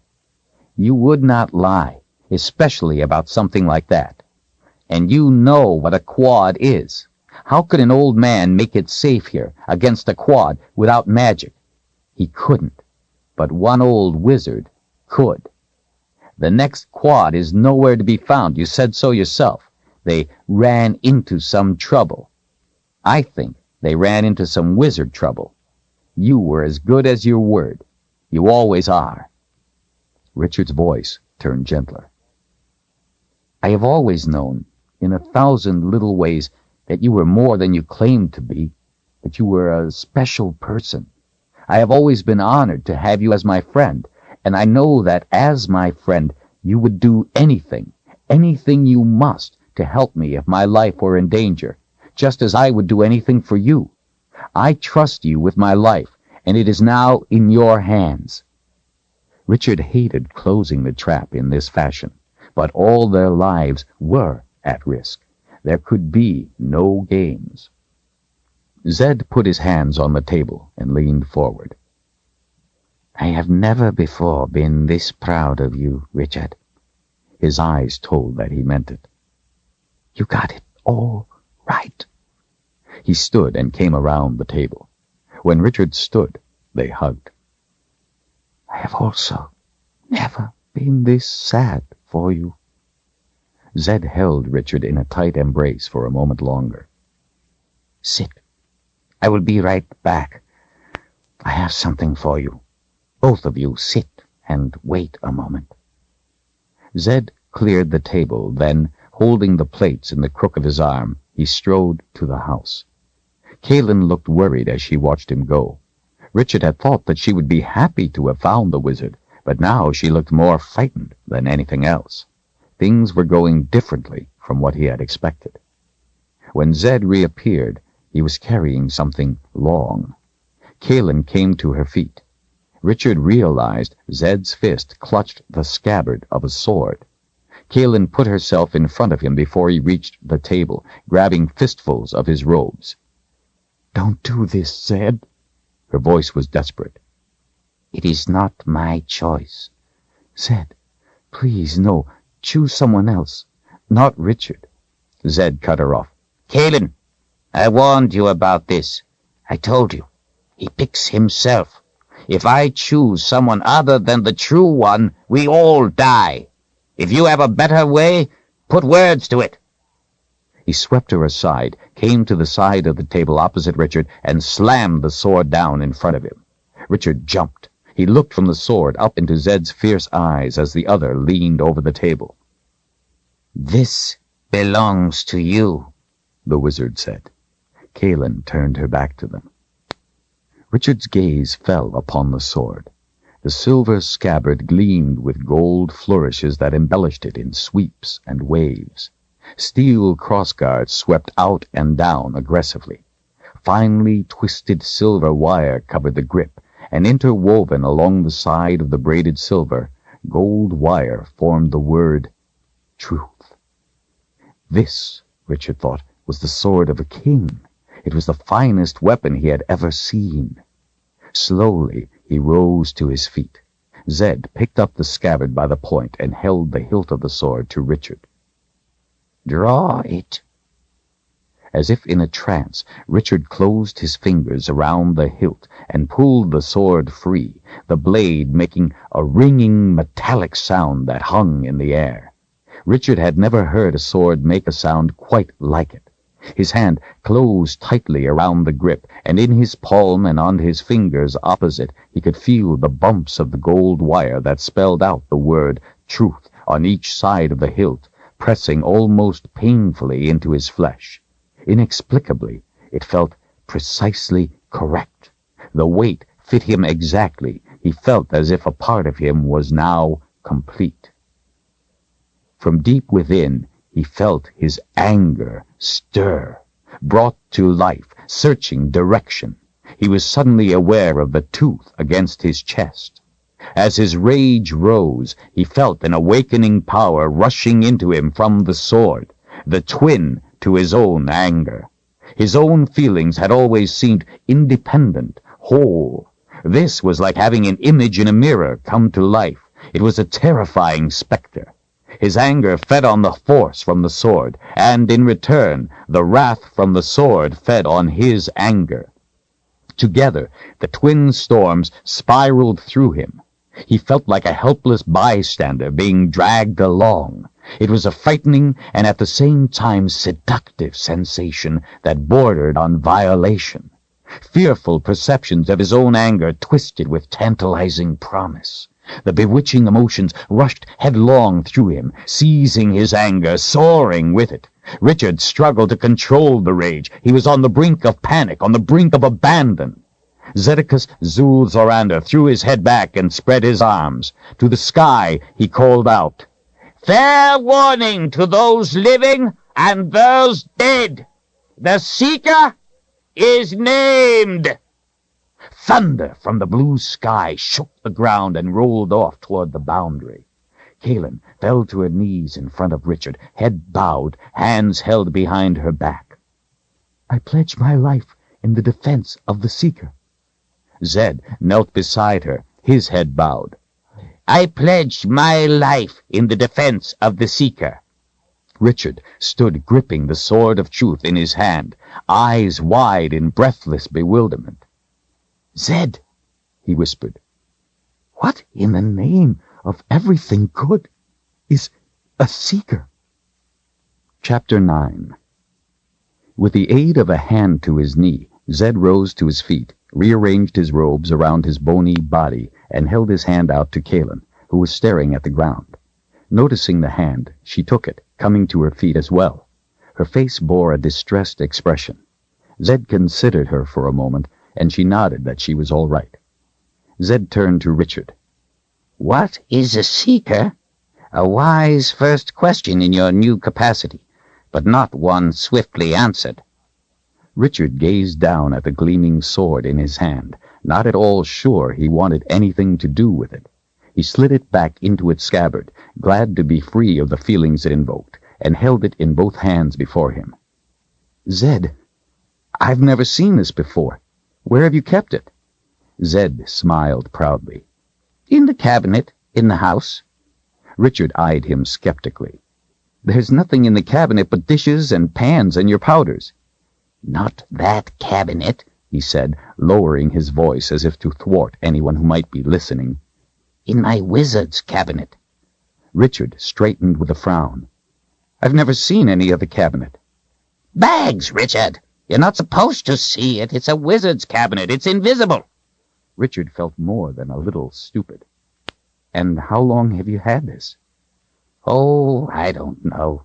Maybe a dozen years or so." Zedd swept his slender hand in the air as if trying to brush the question away. "And how did you come to have it?"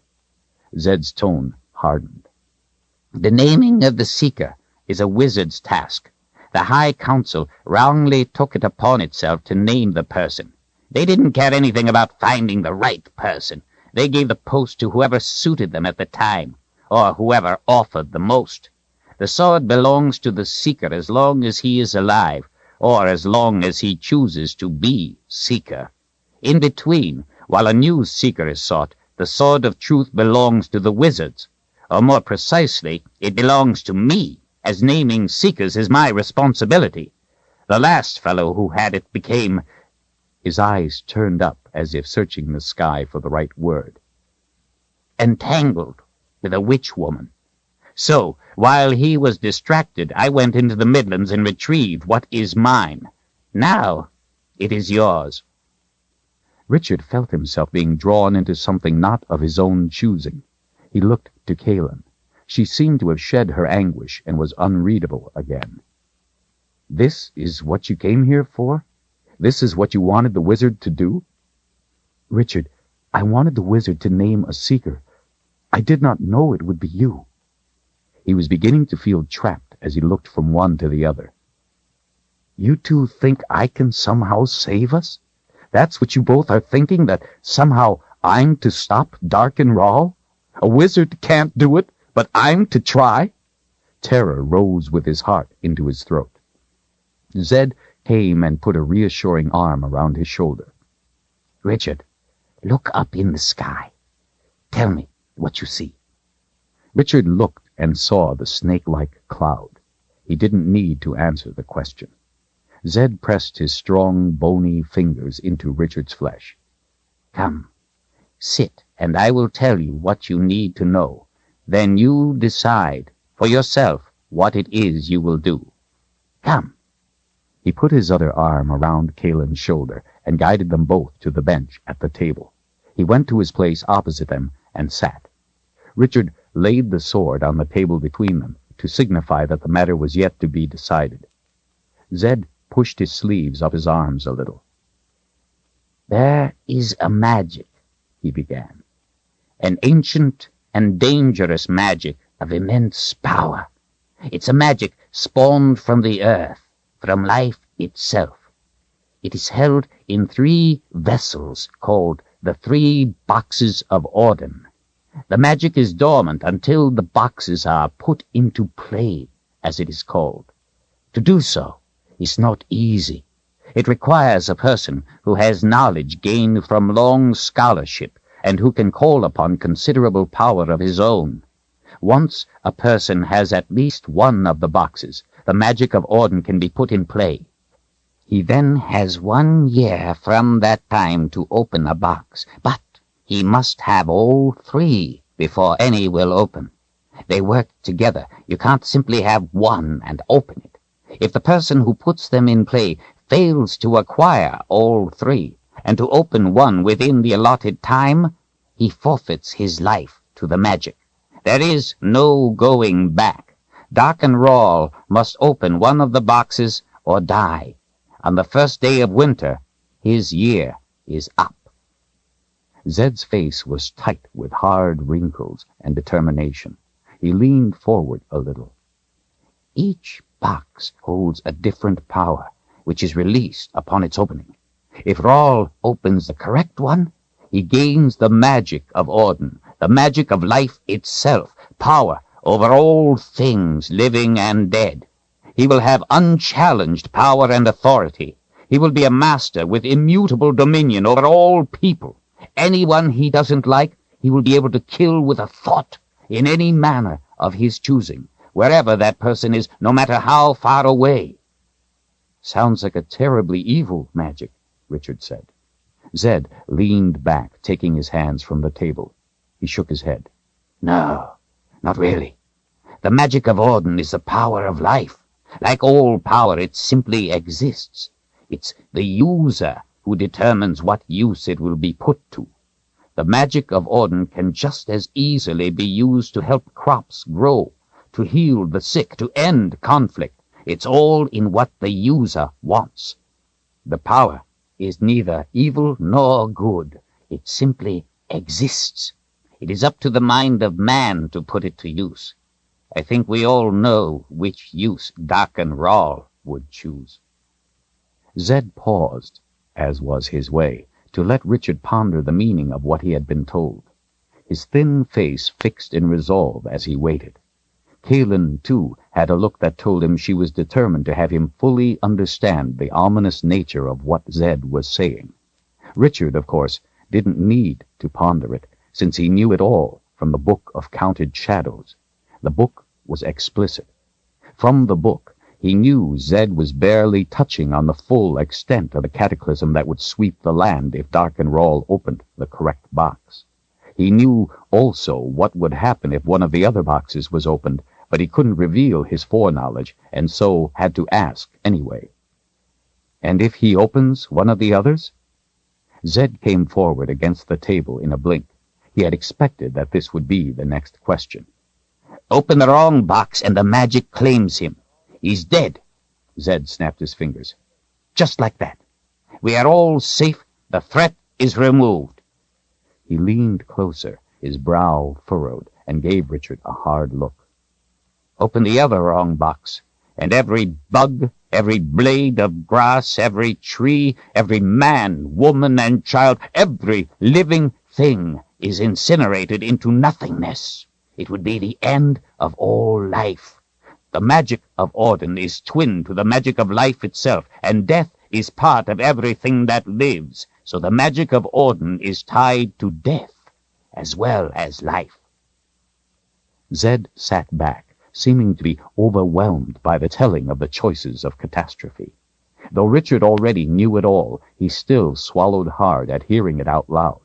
Somehow it seemed more real to him like this, more real when there was a name put to it. When he had learned the book, it was all so abstract, so hypothetical, that he had never given any thought to the possibility that it would come to pass. His only concern had been that the knowledge be preserved so as to be returned to its keeper. He wished he could tell Zedd what he knew, but his oath to his father prevented him from saying anything. It also required him to keep up the pretense by asking another question to which he already knew the answer. How will Rawl know which box to open? Zedd rearranged the sleeves of his robes and looked down at the table, watching his hands as he spoke. Putting the boxes in play imparts to the person certain privileged information. It must be that this information tells him how he can discover which box is which. That made sense. No one knew of the book but its keeper and, it appeared, the person who put the boxes in play. The book made no reference to this, but it seemed logical. A sudden jolt went through him. Darken Rawl must be after him for the book. He almost didn't hear Zedd beginning to speak again. Rawl has done something out of the ordinary, though. He has put the boxes in play before he has all three. Richard came to attention immediately. He must be stupid, or very confident. Confident, the wizard said. When I left the Midlands, it was for two main reasons. The first was because the High Council took the naming of the Seeker upon itself. The second was because they mishandled the boxes of Auden. people had come to believe that the power of the boxes was just a legend. They thought me an old fool for telling them it was no legend but the truth. They refused to heed my warnings. He pounded his fist down on the table, causing Kahlan to jump. They laughed at me! His face was red with anger, making it stand out all the more against the mass of his white hair. I wanted the boxes kept far apart from each other, and with magic, hidden and locked away so as to never be found again. The council, instead, wanted them given to important people like trophies to be shown off. They used them as payments for favors or promises. This exposed the boxes to covetous hands. I don't know what happened to them in the intervening years. Rawl has at least one, but not all three. Not yet, anyway. Zedd's eyes flashed with fervor. Do you see, Richard? We don't have to go up against Dark and Rawl. We have only to find at least one of the boxes before he does. And keep it from him, which may prove considerably harder than finding it, Richard pointed out, letting the words hang in the air a moment. He had a sudden thought. Zedd, do you think one of the boxes could be here in Westland? Not likely. Why not? Zedd hesitated. Richard, I never told you I was a wizard, but you never asked before, so I didn't really lie about it. I did tell you one lie, though. I told you I came here before the boundary went up. In reality, I didn't come here before it went up, because I couldn't. You see, in order to create a Westland free of magic, there could be none here when the boundary went up. Magic could come here after the boundary was established, but not be here before. Since I have magic, my presence would have prevented it from happening, so I had to stay in the Midlands until after, and only then was I able to come through. Everyone has their little secrets. I don't begrudge you yours. But what's your point? My point is, we know none of the boxes could have been here before the boundary went up, or their magic would have prevented it. So if they were all in the Midlands before the boundary, because of the magic, and I didn't bring one with me, they have to still be in the Midlands. Richard thought about this a while, feeling his spark of hope die. He turned his thoughts back to the matter at hand. You still have not told me what a seeker is, or my part in this. Zedd folded his hands together. A seeker is a person who answers to no one but himself. He is a law unto himself. The sword of truth is his to wield as he wishes, and within the limits of his own strength he can hold anyone to answer for anything. Zedd held up his hand to forestall Richard's objections and questions. I realize this is vague. The problem with explaining it is that it is like all power. As I told you before, it's how the person uses power that makes it what it is. This is the core of why it is so important to find the right person, a person who will use the power wisely. You see, Richard, a seeker does exactly as the name implies. He seeks. He seeks the answers to things of his own choosing. If he is the right person, he will seek the answers that will help others, not just himself. The whole purpose of a seeker is to be free to quest on his own, to go where he wants, ask what he wants, learn what he wants, find answers to what he wants to know, and, if need be, do whatever it is the answers demand. Richard straightened, his voice rising. Are you telling me a seeker is an assassin? I won't lie to you, Richard. There have been times when it has turned out that way. Richard's face was crimson. I will not be an assassin. Zedd shrugged. As I said, a seeker is whatever he wants. Ideally, a seeker is the standard-bearer of justice. I can't tell you much more because I've never been one. I don't know what goes on in their heads. However, I know the proper kind of person. Zedd pushed his sleeves up again while he watched Richard. But I don't pick a seeker, Richard. A true seeker picks himself. I only name them. You have been a seeker for years without knowing it. I have watched you, and that is what you do. You are always seeking the truth. What do you think you were doing in the hive then? You were seeking the answer to the vine, to your father's murder. You could have left that to others more qualified, and as it turned out, perhaps you should have. But that would have been against your nature, the nature of a seeker. They don't leave it to others because they want to know for themselves. When Kahlan told you she was looking for a wizard who was lost since before she was born, you had to know who it was. And you found him. But that's only because Zedd cut him off. It doesn't matter. It's irrelevant. Only one thing matters. That you did it. I saved you with the root I found. Does it matter that it was easy for me to find the root? No. Would you be any more alive if it had been extremely difficult for me to find the root? No. I found the root. You are well. That is all that matters. Same with the seeker. It's of no importance how he finds an answer, only that he does. As I said, there are no rules. Right now there are answers you must find. I don't know how you will do so, and I don't care. Only that you do. If you say, "Oh, that's simple," all the better, as we don't have much time. Richard's guard went up. What answers? Zedd smiled, and his eyes sparkled. I have a plan. But you must first find a way to get us across the boundary. What? Richard ran his fingers through his hair in exasperation, muttering his disbelief under his breath. He looked back to Zedd. You're a wizard. You had something to do with putting the boundary there in the first place. You have just said you have been through it to retrieve the sword. Kahlan has come through the boundary sent by wizards. I know nothing of the boundary. If you expect me to find you the answer, well, here it is. Zedd, you are a wizard. Send us through the boundary. Zedd shook his head. No, I said across the boundary, not through it. I know how to go through it, but we can't do that. Rawl waits for us to do so. If we try to go through, he will kill us, if we are lucky. We must instead go across it without going through it. There is a big difference. Zedd, I'm sorry, but it's impossible. I don't know anything about how to get us across. I don't see how it can be done. The boundary is the underworld. If we can't go through it, then we are stuck here. The whole purpose of the boundary is to prevent anyone from doing just what you are asking me to do. Richard felt helpless. They were depending on him, and he didn't have any answers. Zedd's voice was kind and gentle. Richard, you are too quick to criticize yourself.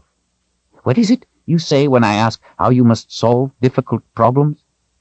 Richard knew what Zedd was talking about, but was reluctant to answer, as he felt answering only pulled him in deeper. Zedd lifted an eyebrow, waiting.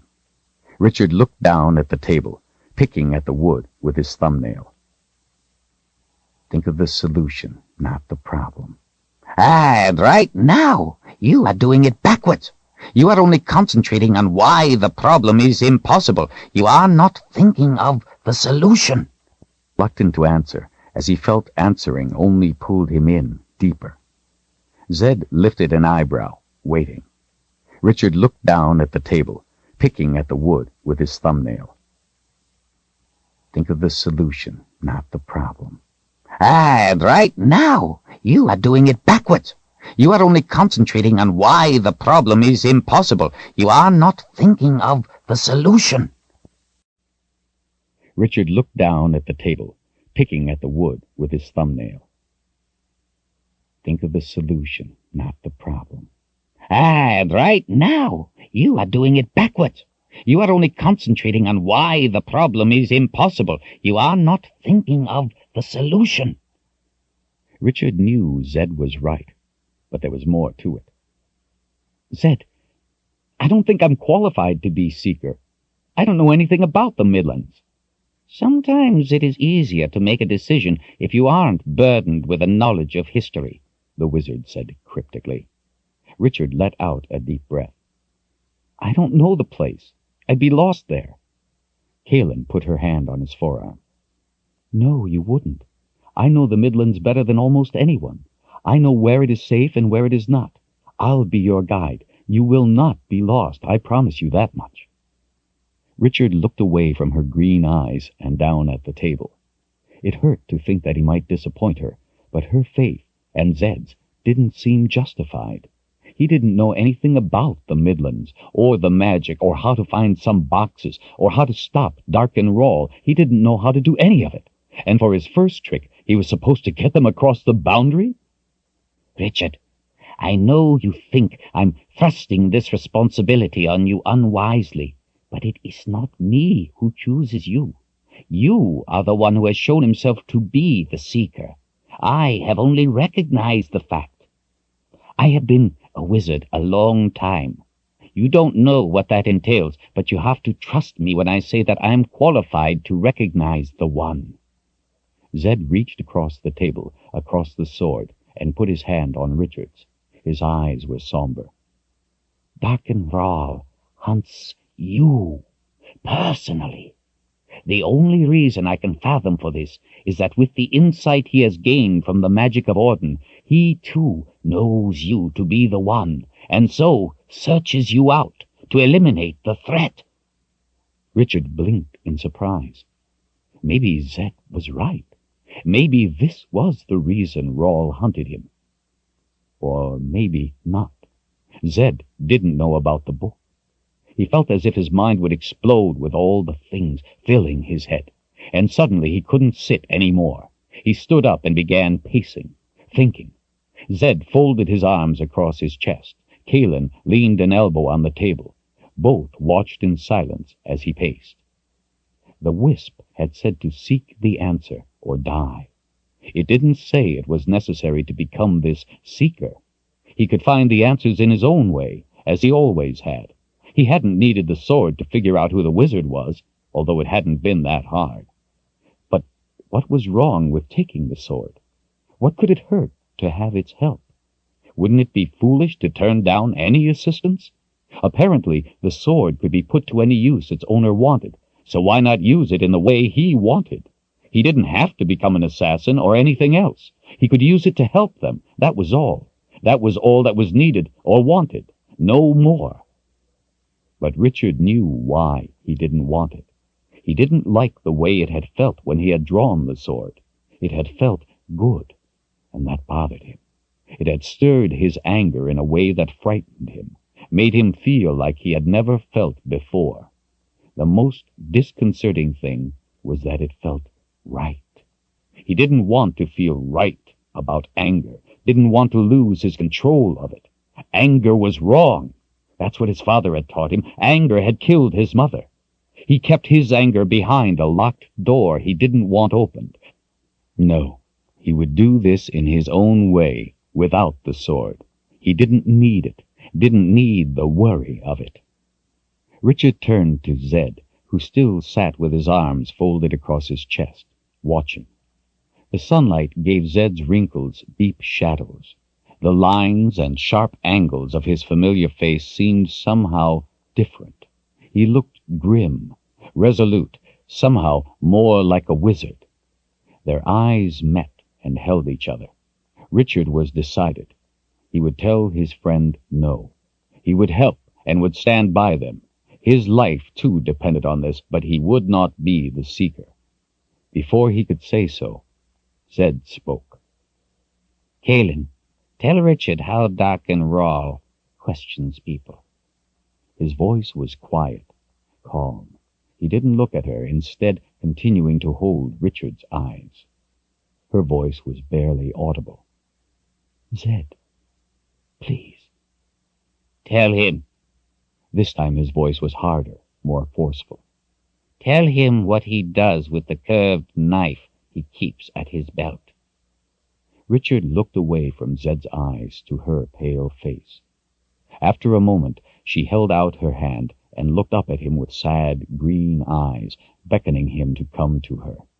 He stood a moment, wary, then came and took her hand. She pulled him down toward her. He sat, straddling the bench, facing her, waiting for what it was she was bidden to say, fearing it. Kahlan shifted toward him, hooking some hair behind an ear, and looked down at his right hand as she held it in both of hers, stroking the back of it with her thumbs. Her fingers were gentle, soft, and warm against his palm. The size of her hands made his seem awkwardly large. She spoke quietly and didn't look up. Darken Ra is a practitioner of an ancient form of magic called anthropomancy. He divines the answers to questions by the inspection of living human entrails. Richard felt his anger ignite. It's of limited use. He can at most get a yes or no to a single question, and sometimes a name. Nonetheless, he continues to favor its use. I'm sorry, Richard. Please forgive me for telling you this. Memories of his father's kindness, his laughter, his love, his friendship, their times together with the secret book, and 1,000 other brief glimpses tore through him in a flood of anguish. The scenes and sounds converged into dim shadows and hollow echoes in Richard's mind and melted away. In its place, memories of the bloodstains on the floor, the white faces of the people there, images of his father's pain and terror, and the things Chase had told him flashed vividly in snatches through his mind. He didn't try to stop them, but instead pulled them onward, hungering for them. He washed himself in the detail of it all, felt the twisting torment. Pain flared up from a pit deep inside him. Invoked heedlessly, it came screaming forth. In his mind he added the shadowed figure of Darken Ra, hands dripping crimson blood, standing over his father's body, holding the red, glinting blade. He held the vision before him, twisting it, inspecting it, drinking it into his soul. The picture was complete now. He had his answers. He knew how it had been, how his father had died. Until now, that was all he had ever sought. Answers. In his whole life, he had never gone beyond that simple quest. In one white-hot instant, that changed.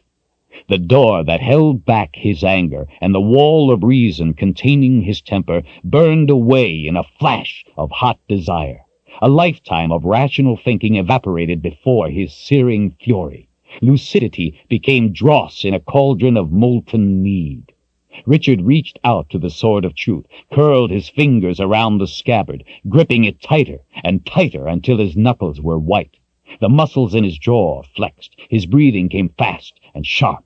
He saw nothing else of what was around him. The heat of anger surged forth from the sword, not of its own volition, but summoned by the seeker. Richard's chest heaved with the burning hurt of his grief at knowing now what had happened to his father. And with that knowledge there was closure, too. Thoughts he had never permitted himself to have became his only desire. Caution and consequence vanished before a flood of lust for vengeance. In that instant, his only want, his only desire, his only need was to kill Darken Ra. Nothing else had any significance. With his other hand, he reached out and seized the hilt of his sword to pull it free. Zedd's hand clamped down over his. The Seeker's eyes snapped up, livid at the interference. "Richard," Zedd's voice was gentle. "Calm down." The Seeker, his muscles flexing powerfully, glowered into the other's tranquil eyes. Some part of him, deep in the back of his mind, kept warning him, trying to regain control. He ignored the warning. He bent over the table to the wizard, his teeth gritted. "I accept the position of Seeker." "Richard," Zedd repeated calmly. "It's all right. Relax. Sit down." The world came rushing back into his mind. He pulled his readiness to kill back a notch, but not his rage. Not only the door, but also the wall that had contained his anger, was gone. Even though the world about him had returned, it was a world seen through different eyes. Eyes he had always had, but had been afraid to use. The eyes of a seeker. Richard realized that he was standing. He didn't remember getting up. He sat again next to Kahlan, removing his hands from the sword. Something inside him regained control of his anger. It wasn't the same as before, though. It didn't shut it away, didn't lock it behind a door, but pulled it back, unafraid, to make it ready when needed again. Some of his old self seeped back into his mind, calming him, slowing his breathing, reasoning within him. He felt liberated, unafraid, unashamed of his temper for the first time. He allowed himself to sit there while he uncoiled, feeling his muscles relax.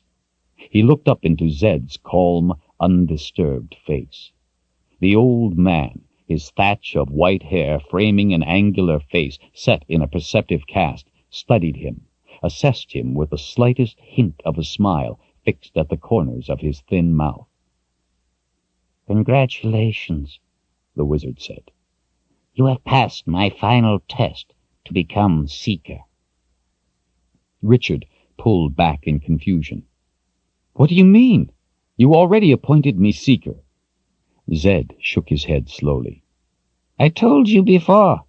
Weren't you listening? A Seeker appoints himself. Before you could become Seeker, you had to pass one determinative test. You had to show me you could use all your mind. For many years, Richard, you have kept part of it locked away. Your anger. I had to know you could release it, call upon it. I've seen you angry, but you were unable to admit your anger to yourself. A Seeker who couldn't allow himself to use his anger would be hopelessly weak. It is the strength of rage that gives the heedless drive to prevail.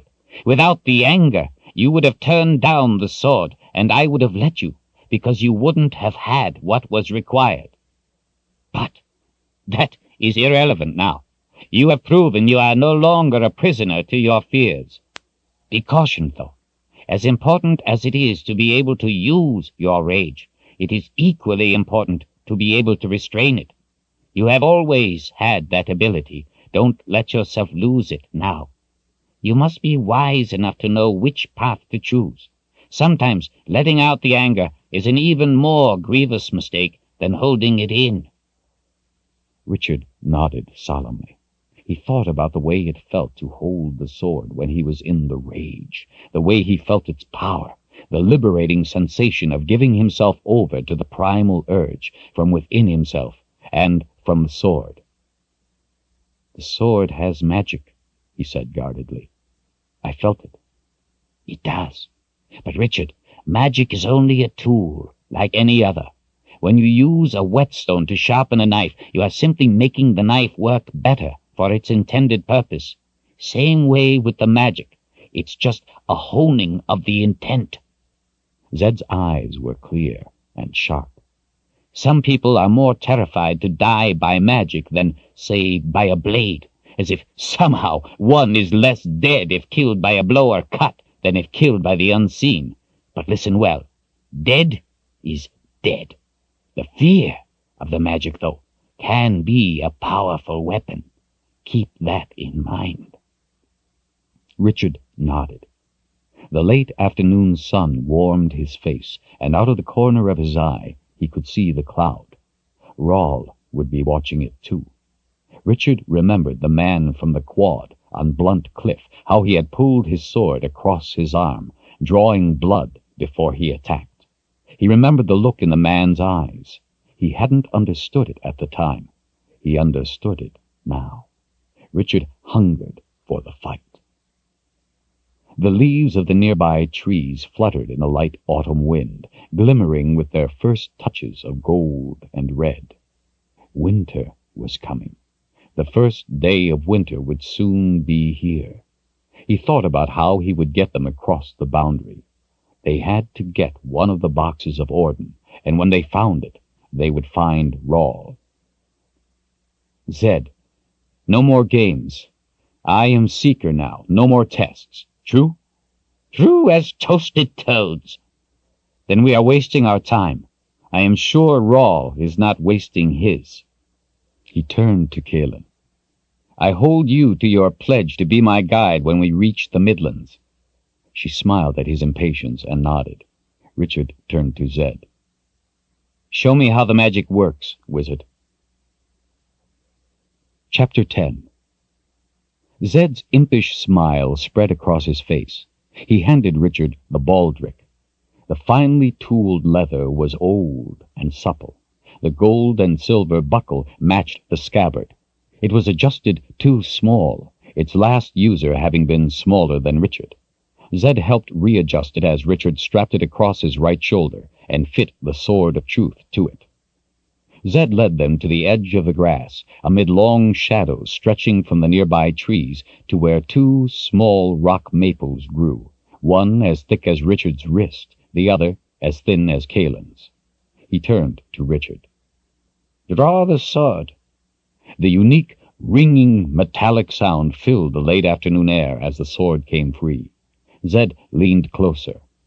"Now, I will show you the most important thing about the sword, but to do so, I need you to briefly abdicate your post as Seeker and allow me to name Kahlan Seeker." Kahlan gave Zedd a suspicious glare. "I don't want to be Seeker."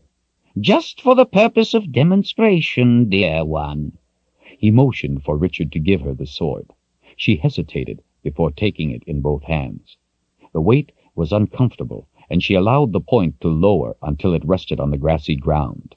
Zedd waved his hands over her head with a flourish.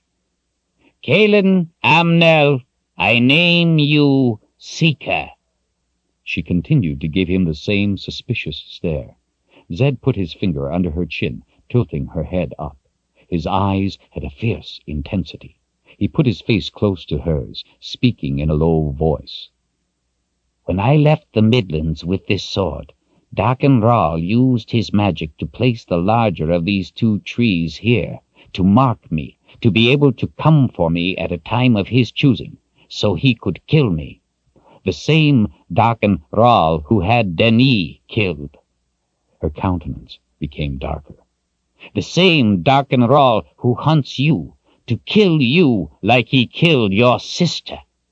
Hate flared in her eyes. Her teeth clenched, making the muscles in her strong jawline stand out. The sword of truth rose from the ground. Zedd stepped behind her. "This tree is his. You must stop him." The blade flashed through the autumn air with speed and power Richard could scarcely believe. The arc of its sweep went through the larger tree with a loud crack, like 1,000 twigs snapping at once. Splinters flew everywhere. The tree seemed to hang in the air a moment, then dropped down next to the ragged stump before toppling over with a crash. Richard knew it would have taken him at least 10 blows with a good axe to have felled the maple. Zedd slipped the sword from Kahlan's hands as she sank to her knees and rocked back on her heels, putting her hands over her face with a moan. Instantly, Richard crouched at her side, steadying her. "Kahlan, what's wrong?" "I'm all right." She laid a hand on his shoulder as he helped her to her feet. Her face was pale as she forced a small smile. "But I resigned my post as Seeker." Richard spun to the wizard. "Zedd, what is this nonsense? Darken Ral didn't put that tree there. I've seen you water and care for those 2 trees. If you held a knife to my throat, I'd say you planted them there as a memorial to your wife and daughter." Zedd gave only a small smile. "Very good, Richard. Here is your sword. You are Seeker again. Now, my boy, you cut down the little tree, and then I will explain." Annoyed, Richard took the sword in both hands, feeling the anger surge through him. He gave a mighty swing at the remaining tree. The tip of the blade whistled as it sliced through the air. Just before the blade hit the tree, it simply stopped, as if the very air about it had become too thick to allow it to pass. Richard stepped back in surprise. He looked at the sword, and then tried again. Same thing. The tree was untouched. He glared over at Zedd, who stood with his arms folded and a smirk on his face. Richard slid the sword back into its scabbard. "All right? What's going on?" Zedd lifted his eyebrows with an innocent expression. "Did you see how easily Kahlan cut through the bigger tree?" Richard frowned. Zedd smiled. "It could just as well have been iron. The blade would have cut through it the same. But you are stronger than she, and you couldn't even scratch the smaller tree."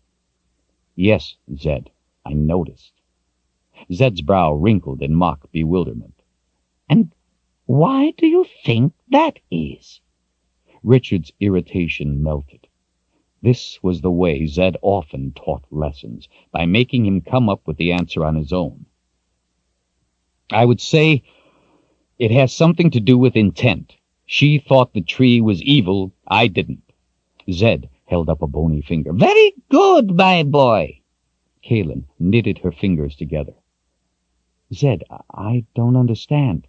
I destroyed the tree, but it wasn't evil. It was innocent." "That, dear one, is the point of the demonstration. Reality isn't relevant. Perception is everything. If you think it is the enemy, you can destroy it, whether true or not. The magic interprets only your perception. It won't allow you to harm someone you think innocent, but it will destroy whoever you perceive to be the enemy, within limits. Only what you believe, and not the truth of your thoughts, is the determining factor." Richard was a little overwhelmed. "That leaves no room for error. But what if you aren't sure?" Zedd lifted an eyebrow. "You had better be sure, my boy, or you are liable to find yourself in a lot of trouble. The magic could read things in your mind you are not even aware of. It could go either way. You could kill a friend or fail to kill a foe." Richard drummed his fingers on the hilt of the sword, thinking. He watched the setting sun offer small golden flashes through the trees to the west. Overhead, the snake-like cloud had taken on a reddish cast on one side, deepening into darker purple on the other. It didn't really matter, he decided. He knew who he was after, and there was no doubt at all in his mind about him being the enemy. None whatsoever. "There's one more thing. One more important thing," the wizard said. "When you use the sword against an enemy, there is a price to pay. Is that not true, dear one?" He looked to her. Kahlan nodded and lowered her eyes to the ground. "The more powerful the enemy, the higher the price. I am sorry it was necessary to do this to you, Kahlan, but it is the most important lesson Richard must learn." She gave him a small smile, letting him know that she understood the need. He turned back to Richard. "We both know that sometimes killing is the only choice, that it has to be classified as the right thing to do. I know you do not need to be told that any time you kill, though, it is a terrible thing. You live with it always, and once done, it cannot be undone. You pay a price within yourself. It diminishes you for having done it." Richard nodded. It still made him uneasy that he had killed the man on Blunt Cliff. He wasn't sorry about what he had done. He had had no time or other choice, but in his mind he still saw the man's face as he went over the edge. Zedd's eyes became intense. "It is different when you kill with the sword of truth, because of the magic. The magic has done your bidding, and it extracts a price. There is no such thing as pure good or pure evil, least of all in people. In the best of us, there are thoughts or deeds that are wicked, and in the worst of us, at least some virtue. An adversary is not one who does loathsome acts for their own sake.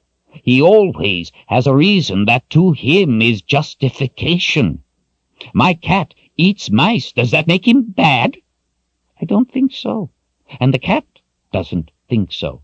But I would bet the mice have a different opinion. Every murderer thinks the victim needed killing. I know you don't want to believe this, Richard, but you must listen. Darken Rahl does the things he does because he thinks them right, just as you do the things you do because you think them right. The two of you are more the same in that than you think. You want revenge on him for killing your father, and he wants revenge on me for killing his. In your eyes, he is evil, but to his eyes, you are the one who is evil. It is all just perception. Whoever wins thinks he was in the right. The loser will always believe himself wronged. It is the same as with the magic of Orden. The power is simply there. One use wins over the other. The same? Have you lost your mind? How could you think we are the same in any way? He craves power. He would chance destroying the world to get it. I don't want power. I just wanted to be left alone. He murdered my father. He ripped his guts out. He's trying to kill us all. How can you say we are alike? You make it sound like he isn't even dangerous. Haven't you been paying attention to what I have just been teaching you? I said you are the same in that you both think you are right. And that makes him more dangerous than you can imagine, because in every other way, you are different. Dark and Rahl savors bleeding the life from people. He hungers for their pain. Your sense of right has bounds. His has none.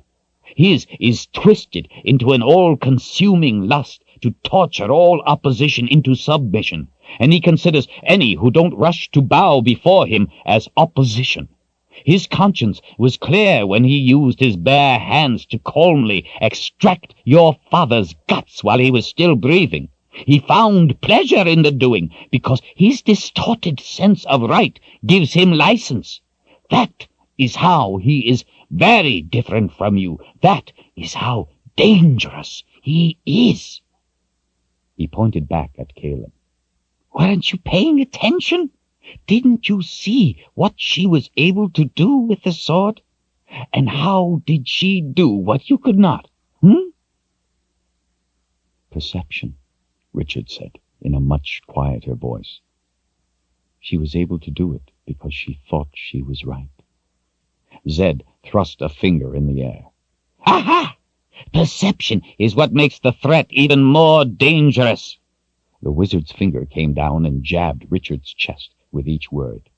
Just like the sword. Richard hooked a thumb under the baldric and let out a deep breath. He felt as if he was standing in quicksand, but he had lived with Zedd too long to dismiss the things he said simply because they were hard to fathom. He longed for simplicity, though. You mean that it's not only what he does that makes him dangerous, but also what he feels justified in doing? Zedd shrugged. Let me put it another way. Who would you be more afraid of? A 200-pound man who wants to steal a loaf of bread from you and knows he is doing wrong, or a 100-pound woman who believes, wrongly, but believes with all her heart, that you stole her baby? Richard folded his arms across his chest. I would run from the woman. She wouldn't give up. She wouldn't listen to reason. She would be capable of anything. Zedd's eyes were fierce. So is Dark and Rahl. Because he thinks he is right, he is that much more dangerous. Richard returned the fierce expression. I am in the right. Zedd's expression softened. The mice think they are in the right too, but my cat eats them just the same. I am trying to teach you something, Richard. I don't want you to get caught in his claws. Richard unfolded his arms and sighed. I don't like it, but I understand. As I have heard you say, nothing is ever easy. While all of this is interesting, it isn't going to frighten me away from doing what it is I must, what I believe to be right. So, what is this business about a price to using the sword of truth? Zedd held a thin finger to Richard's chest. The payment is that you suffer the pain of seeing in yourself all your own evil, all your own shortcomings, all the things we don't like to see in ourselves or admit are there. And you see the good in the one you have killed, Suffer the guilt for having done so." Zedd shook his head sadly. "Please believe me, Richard.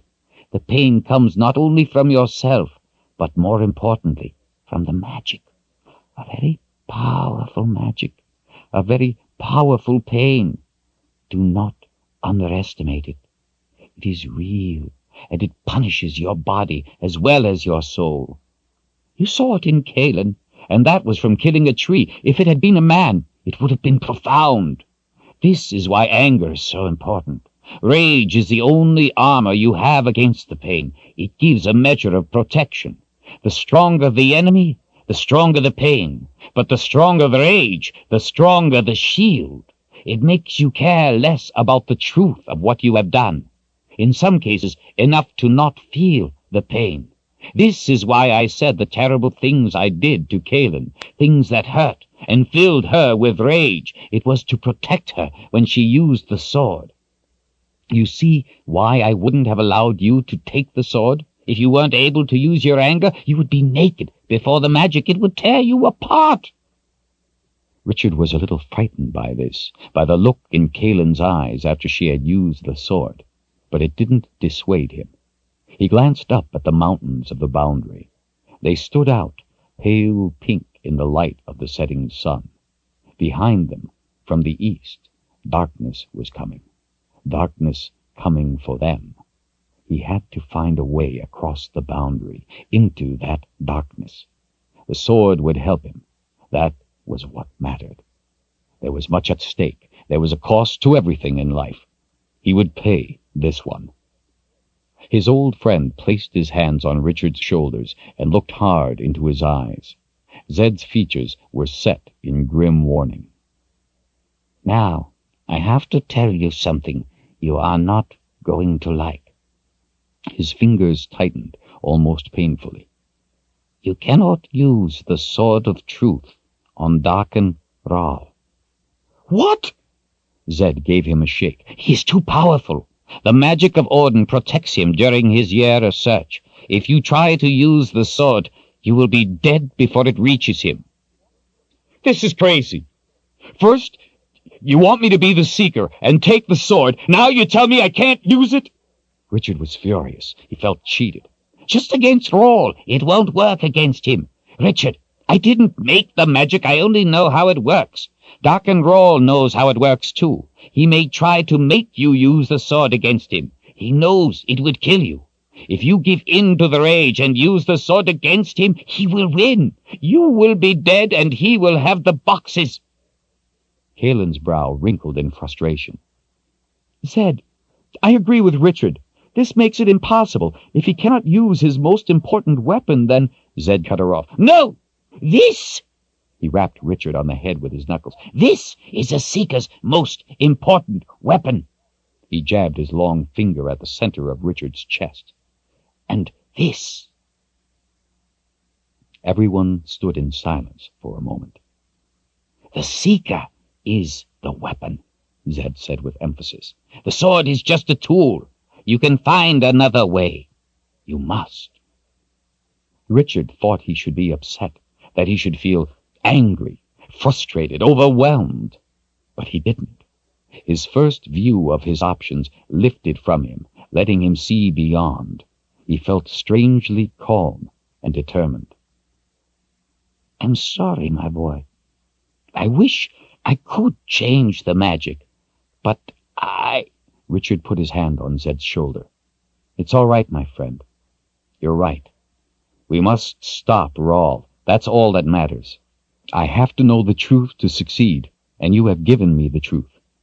Now it's up to me to use it. If we gain one of the boxes, justice will have Rahl. I don't need to see it. I need only know it is done. I said I wouldn't be an assassin, and so I shall not be. The sword will be invaluable, I'm sure, but as you said, it's only a tool, and that's the purpose I will put it to. The magic of the sword isn't an end in itself. I can't allow myself to make that mistake, or I will be only a pretend seeker." In the gathering gloom, Zedd patted Richard affectionately on the shoulder. "You have gotten it all right, my boy. All of it." He broke into a broad grin. I've chosen the seeker well. I'm proud of myself. Richard and Kahlan laughed at Zedd's self-congratulation. Kahlan's smile faded. Zedd, I cut down the tree you planted in memory of your wife. That bothers me. I'm deeply sorry for doing it. Don't be, dear one. Her memory has aided us. She has helped show the seeker the truth. There could be no more fitting tribute to her. Richard didn't hear them talking. Already he was looking to the east, to the massive wall of mountains, trying to think of solutions. Cross the boundary, he thought. Cross the boundary without going through it. How? What if it was impossible?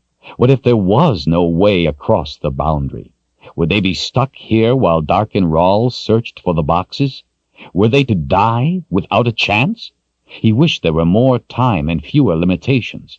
Richard reprimanded himself for wasting time wishing. If only he knew it could be done, then he could find out how. Something in the back of his mind nagged at him, insisting that it could be done, insisting he knew the truth of it. There was a way.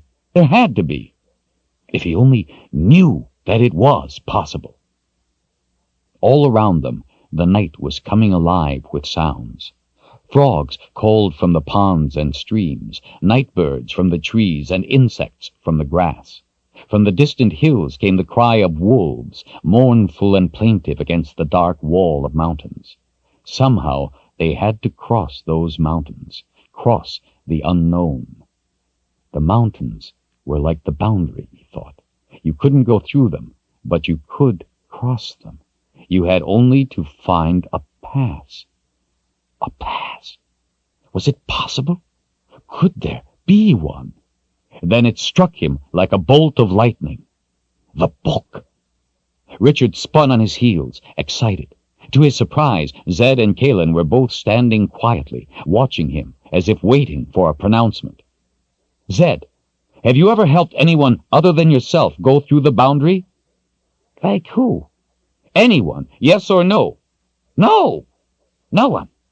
Can anyone other than a wizard send a person through the boundary? Zedd shook his head emphatically. None but a wizard. And Dark and Rawl, of course. Richard frowned at him.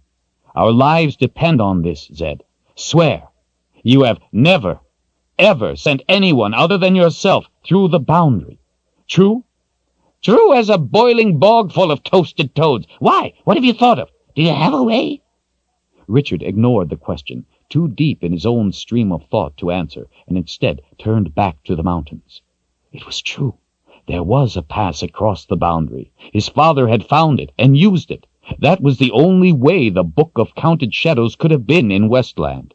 He couldn't have brought it with him when he moved here, before the boundary, and he couldn't have found it in Westland. The book had magic.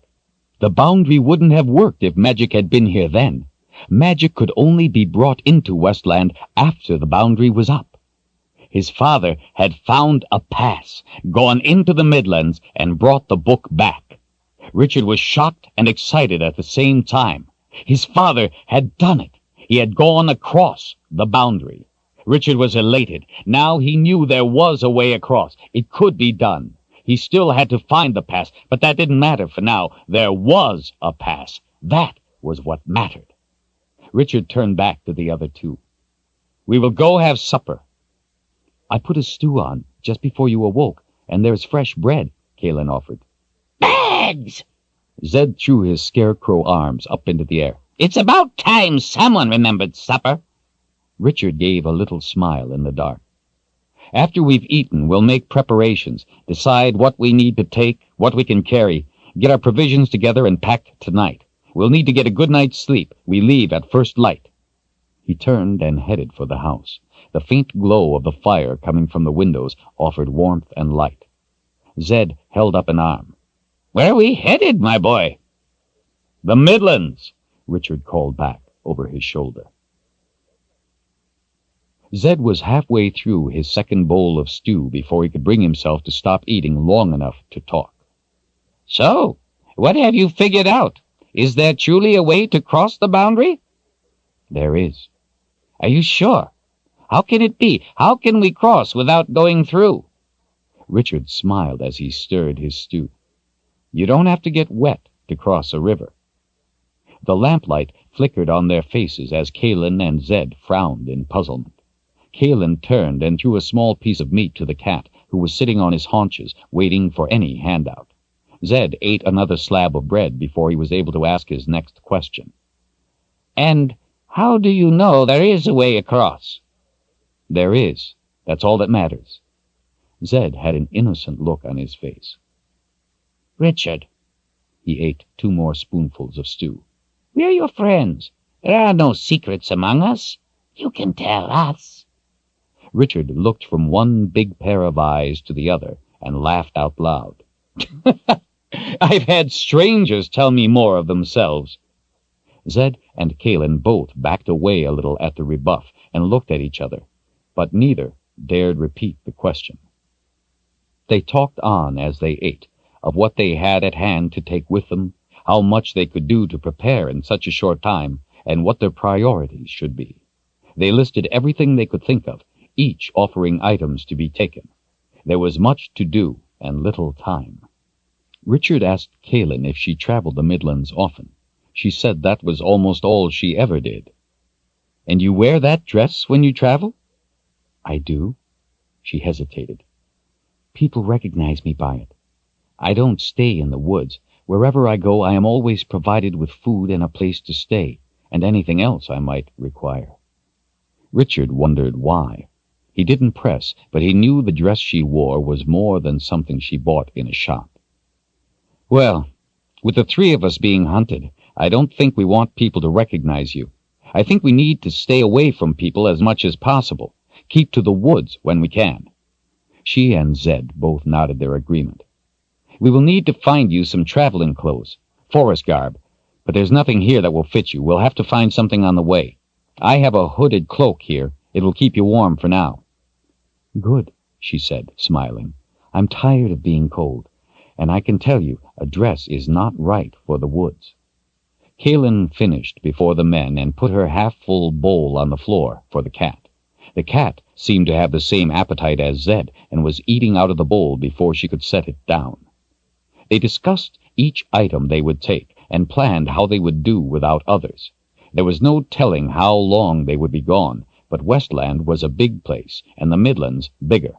Richard wished they could go to his house, since he often went on long treks and had the right kinds of provisions, but it was too big a risk. He would rather find the things they needed elsewhere, or go without, than go back to what waited there. He didn't know yet where they were going to cross the boundary, but he wasn't worried. He still had until morning to think about it. He was just relieved to know there was a way.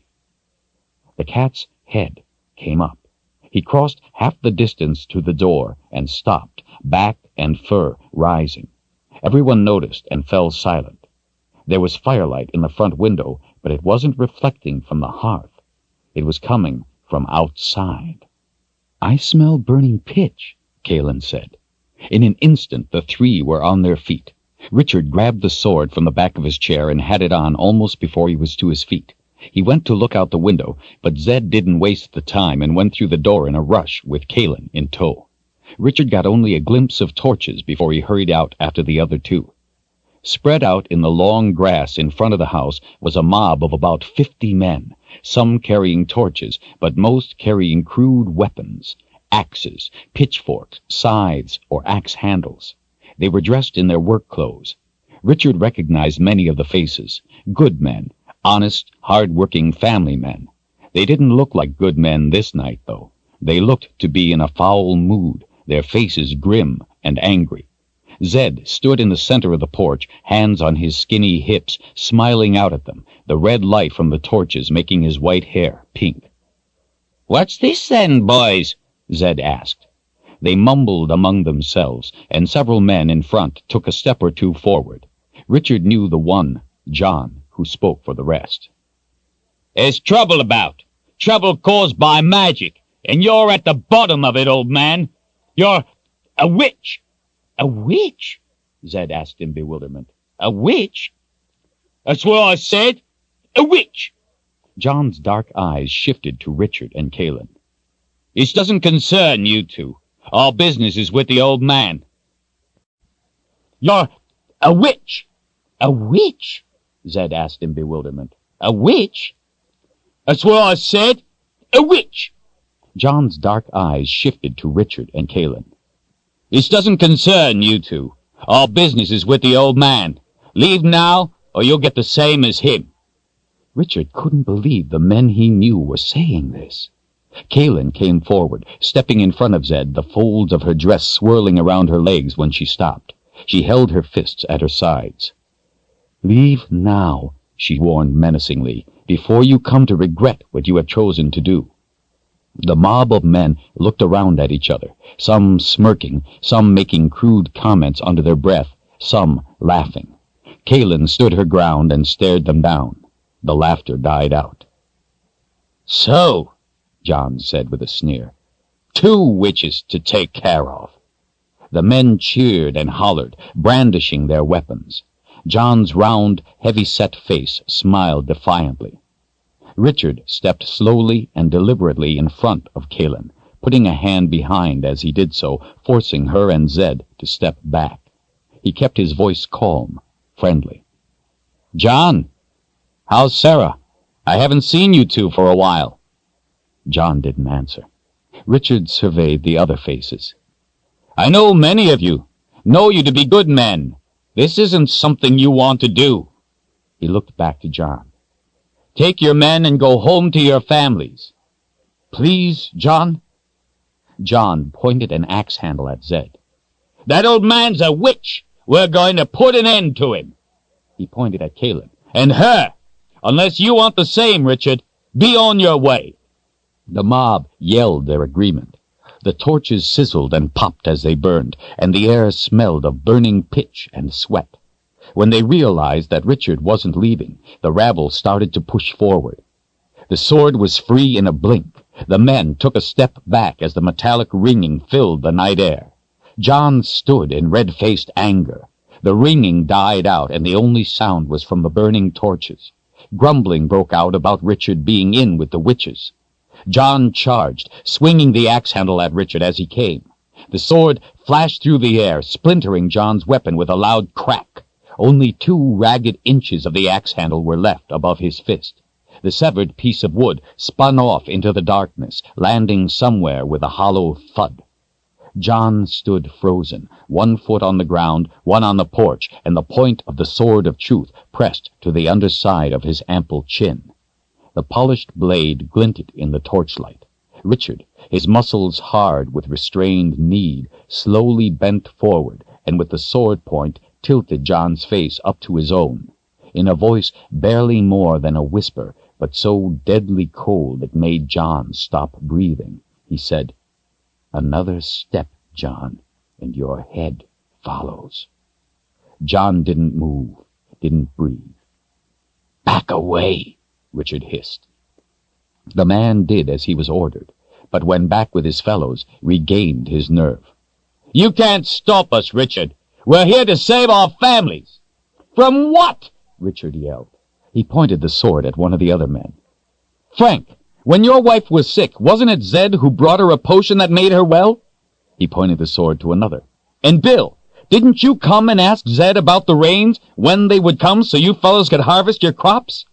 He whipped the sword's point back to his attacker. "And John, when your little girl was lost in the woods, was it not Zedd who read the clouds all night, and then went out himself and found her and brought her back safe to you and Sarah?" John and a few of the others cast their eyes downward. Richard angrily drove the sword back into its scabbard. "Zedd has helped most of the men here. He has helped heal your fevers, find lost loved ones, and freely shared anything he has with you." From the back, someone yelled out, "Only a witch could do all those things." "He has done nothing to harm a single one of you." Richard paced back and forth across the porch, facing the men down. "He has never harmed one of you. He's helped most of you. Why would you want to harm a friend?" There was some confused grumbling for a few minutes before they regained their conviction. "Most of the things he's done are magic," John shouted. "A witch's magic. None of our families are safe with him around." Before Richard could answer, Zedd was pulling him back by his arm. He turned to the old man's smiling face. Zedd didn't seem to be bothered in the least. If anything, he seemed to be enjoying himself. "Very impressive," he whispered. "Both of you, very impressive. If you would, though, let me handle it from here." He lifted an eyebrow, then turned to the men. "Gentlemen, good evening. How nice to see you all." Some of the men gave a greeting in return. A few lifted their hats self-consciously. "If you would be so kind, before you dispatch me, let me talk a moment with my two friends here." There were nods all around. Zedd pulled Kahlan and Richard back a little toward the house, away from the crowd, and bent close. "A lesson in power, my friends." He put a stick-like finger on Kahlan's nose. "Too little." Next, he put the finger on Richard's nose. "Too much." He put the finger to his own nose, and with a twinkle in his eyes said, "Just right." He cupped Kahlan's chin in his hand. "If I were to let you do this, dear one, there would be graves to be dug this night. Our three would be among them, but very noble nonetheless. Thank you for your concern for me." He put his hand on Richard's shoulder. "If I were to let you do this, there would be a great many graves to be dug, and the three of us would be the only ones left to do the digging. I am too old to dig that many holes in the ground, and we have more important things to do. But you are very noble, too. You handled yourself honorably." He patted Richard's shoulder and then put a finger under each of their chins. "Now, I want you two to let me handle this matter. The problem is not what you are telling these men. The problem is they aren't listening. You have to get their attention before they will hear you." He lifted an eyebrow and looked to each in turn. "Watch and learn what you can. Listen to my words, but they will have no effect on you." He removed his finger and shuffled past them, smiling and waving to the men. "Gentlemen? Oh, John, how is your little girl?" "She's fine," he grumbled. "But one of my cows had a two-headed calf." "Really? And how do you think that happened?" "I think it's because you're a witch." "There, you said it again." Zedd shook his head in confusion. "I don't understand. Do you gentlemen want to do away with me because you think I have magic? Or is it simply your intention to demean me by calling me a woman?" There was some confusion. "We don't know what you're talking about," someone said. "Well, it's simple. Girls are witches, boys are called warlocks. Do you see my point? If you call me a witch, you seem to be calling me a girl. If what you mean is that you think me a warlock, well, that is an altogether different insult. So, which is it, girl or warlock?" There was more confused discussion. Then John spoke up, angry. "We mean to say you're a warlock, and we intend to have your hide for it." My, Zedd said, tapping his lower lip thoughtfully with the tip of his finger. "Why, I had no idea you men were so brave. So very brave indeed." "How's that?" John asked. Zedd shrugged. "Well, what is it you think a warlock capable of?" There was more talk among themselves. They started shouting out suggestions. He could make two-headed cows, make the rains come, find people who were lost, make children be stillborn, make strong men weak, and make their women leave them. Somehow, this didn't seem to be sufficient, so more ideas were shouted out. Make water burn, turn people into cripples, change a man into a toad, kill with a look, call upon demons, and, in general, everything else. Zedd waited until they were done, and then held his arms out to them. "There you have it, just as I said. You men are the bravest fellows I have ever seen. To think, armed only with pitchforks and axe handles, you come to do battle with a warlock who has these kinds of powers. My, how brave." His voice trailed off. Zedd shook his head in wonderment. Worry started to break out in the crowd. Zedd went on in a drawn-out, monotonous tone, suggesting the things a warlock could do, describing in great detail a variety of deeds from the frivolous to the terrifying. The men stood, transfixed, listening in rapt attention. He went on and on for a good half-hour. Richard and Kahlan listened, shifting their weight as they became bored and tired. The eyes of the mob were wide, unblinking. They stood like statues, the dancing flames from their torches the only motion among the men. The mood had changed. There was no longer anger. Now there was fear. The wizard's voice changed, too. No longer kind and gentle, or even dull. It was hard, threatening. "And so, men, what do you think it is we should do now?" "We think you shall let us go home, unharmed," came the weak reply. The others nodded their agreement. The wizard waggled a long finger in the air in front of them. "No, I don't think so. You see, you men came here to kill me. My life is the most precious thing I have, and you intended to take it from me. I can't let that go unpunished." Quaking and fear swept through the crowd. Zedd stepped to the edge of the porch. The men took a step back.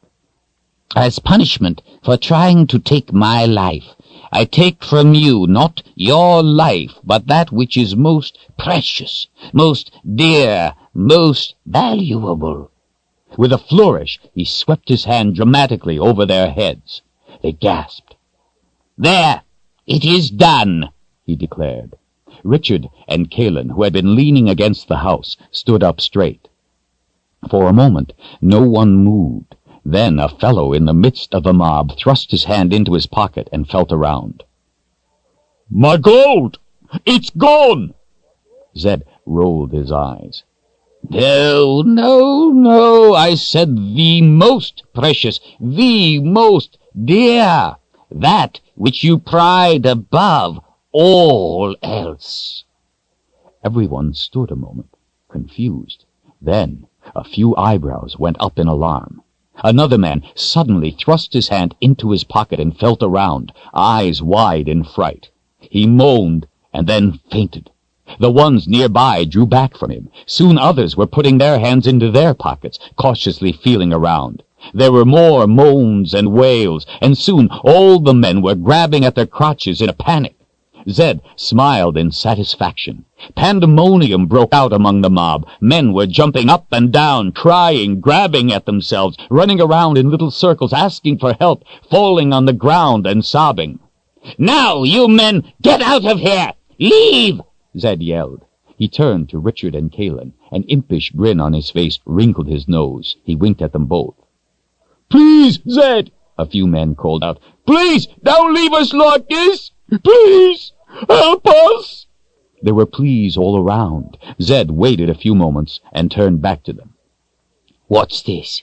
Do you men think I've been too harsh?" he asked with mock wonder and sincerity. There was quick agreement that he had been. "And why do you think this? Have you learned something?" Yes, John yelled. We realize now that Richard was right. You have been our friend. You have never done anything to harm any of us. Everyone shouted their agreement. You have only helped us, and we acted stupidly.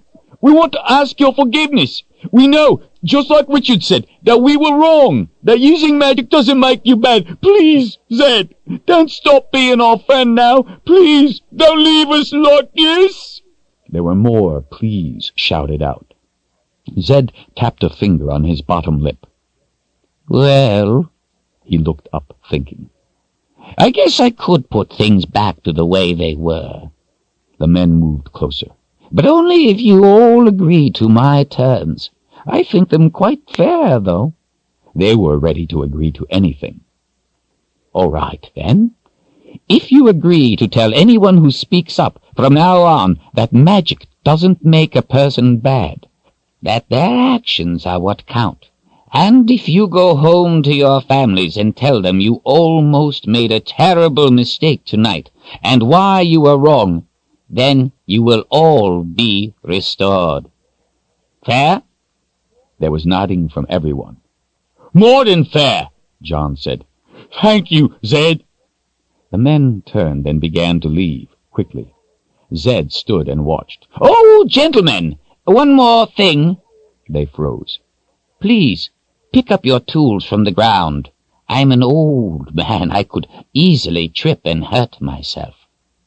They kept a cautious eye to him as they reached out and snatched up their weapons, then turned and walked a ways before breaking into a run.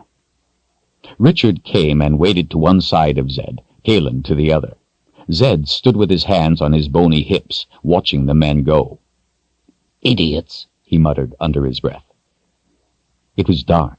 The only light came from the front window of the house behind them, and Richard could barely see Zedd's face, but he could see it well enough to see he wasn't smiling. "My friends," the old man said, "that was a stew stirred by a hidden hand." "Zedd," Kahlan asked, diverting her eyes from his face, "did you really make their manhood vanish?" Zedd chuckled. "That would be quite the magic. Beyond me, I'm afraid. No, dear one, I only tricked them into thinking I had. Simply convinced them of the truth of it. Let their own minds do the work." Richard turned to the wizard. "A trick? It was just a trick? I thought you had done real magic." He seemed somehow disappointed. Zedd shrugged. "Sometimes, if a trick is done properly, it can work better than magic. In fact, I would go so far as to say a good trick is real magic." "But still, it was just a trick." The wizard held up a finger. "Results, Richard. That's what counts. Your way, those men would have all lost their heads." Richard grinned. "Zedd, I think some of them would have preferred that over what you did to them." Zedd chuckled. "So is that what you wanted us to watch and learn? That a trick can work as well as magic?" "Yes, but also something more important. As I said, this was a stew stirred by a hidden hand, the hand of Darken Ral. But he has made a mistake tonight. It is a mistake to use insufficient force to finish the job. In so doing, you give your enemy a second chance. That is the lesson I want you to learn. Learn it well. You may not get a second chance when your time comes." Richard frowned. "I wonder why he did it, then?" Zedd shrugged. "I don't know. Maybe because he doesn't have enough power in this land yet. But then it also was a mistake to try, because it only served to warn us." They started toward the door. There was a lot of work to do before they could sleep. Richard began going through the list in his head, but was distracted by an odd feeling. Suddenly, realization washed over him like cold water. Richard inhaled in a gasp. He spun around, eyes wide, and grabbed a fistful of Zedd's robes. "We have to get out of here, right now." "What?" "Zedd, Darken Ral isn't stupid. He wants us to feel safe, to feel confident. He knew we were smart enough to beat those men one way or another. In fact, he wanted us to, so we would sit around congratulating ourselves while he comes for us himself. He doesn't fear you. You said he's stronger than a wizard. He doesn't fear the sword, and he doesn't fear Kahlan. He's on his way here right now. His plan is to get us all at the same time, right now, this very night. He hasn't made a mistake. This was his plan. You said it yourself. Sometimes a trick is better than magic. That's what he's doing. This was all a trick to distract us." Kahlan's face went white. "Zedd, Richard is right. This is how Ral thinks, the mark of his way. He likes to do things in a manner you do not expect. We have to get out of here this very minute." "Bags! I have been an old fool. "You are right. We must leave now, but I can't leave without my rock." He started off toward the house. "Zedd, there's no time." The old man was already running up the hill, robes and hair flying, off into the darkness. Kahlan followed Richard into the house. They had been lulled into laziness. He couldn't believe how foolish he had been to underestimate Ral. Snatching up his pack from the corner by the hearth, he ran into his room, checking under his shirt for the tooth. Finding it safe, he came back with his forest cloak. Richard threw it around Kahlan's shoulders and took a quick glance around to see if there was anything else he could grab. But there was no time to think, nothing worth their lives, so he took her by the arm and headed for the door. Outside, in the grass in front of the house, Zedd was already back, breathing hard. "What about the rock?" Richard asked. There was no way Zedd could lift it, much less carry it. "In my pocket," the wizard said with a smile. Richard couldn't spare the time to wonder at this. The cat was suddenly there, somehow aware of their urgency, rubbing up against their legs. Zedd picked it up. "Can't leave you here, cat. There's trouble coming." Zedd lifted the flap of Richard's pack and tucked the cat inside. Richard had an uneasy feeling. He looked about, scanning the darkness, seeking something out of place, something hidden.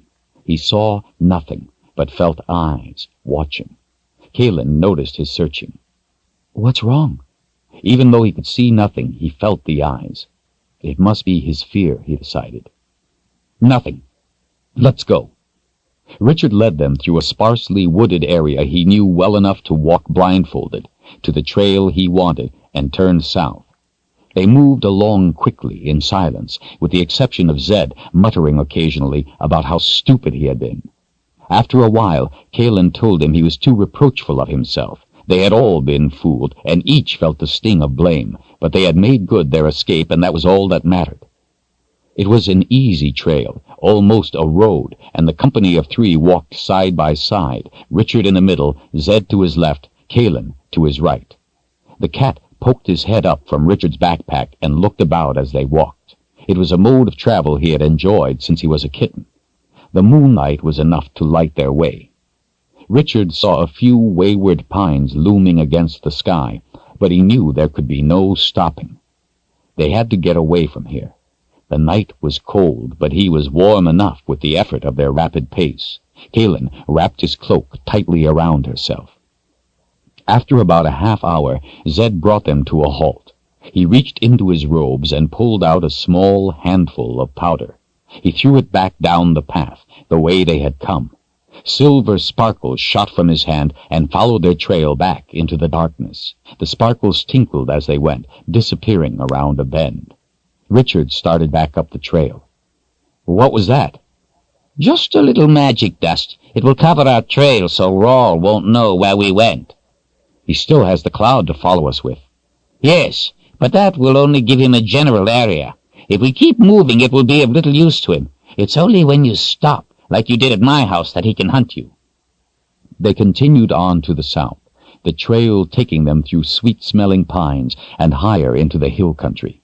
At the top of a rise, they all turned suddenly at a roaring sound behind.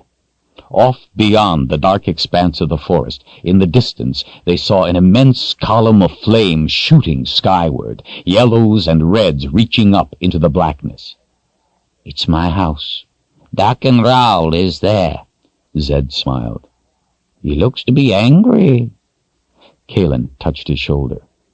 "I'm sorry, Zedd." "Don't be, dear one. It's just an old house. It could have been us." Kahlan turned to Richard as they started out again. "Do you know where we are going?" Richard abruptly realized he did. "I do." He smiled to himself, glad to be telling the truth. The three figures fled into the dark shadows of the trail, into the night. Overhead, two huge, winged beasts watched with hungry, glowing green eyes, and then pitched themselves into steep, silent dives. Wings tucked back for speed, they plummeted toward the backs of their prey. Chapter 11. It was the cat that saved him. He yowled and leapt over Richard's head in a fright, causing him to duck, not enough for the guard to miss him, but enough to deflect the full impact. Still, the claws raked his back painfully and knocked him sprawling face down into the dirt, driving the wind from his lungs in a whoosh. Before he could take a breath, the gar pounced on his back, its weight preventing him from breathing or reaching his sword. Before he went down, he had seen Zedd sent tumbling into the trees by a second gar, and now it went crashing through the brush after him. Richard braced himself for the claws he knew would come. Before the gar could rip him open, Kahlan heaved rocks at it from the side of the path. They bounced harmlessly off the beast's head, but it was distracted momentarily. The gar roared, mouth agape, seeming to split the night air with the sound, and held him pinned like a mouse beneath a cat's paw. Richard struggled mightily to lift himself, his lungs burning for air. Blood flies bit his neck. He reached behind, pulling out handfuls of fur, trying to get the great arm off his back. By its size, he knew it had to be a short-tailed gar. It was much bigger than the long-tailed gar he had seen before. The sword was under him, digging painfully into his abdomen. He couldn't get to it. It felt as if the veins in his neck would burst. Richard was beginning to black out. The sounds of yelling and roars from the gar were growing fainter as he struggled. Kahlan got too close in her flurry of rock-throwing. The gar reached out with frightening quickness and snatched her by the hair. Doing so caused the beast to shift its weight enough to let Richard gasp desperately for air, but not enough to allow him to move. Kahlan screamed. Out of nowhere, the cat, all teeth and claws, sprang to the gar's face. The cat howled, clawing furiously at the gar's eyes. With one arm holding Kahlan, it lifted the other to swipe at the cat. When it did, Richard rolled to the side and sprang to his feet, drawing his sword. Kahlan screamed again. Richard swung in fury, severing the arm that held her. She tumbled back, free. Howling, the gar backhanded him before he could bring the sword up. The force of the blow sent him flying through the air, landing on his back. Richard sat up, the world spinning and tilting. The sword was gone, thrown into the brush somewhere. The gar was in the center of the trail, wailing in pain and rage as blood gushed from the stump. Glowing green eyes searched frantically for the object of its hate. They locked on Richard. He didn't see Kahlan anywhere. Off to his right, in the trees, there was a sudden blinding flash, illuminating everything with intense white light. The violent sound of an explosion hammered painfully into his ears as the concussion from the blast tumbled him against a tree and knocked the gar from its feet. Rolling flames whirled through gaps in the trees. Giant splinters and other debris hurtled past, streaming trailers of smoke. Richard began a frantic search for the sword as the gar came to its feet with a howl. Richard felt around on the ground, desperate and partially blinded from the flash of the explosion. He had enough vision, though, to see the gar coming. His anger flared. He could feel it flare in the sword, too. The sword's magic reached out to him, beckoned by its master. He called it forth, summoned it, hungered for it. It was there, across the trail. He knew it as surely as if he could see it. He knew exactly where it lay as if he were touching it. He scrambled across the trail. Halfway there, the gar kicked him so hard he saw things moving past, but couldn't understand what they were. All he knew for sure was that every breath caused intense pain in his left side. He didn't know where the trail was or where he was in relation to it. Blood flies were bumping into his face. He couldn't get his bearings, but he did know where the sword of truth was. He dove for it. For an instant, his fingers touched it. For an instant, he thought he saw Zedd. Then the gar had him. It picked him up by his right arm and wrapped its repulsive, warm wings about him, hugging him close, his feet dangling in midair. He cried out from the sharp pain in his left ribs. Glowing green eyes burned into his, and the giant mouth snapped, showing him his fate. The immense maw split open for him, its fetid breath on his face, its black throat waiting. Wet fangs glistened in the moonlight. With all his strength, Richard kicked his boot into the stump of the gar's arm. It threw its head back, howled in pain, and dropped him. Zedd emerged at the edge of the trees a dozen yards behind the gar. Richard, on his knees, grabbed the sword. Zedd threw his hands out, fingers extended. Fire, wizard's fire, shot from his fingers and came shrieking through the air. The fire grew and tumbled, illuminating everything it passed, becoming a blue and yellow ball of liquid flame that wailed and expanded as it came, a thing alive. It hit the gar's back with a thud, silhouetting the giant beast against the light. Within the space of a breath, the blue and yellow flames washed over the gar, enveloping it, surging through it. Blood flies sparked into nothingness. Fire sizzled and snapped everywhere on the creature, consuming it. The gar disappeared into the blue heat and was gone. The fire swirled a moment, and then it, too, was gone. The smell of burnt fur and a hazy smoke hung in the air. The night was suddenly quiet. Richard collapsed, exhausted and in pain. The gashes on his back had dirt and gravel ground into them, and the pain in his left side seared into him with every breath. He wanted only to lie there, nothing more. The sword was still in his hand. He let the power of it wash through him, sustain him. He allowed the anger of it to let him ignore the pain. The cat licked Richard's face with his rough tongue and nuzzled the top of his head against Richard's cheek. "Thank you, cat," he managed. Zedd and Kahlan appeared over him. Both bent down to take his arms and help lift him up. "No! You'll hurt me if you do that. Let me get up by myself." What's wrong? Zedd asked. "The gar kicked me in the left side. Oh, it hurts." Let me look. The old man bent over and gently felt Richard's ribs. Richard winced in pain. Well, I don't see any bones sticking out. Can't be that bad. Richard tried not to laugh, as he knew it would hurt.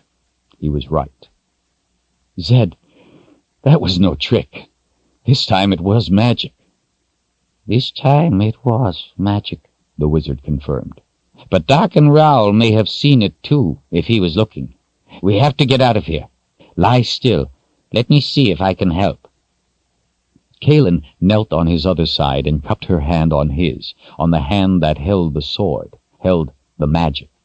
When her hand touched his, he felt a surge of power from the sword that startled him and nearly took his breath away.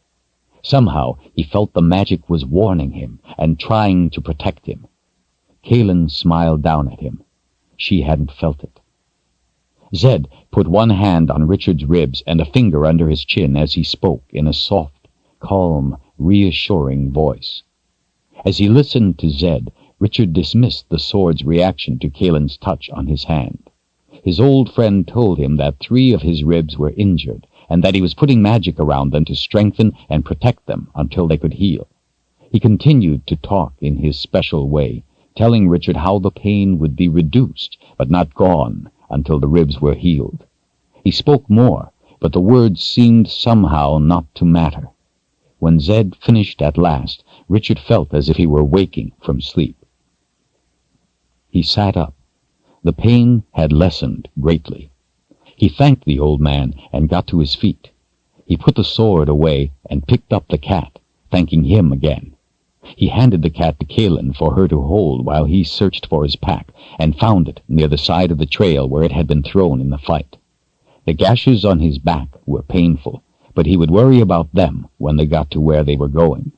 When the other 2 weren't looking, he slipped the tooth from his neck and put it in his pocket. Richard asked the other 2 if they were hurt. Zedd seemed insulted by the question. He insisted he wasn't as frail as he looked. Kahlan said she was fine, thanks to him. Richard told her he hoped never to get in a rock-throwing contest with her. She gave him a big smile as she put Cat in his backpack. He watched as she picked up the cloak and put it around her shoulders, wondering at the way the sword's magic had reacted when she had touched his hand. We had better be leaving, Zedd reminded them. After about a mile, several smaller paths intersected theirs. Richard led them down the one he wanted. The wizard spread more of his magic dust to hide their trail. Their way was narrower now, so they walked single file, with Richard in the lead, Kahlan in the middle, and Zedd in the rear. The 3 of them kept a wary eye to the sky as they walked along. Even though it was uncomfortable to do so, Richard walked with his hand on the hilt of the sword. Shadows in the moonlight swept back and forth across the heavy oak door, and its iron strap hinges as the wind bowed branches close to the house. Kahlan and Zedd didn't want to climb the spiked fence, so Richard had left them on the other side to wait. He was just starting to reach up to knock on the door when a big fist grabbed his hair and a knife pressed against his throat. He froze. "Chase?" he whispered hopefully. The hand released his hair. "Richard, what are you doing lurking about in the middle of the night? You know better than to sneak up to my place." "I wasn't sneaking. I didn't want to wake the whole house." "There's blood all over you. How much is yours?" "Most of it, I'm sorry to say. Chase, go unlock your gate. Kahlan and Zedd are waiting out there. We need you."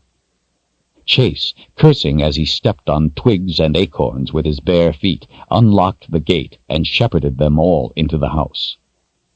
Emma Branstone, Chase's wife, was a kind, friendly woman, always wearing a smile on her bright face. She seemed the complete opposite of Chase. Emma would be mortified if she thought she had intimidated anyone, while Chase's day wouldn't be complete unless he had. Emma was like Chase in one respect, though. Nothing ever seemed to surprise or fluster her. She was typically unruffled at this late hour as she stood in her long white nightdress, her gray-streaked hair tied back, making tea as the rest of them sat at the table. She smiled, as if it were normal to have blood-streaked guests come visiting in the middle of the night. But then, with Chase, it sometimes was. Richard hung his pack over the back of his chair, taking the cat out and handing him to Kahlan. She put him in her lap, where he immediately began purring as she stroked his back. Zedd sat to his other side. Chase put his shirt on over his big frame and lit several lamps that hung from heavy oak beams. Chase had felled the trees, hewed the beams out, and placed them by himself. The names of the children were carved along the side of one.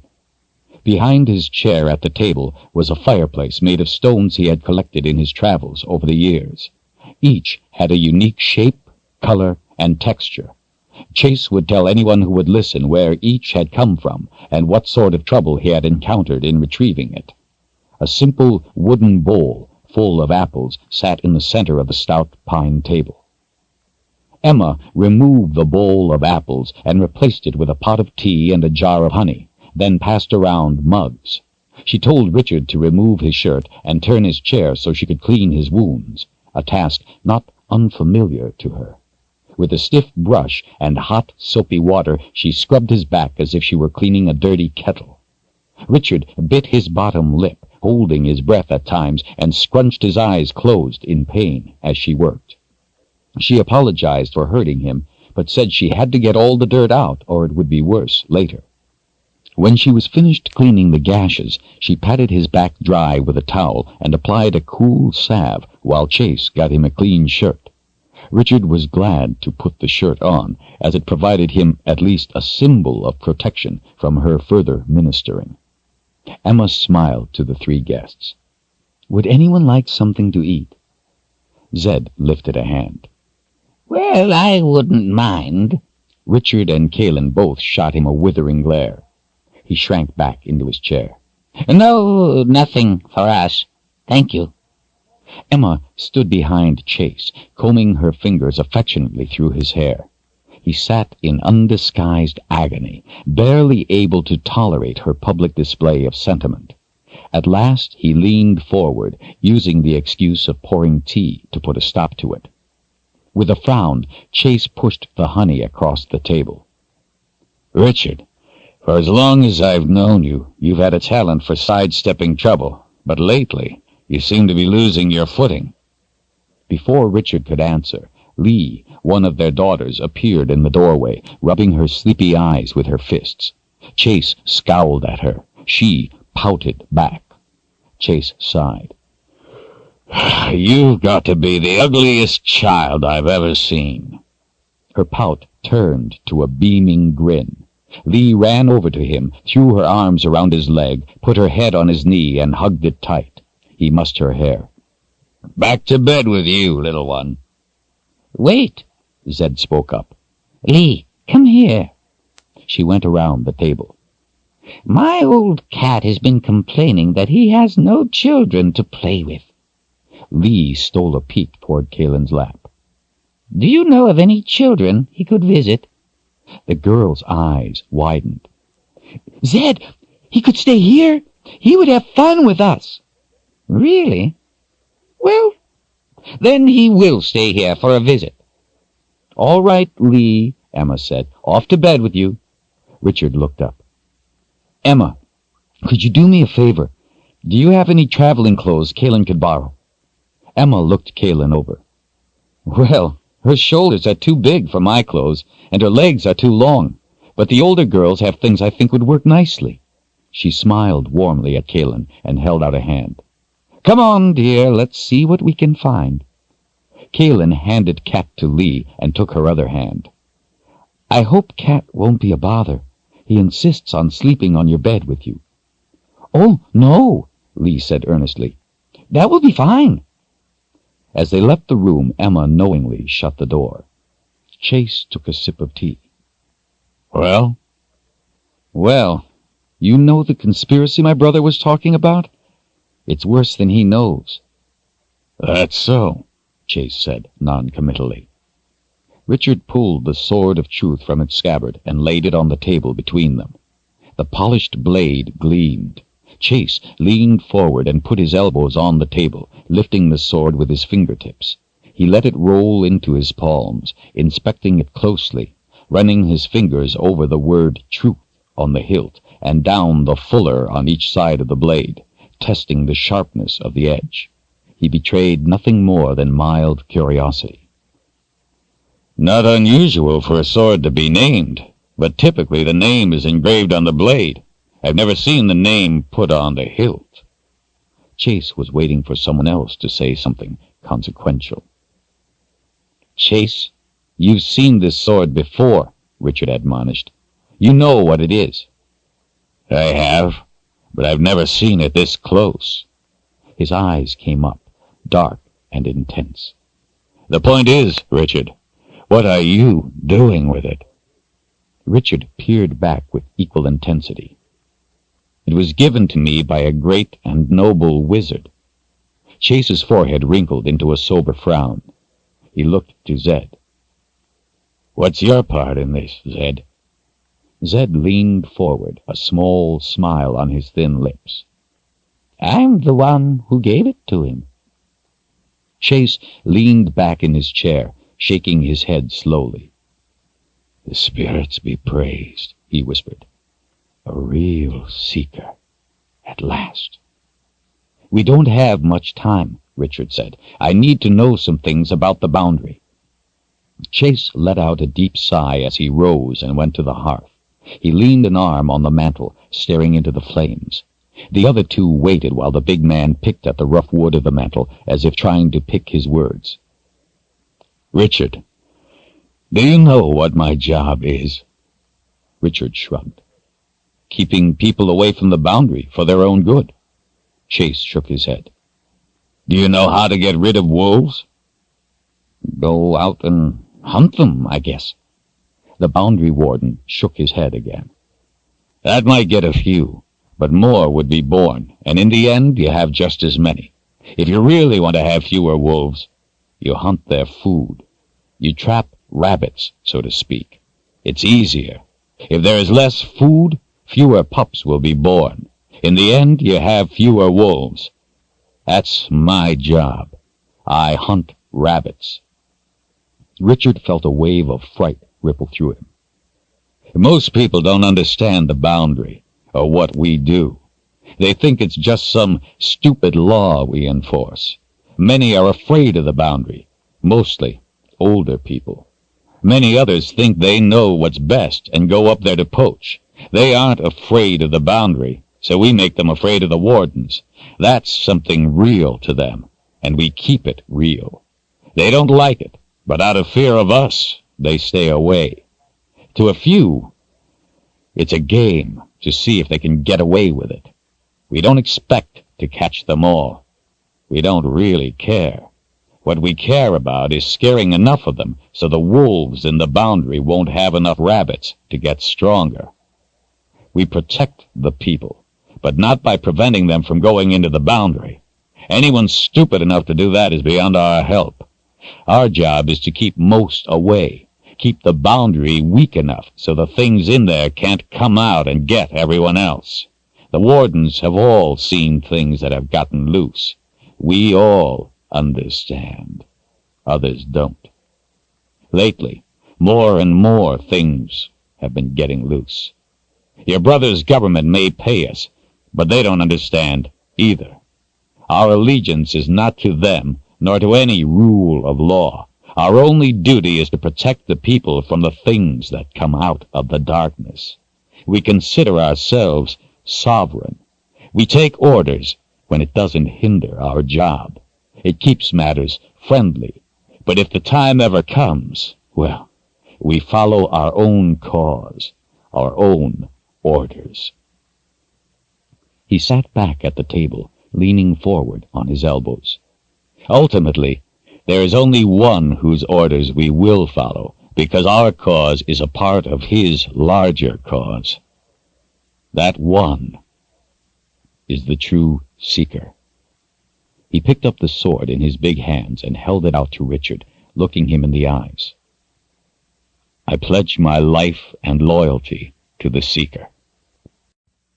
That one is the true seeker.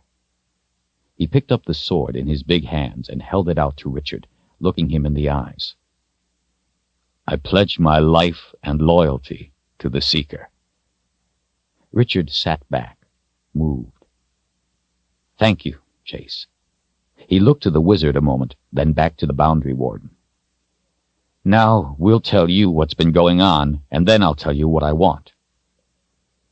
Richard and Zedd both shared in the telling of all that had happened. Richard wanted Chase to know it all, to understand that there could be no half-efforts, that it had to be victory or death, not by their choice, but by Darkin Rawls. Chase looked from one to the other as they spoke, understanding the seriousness of what they were telling him, appearing grim at the telling of the story of the magic of Orden. They didn't have to convince him of the truth of it. He was a man who had seen more than they would probably ever know. He asked few questions and listened carefully. He did enjoy the story of what Zedd had done to the mob. His booming laugh filled the room until his laughter dissolved in tears. The door opened, and Kahlan and Emma stepped into the light. Kahlan was outfitted in fine forest garb, dark green pants with a wide belt, tan shirt, dark cloak, and a good pack. The boots and waist pouch were her own. She looked ready to live a life in the woods. Still, her hair, her face, her figure, and mostly her bearing spoke that she was more. Richard introduced her to Chase. My guide. Chase lifted an eyebrow. Emma saw the sword, and by her expression Richard knew she understood. She moved behind her husband again, not touching his hair, but simply resting a hand on his shoulder, wanting to be near him. She knew trouble visited this night.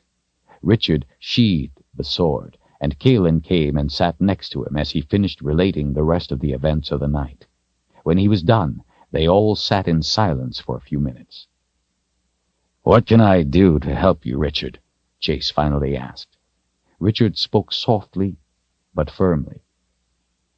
Tell me where the pass is. Chase's eyes came up sharply. What pass? His old defensiveness was still in evidence. The pass across the boundary. I know about it. I just don't know exactly where it is, and I don't have time to search. Richard didn't have time to play these games and felt his anger rising. Who told you this? Chase! Answer the question. The other smiled a little. One condition. I take you there. Richard thought about the children. Chase was used to danger, but this was different. That isn't necessary. Chase gave Richard an appraising look. It is to me. It's a dangerous place. You three don't know what you're getting yourselves into. I won't send you there alone, and the boundary is my responsibility. If you want me to tell you, then I'm going. Everyone waited while Richard considered this a moment. Chase didn't bluff, and time was dear. Richard had no choice. Chase, we would be honored to have you with us. Good. He slapped his hand on the table. The pass is called the King's Port. It's in a foul place called South Haven. 4, maybe 5 days' ride on horseback if we take Hawker's trail. Since you're in a hurry, that's the way you'll want to be going. It will be light in a few hours. The 3 of you need to get some sleep. Emma and I will get the provisions together. Chapter 12. It seemed that he had just fallen asleep when Emma woke him and led them down to breakfast. The sun wasn't up yet, nor was anyone else in the house, but roosters were already crowing at the lightening of the new day. The aromas of cooking made him instantly hungry. Emma, smiling but not as brightly as the night before, dished out a big breakfast and said Chase had already eaten and was loading the horses. Richard had always thought Kahlan looked alluring in her unusual dress. He decided her new outfit didn't lessen her appeal in the least. While Kahlan and Emma talked about the children and Zedd gushed compliments about the food, Richard's mind fretted on what lay ahead. The light dimmed a little as Chase's form filled the doorway. Kahlan gave a start when she saw him. He was wearing a chainmail shirt over a tan leather tunic, heavy black pants, boots, and cloak. Black gauntlets were tucked behind a wide black belt set with a large silver buckle emblazoned with the emblem of the boundary wardens. Strapped everywhere were enough armaments to outfit a small army. On an ordinary man, the effect would have been silly. On Chase, it was frightening. He was an image of overt threat, deadly with every weapon he carried.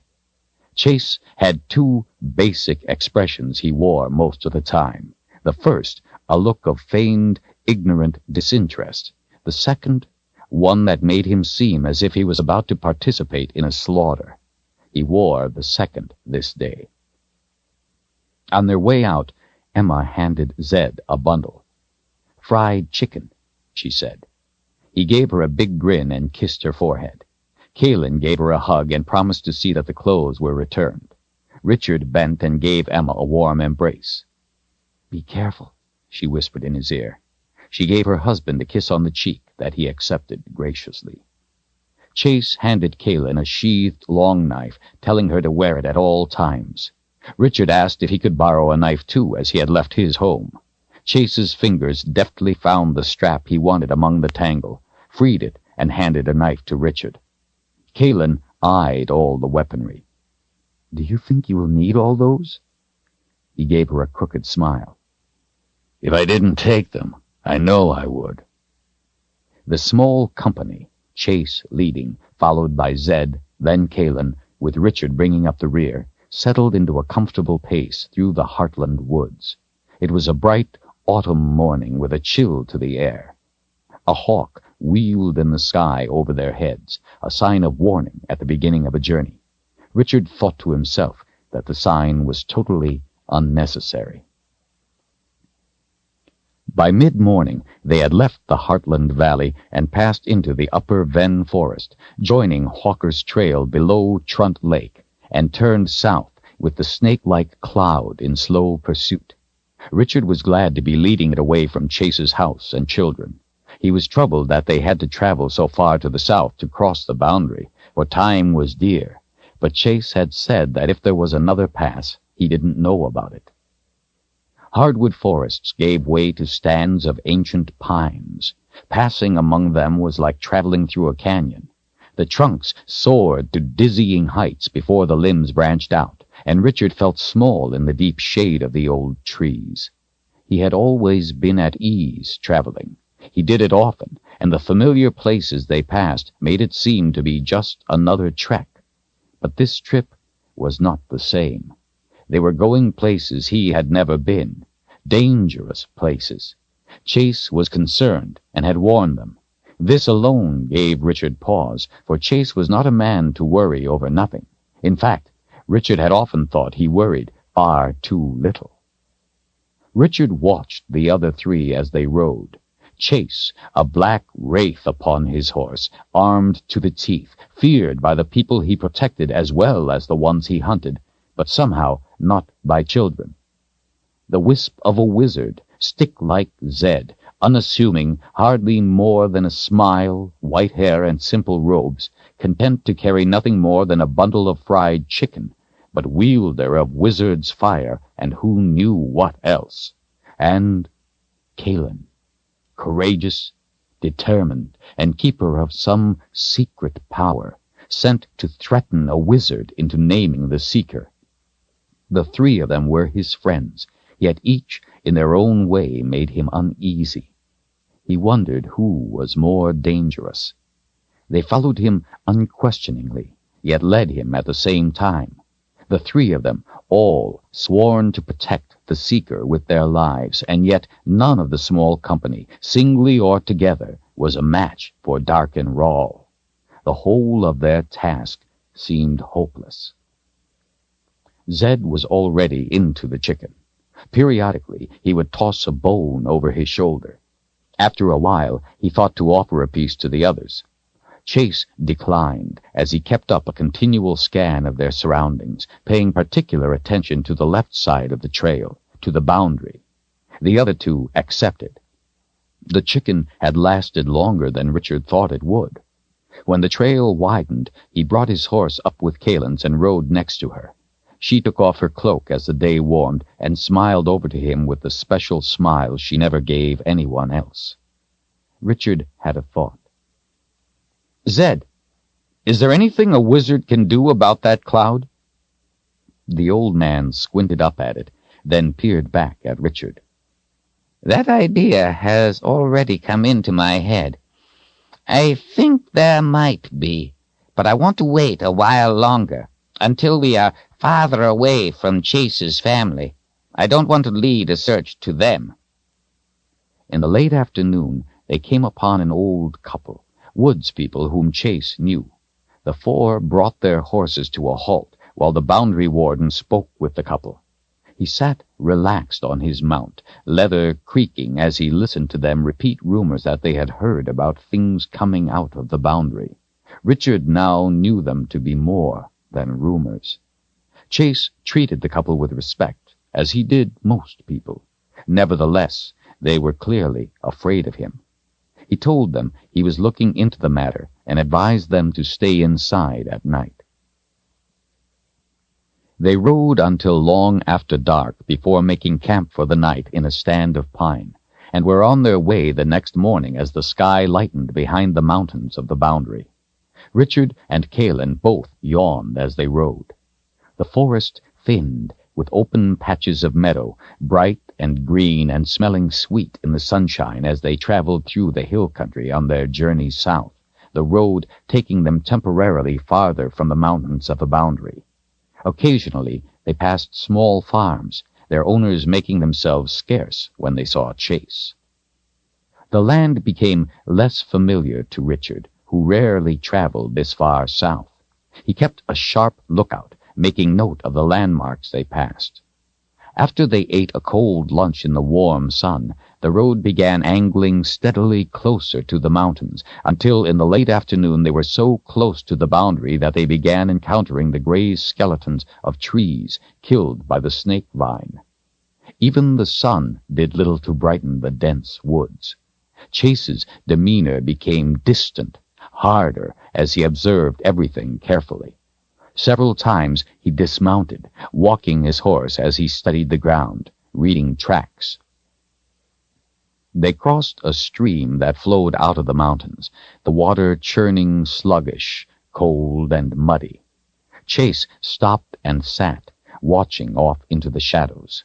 The rest of them waited, looking at one another and toward the boundary. Richard recognized the dead smell of the vine drifting in the air. The boundary warden led them a little farther, then got off his horse and squatted, studying the ground. When he rose, he handed the reins of his horse to Zedd. He turned to them and said simply, "Wait." They watched him disappear into the trees as they sat quietly. Kahlan's big horse shivered flies off its hide as it nibbled grass. Chase returned, pulling his black gauntlets on, and took the reins from Zedd. "I want you three to keep going. Don't wait for me, and don't stop. Keep to the road." "What is it? What did you find?" Richard asked. Chase turned back and gave him a dark look. The wolves have been feeding. I'm going to bury what's left, and then I'm going cross-country, between the boundary and you three. I need to check into something. Remember what I said. Don't stop. Don't run your horses, but keep up a good pace and keep your eyes sharp. If you think I'm gone too long, don't you dare to think to come back looking for me. I know what I'm doing, and you would never find me. I'll be back with you when I can. Keep going until then, and stay on the road. He mounted, turned his horse, and urged it into a run, its hooves kicking up clumps of sod. "Get moving!" Chase yelled back over his shoulder. As he disappeared through the trees, Richard saw him reach up to a short sword strapped over his shoulder and pull it free. He knew Chase was lying. He wasn't going to bury anything. Richard didn't like to let his friend go off alone like this, but Chase spent most of his life alone out here by the boundary and knew what he was doing, what was necessary to protect them. Richard had to trust his judgment. "You heard the man," the seeker said. "Let's go." As the three rode on through the boundary woods, rock outcroppings grew in size and twisted their route one way and then the other. The trees became so thick that the sunlight was all but banished from the still forest, the road a tunnel through the thicket. Richard didn't like how close everything felt, and as they moved quickly along, they all kept watching the deep shadows to their left. Branches hung across the road, forcing them to duck under as they passed. He couldn't imagine how Chase could travel through a wood this thick. When the way was wide enough, Richard rode up to Kahlan's left, wanting to keep himself between her and the boundary. He kept the reins in his left hand to leave his sword hand free. Her cloak was wrapped close around her, but he saw she kept a hand near her knife. Off to their left, in the distance, came howling, something like a wolf pack, only it wasn't wolves. It was something from the boundary. The three jerked their heads toward the sound. The horses were terrified and wanted to run. They had to keep reining in, but at the same time let them have enough freedom to trot. Richard understood the way the horses felt. He felt the urge to let them go, but Chase had said explicitly not to let them run. He must have had a reason, so they held back. When the howling was punctuated with blood-curdling shrieks that made the hair on his neck stand on end, it became more difficult to force himself to prevent the horses from running.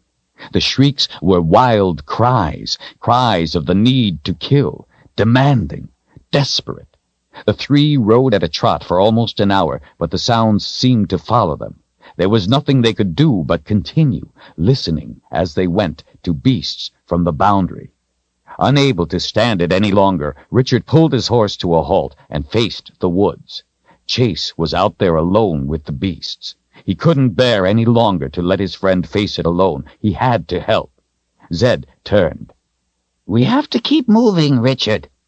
"He may be in trouble. We can't let him do this alone." "It's his job. Let him do it." "Right now, his job isn't to be boundary warden. It's to get us to the pass." The wizard rode back and spoke softly. "That's the job he's doing, Richard. He's sworn to protect you with his life. That is what he is doing, seeing to it you get to the pass. You have to get it through your head. What you are doing is more important than one man's life. Chase knows that. That's why he said not to come back for him." Richard was incredulous. "You expect me to let a friend get himself killed if I can help prevent it?" The sounds of howling were getting closer. "I expect you not to let him die for nothing." Richard stared at his old friend. "But maybe we can make the difference." "And maybe not." The horses stamped about skittishly. "Zedd is right," Kahlan said. "Going after Chase is not the brave thing to do. Going on when you want to help is." Richard knew they were right, but loathed admitting it. He looked angrily toward Kahlan. "You may be in his position one day. Then what would you have me do?" She looked at him evenly. "I would have you go on." He glared at her, not knowing what to say. The shrieks from the woods were closer. Her face showed no emotion. "Richard, Chase does this all the time. He will be all right," Zedd offered reassuringly. "I wouldn't be surprised if he was having a good time. Later on, he will have a good tale to tell. You know Chase. Some of the tale might even be true." Richard was angry at the two of them, and at himself. He kicked his horse out ahead, taking the lead, not wanting to talk any more. They left him to his thoughts, let his horse trot ahead. It made him angry that Kahlan would think he could leave her like this. She was no boundary warden. He didn't like it that saving them might mean letting them get killed. It didn't make any sense. At least, he didn't want it to make any sense.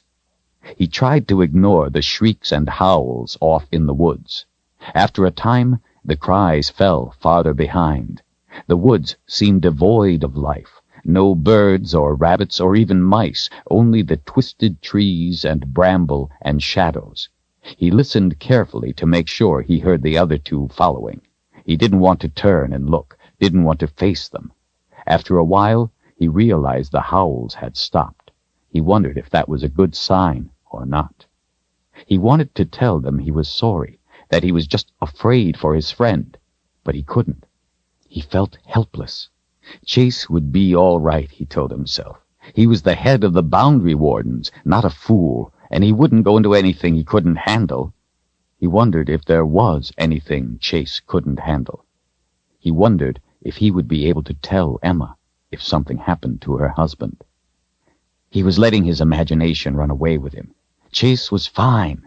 Not only was he fine, but he would be furious with Richard for thinking these thoughts, for doubting him. He wondered if Chase would return before nightfall. Should they stop for the night if he didn't? No, Chase had said not to stop. They would have to keep going, all night if necessary, until he rejoined them. He felt as if the mountains were looming over them, ready to pounce. He didn't think he had ever been this close to the boundary. As concerned as he was about Chase, his anger faded. Richard turned and looked back at Kahlan. She gave him a warm smile, and he returned it, feeling better. He tried to imagine what the woods here had looked like before so many trees died. It might have been a beautiful place, green, snug, safe. Maybe his father had come this way when he had crossed the boundary, traveled this very road with the book. He wondered if all the trees near the other boundary died before it fell. Maybe they could just wait until this one fell too, and then go across. Maybe they didn't need to go so far out of their way to the south, to Kingsport. But why should he think going south was out of the way? He didn't know where to go in the Midlands, so why was one place better than another? The box they sought could just as easily be in the south as farther north. The woods were getting gloomier. Richard hadn't been able to see the sun for the last couple of hours, but there was no doubt it was setting. He didn't like the idea of traveling these woods at night, but the idea of sleeping in them seemed worse. He checked to make sure the other two were staying close. The sound of running water came faintly through the evening stillness, swelling as they rode, and in a short distance they came to a small river with a wooden bridge over it. Just before they crossed, Richard stopped. He didn't like the look of it. Inexplicably, something felt wrong. Being careful couldn't hurt. He led his horse down the bank and peered underneath. The support beams were anchored to iron rings in granite blocks. The pins were missing. Someone tampered with the bridge. It will support the weight of a man, but not a horse. Looks like we're going to have to get wet. Zedd scowled. I don't want to get wet. Well, do you have a better idea? Richard asked. Zedd drew his finger and thumb down opposite sides of his smooth chin. Yes, he announced. You two go across. I will hold up the bridge. Richard looked at him as if the wizard had lost his senses. Go on, it will be all right. Zedd sat up tall on his horse, held his arms out straight to his sides, palms up, tilted his head back, breathed deeply, and closed his eyes. Reluctantly, cautiously, the other two crossed the bridge. On the other side they turned their horses and looked back. The wizard's horse began walking across unprompted, while Zedd continued to hold his arms out, his head tilted back and his eyes closed. When he reached their side, he brought his arms down and looked at the other two. Richard and Kahlan stared at him. Maybe I was wrong, Richard said. Maybe the bridge would hold the weight. Zedd smiled. Maybe you were. Without looking back, he snapped his fingers. The bridge collapsed into the water with a crash. The beams groaned as they were torn apart from one another in the current and swept downstream. Then again, maybe you weren't. I couldn't leave it like that. Someone might come across and be hurt. Richard shook his head. Someday, my friend, we are going to sit down and have a long talk. He turned his horse and started off again. Zedd looked at Kahlan and shrugged. She smiled and gave him a wink, then turned and followed after Richard. They continued down the dismal trail, watching the woods as they went. Richard wondered what else Zedd could do. He let his horse pick its own way in the gathering darkness, wondering how much longer this dead world went on, or if the road would ever take them away from it. The night was bringing life to the place, strange calls and scraping noises. His horse whinnied at things unseen. He patted its neck reassuringly and checked the sky for gars. It was hopeless. He couldn't see any sky. But if gars came, they would have a hard time surprising the three of them, as the canopy of twisted, dead limbs and branches would prevent a silent approach. Maybe the things in the trees were more of a threat than gars. He didn't know anything about them, and he wasn't sure he wanted to. He realized his heart was pounding. After about an hour, he caught the sound of something coming through the brush in the distance to their left. It was breaking branches as it came. He urged his horse into a canter and checked to be sure Kahlan and Zedd were keeping up. Whatever it was staying with them. They weren't going to be able to get ahead of it. They were going to be cut off. Maybe it was chase, he thought. Then again, maybe it wasn't. Richard pulled the sword of truth free as he leaned forward and pressed his legs around the horse, spurring it into a gallop. His muscles tensed as his horse raced down the road. He didn't know if Zedd and Kahlan were keeping up with him, and in fact, he never gave it a thought. His mind focused on trying to see ahead in the darkness, trying to see anything that might come at him. Anger was slipping its bounds, heat and need coming forth. Jaws set tight, he charged ahead with lethal intent. The sound of his horse's hooves on the road prevented him from hearing the thing in the woods, but he knew it was there, knew it was coming. Then he saw the black form moving against the barely discernible shapes of the trees. It broke from the woods into the trail a dozen yards in front of him. He raised the sword and went for it, picturing in his mind what he would do. It waited, motionless. At the last instant, he realized it was Chase, holding up an arm to halt him, the silhouette of a flanged mace in his fist. "Glad to see you're keeping alert," the boundary warden said. "Chase, you scared the wits out of me." "You gave me a moment of concern, too." Kahlan and Zedd caught up with them. "Follow me. Stay close. Richard, take the rear. Keep your sword out." Chase turned his horse and took off at a gallop, the rest following. Richard didn't know if something was after them or not. Chase didn't act as if there was about to be a fight, but he did tell him to keep his sword out. Richard kept a wary eye over his shoulder. They all hunched their heads down in case there were any low branches. It was dangerous to run the horses in the dark like this, but Chase knew that. They came to a fork in the road, the first one all day, and without hesitation the boundary warden cut to the right, away from the boundary. Before long, they were clear of the woods, moonlight showing an open country of rolling hills and few trees. Chase slowed after a time, letting the horses walk. Richard sheathed his sword and pulled up close to the others. "What was that all about?" Chase hooked the mace back onto his belt. "Things in the boundary are following us. When they came out of the boundary for you, I was there to spoil their appetite. Some went back in. The ones left continue to follow from within the boundary where I can't pursue them. That's why I didn't want you to go too fast. I wouldn't have been able to keep up through the woods. They would have gotten ahead of me, and then they would have had you. I took us away from the boundary now because I wanted to get our scent away from them for the night. It's too dangerous to travel that close to the boundary at night. We'll camp on one of those hills up there." He looked over his shoulder at Richard. "By the way, why did you stop back there? I told you not to." "I was worried about you. I heard the howling. I was going to come and help. Zedd and Kahlan talked me out of it."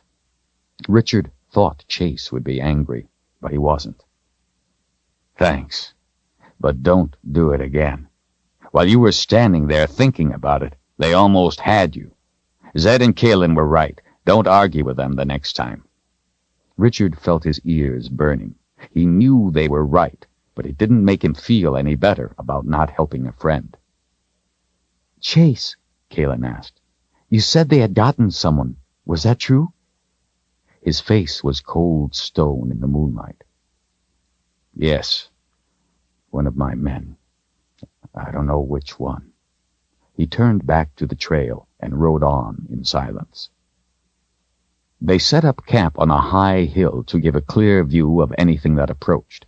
Chase and Zedd tended to the horses while Richard and Kahlan started the fire, unpacked bread, cheese, and dried fruit, and began cooking a simple stew. She went with him and scouted for firewood among the sparse trees, helping carry it back. He told her the two of them made a good team. She smiled a little smile and turned away. He took her arm and turned her back. "Kahlan, if it had been you, I would have come after you," he said, meaning more than the words he spoke. She studied his eyes. "Please, Richard, don't even say that." She gently pulled her arm away and went back to camp. When the other two, back from tending the horses, came into the firelight, Richard could see that the scabbard strapped over Chase's shoulder was empty, the short sword missing. One of his battle axes and several long knives were gone, too. Not that this left him defenseless. Far from it. The mace, hanging from his belt, was covered in blood from one end to the other. His gauntlets were soaked with it, and it was splattered everywhere on him. Without comment, he pulled the knife, pried a 3-inch yellowish tooth from the mace where it was wedged between two of the blades, and threw the tooth over his shoulder into the darkness. After wiping the blood off his hands and face, he sat down in front of the fire with the others. Richard tossed a stick in the fire. "Chase, what were those creatures that were after us? And how could anything go in and out of the boundary?" Chase picked up a loaf of bread and tore off about a third. He met Richard's eyes. "They're called heart-hounds. They're about twice the size of a wolf. Big barrel chests. Heads are kind of flat. Big snout full of teeth. Fierce. I'm not sure what color they are. They only prowl at night. Until today, that is. But it was too dark in those woods to tell. And anyway, I was kind of busy. There were more than I've ever seen together before." "Why are they called heart-hounds?" Chase chewed a piece of bread as he stared back with intense eyes. "That's a matter of some debate. Heart-hounds have big, rounded ears, good hearing. Some say they can find a man by hearing the beating of his heart." Richard's eyes widened. Chase took another bite of bread, chewing for a minute. "Others say they're called heart-hounds because that's how they kill. They come at your chest. Most predators go for the throat, but not heart-hounds. They go straight for your heart, and they have big enough teeth to get the job done. It's the first thing they eat, too. If there's more than one hound, they'll fight over the heart." Zedd dished himself a bowl of stew and handed the ladle to Kahlan. Richard was losing his appetite, but he had to ask. "And what do you think?" Chase shrugged. "Well, I've never sat real quiet in the dark next to the boundary just to find out if they could hear my heart beating." He took another bite of bread, looking down at his chest as he chewed. He pulled the heavy mail away from himself. There were 2 long, ragged rips in the chain. Broken pieces of yellow teeth were jammed into mangled links. The leather tunic behind it was soaked with hound's blood. "The one that did this had the blade of my short sword broken off in his chest, and I was still on my horse at the time. He looked back to Richard and raised an eyebrow. "That answer your question?"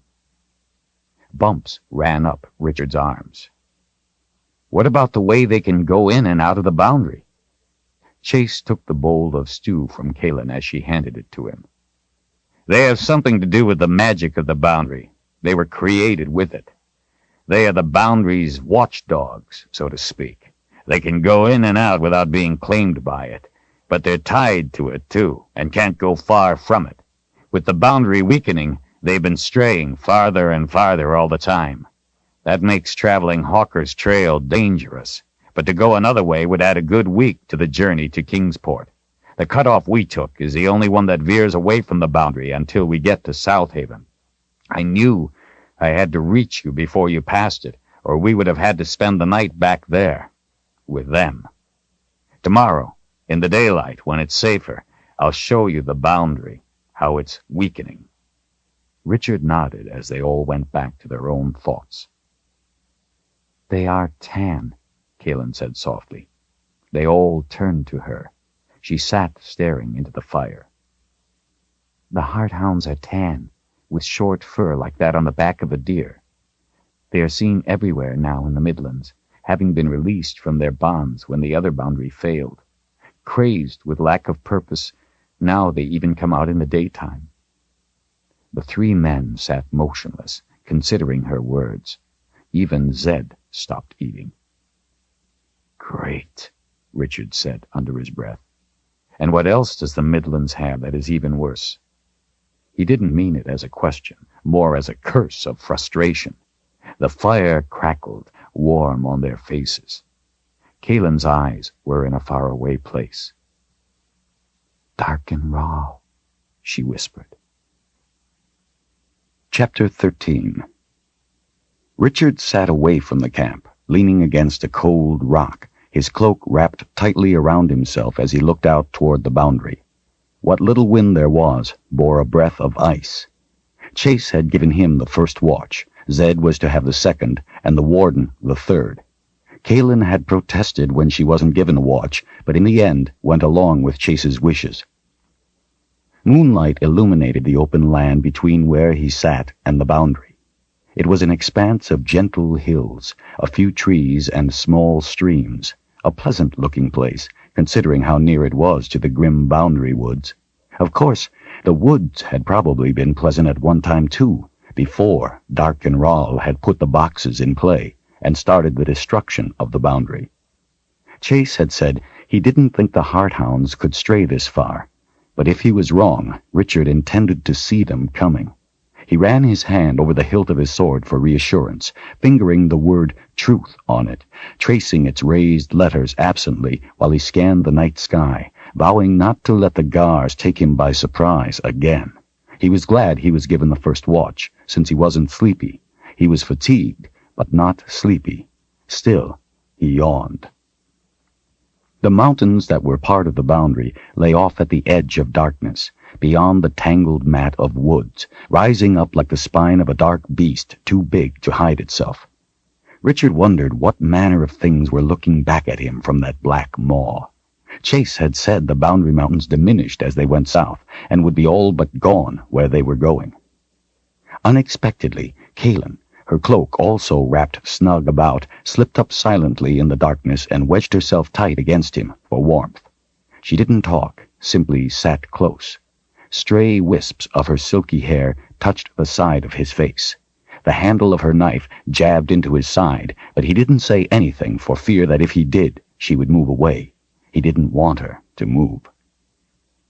"The others asleep?" he asked quietly, glancing over his shoulder. She nodded.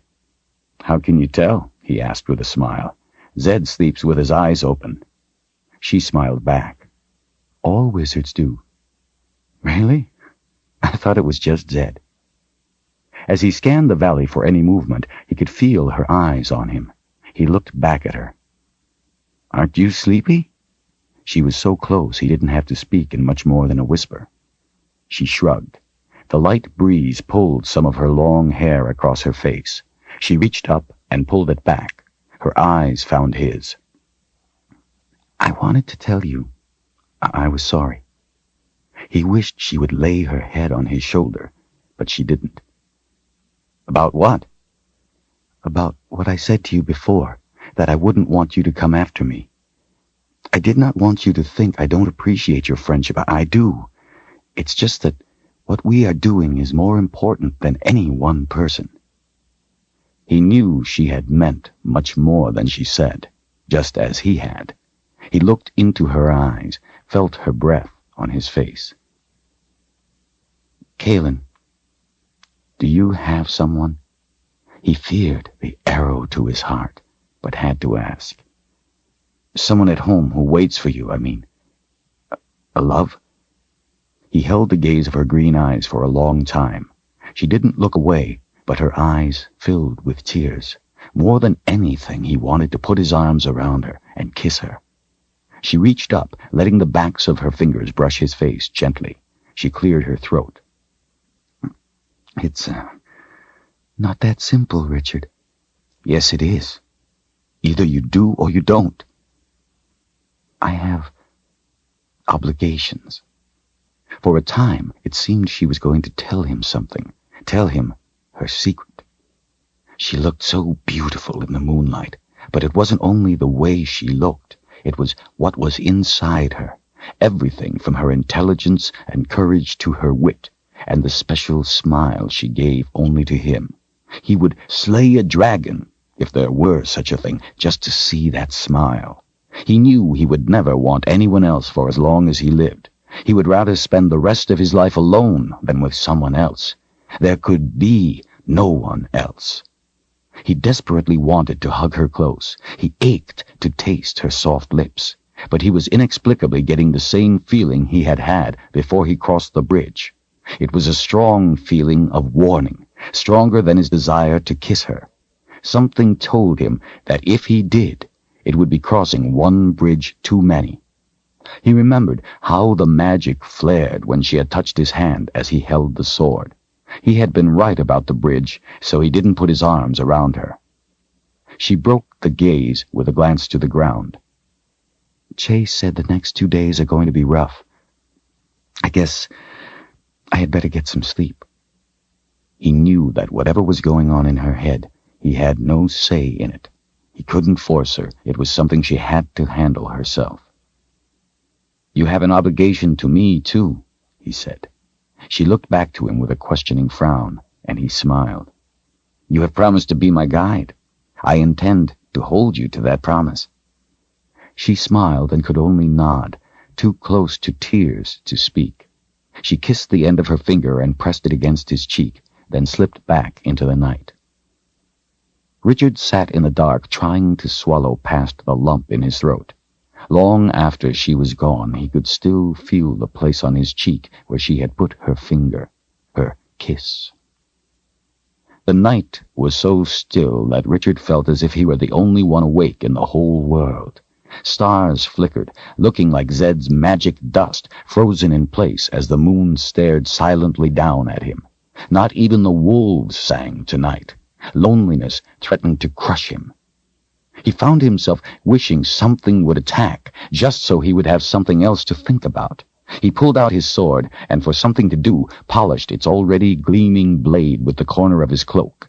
It was his sword to use as he saw fit. That's what Zedd had told him. Whether Kahlan liked it or not, he was going to use it to protect her. She was hunted. Anything that tried to touch her was going to have to come through his sword first. The thought of her hunters, the Quads, and Darken Rahl made his anger heat. He wanted them to come now so he could put an end to the threat. He hungered for them. His heart pounded, his jaws clenched. He realized suddenly that it was the sword's anger awakening his. The sword was free from its scabbard, and the mere thought of something threatening Kahlan was making its anger, and his anger, come forth. He was startled at how it had seeped into him, so quiet, so unseen, so seductive. Simply perception, the wizard had said. What was the sword's magic perceiving in him? Richard slid the sword back into its scabbard, put back the anger, feeling the gloom seep through him once again as he resumed his scan of the countryside and sky. He stood and walked around to relieve the cramps in his legs, then sat once more against the rock, inconsolable. An hour before his watch was due to end, he heard quiet footsteps he recognized. It was Zedd, a piece of cheese in each hand, with no cloak, wearing only his simple robes. "What are you doing up? It's not time for your watch yet." I thought you might like the company of a friend. Here, I brought you a piece of cheese. "No, thanks. About the cheese, I mean. I could use the friend part, though." Zedd sat down next to him, folding his bony knees up to his chest, pulling the robes down over them, making himself the center of a little tent. What's the problem? Richard shrugged. "Kahlan, I guess." Zedd didn't say anything. Richard looked over. "She's the first thing in my mind when I wake, and the last thing in my mind before I sleep. I've never felt like this before, Zedd. Never felt this alone before." I see. Zedd laid the cheese on a rock. "I know she likes me, but I get the feeling she's keeping me at arm's length. When we were setting up camp tonight, I told her that if it had been her, like Chase today, I would have come after her. A while ago, she came out here to see me. She said she didn't want me coming after her. But she meant more than that. She meant she didn't want me coming after her, period." Good girl, Zedd said under his breath. "What?" I said she's a good girl. We all like her. But Richard, she is other things too. She has responsibilities. Richard frowned at the old man. "And what are those other things?" Zedd leaned back a little. It's not for me to say. She's the one to answer that. But Richard, she is other things too. She has responsibilities. Richard frowned at the old man. "And what are those other things?" Zedd leaned back a little. It's not for me to say. She's the one to answer that. I would have thought she would have done so by now. The old man put his arm around Richard's big shoulders. If it makes you feel any better, the only reason she hasn't is because she cares for you more than she should. She is afraid of losing your friendship. "You know about her secrets, and Chase knows. I can see it in his eyes. Everyone knows but me. She tried to tell me tonight, but she couldn't. She shouldn't worry about losing my friendship. That won't happen." Richard, she is a wonderful person, but she is not the one for you. She can't be that. "Why?" Zedd plucked something off his sleeve as he spoke, avoiding Richard's eyes. I gave my word I would allow her to be the one to tell you. You will just have to trust me. She cannot be what you want. Find another girl. The land is awash with them. Why, half of all the people are girls. There are plenty to pick from. Pick another. Richard drew his knees up, folded his arms across them, looking away. "All right." Zedd looked up in surprise, then smiled and patted his young friend's back. "All right, on one condition," Richard added as he scanned the boundary woods. "You answer one question, honestly, toasted toads honest. If you can answer yes, then I will do as you ask." One? Only one question? Zedd asked cautiously, putting a bony finger to his thin bottom lip. "One question."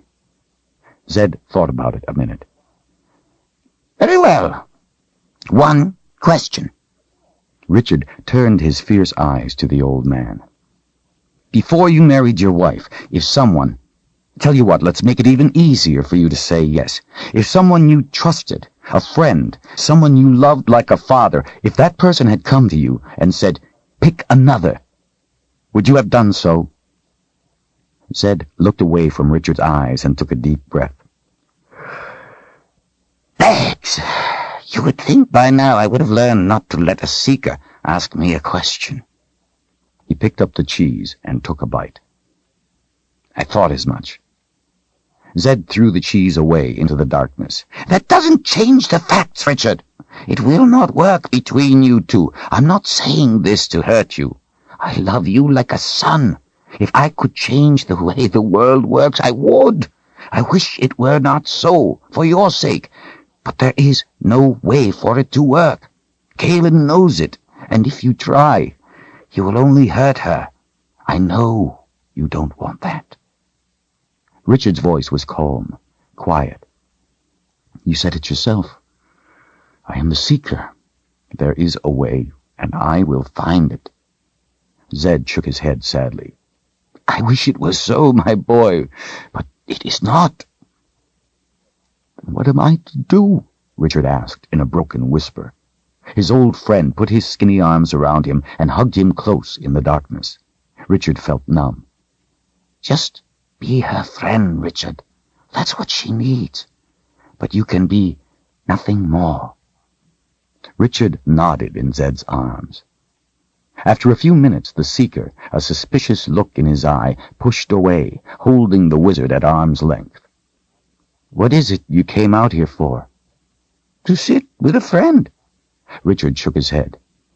You came out here as wizard, away from the others, to counsel the seeker. Now, tell me why you're here.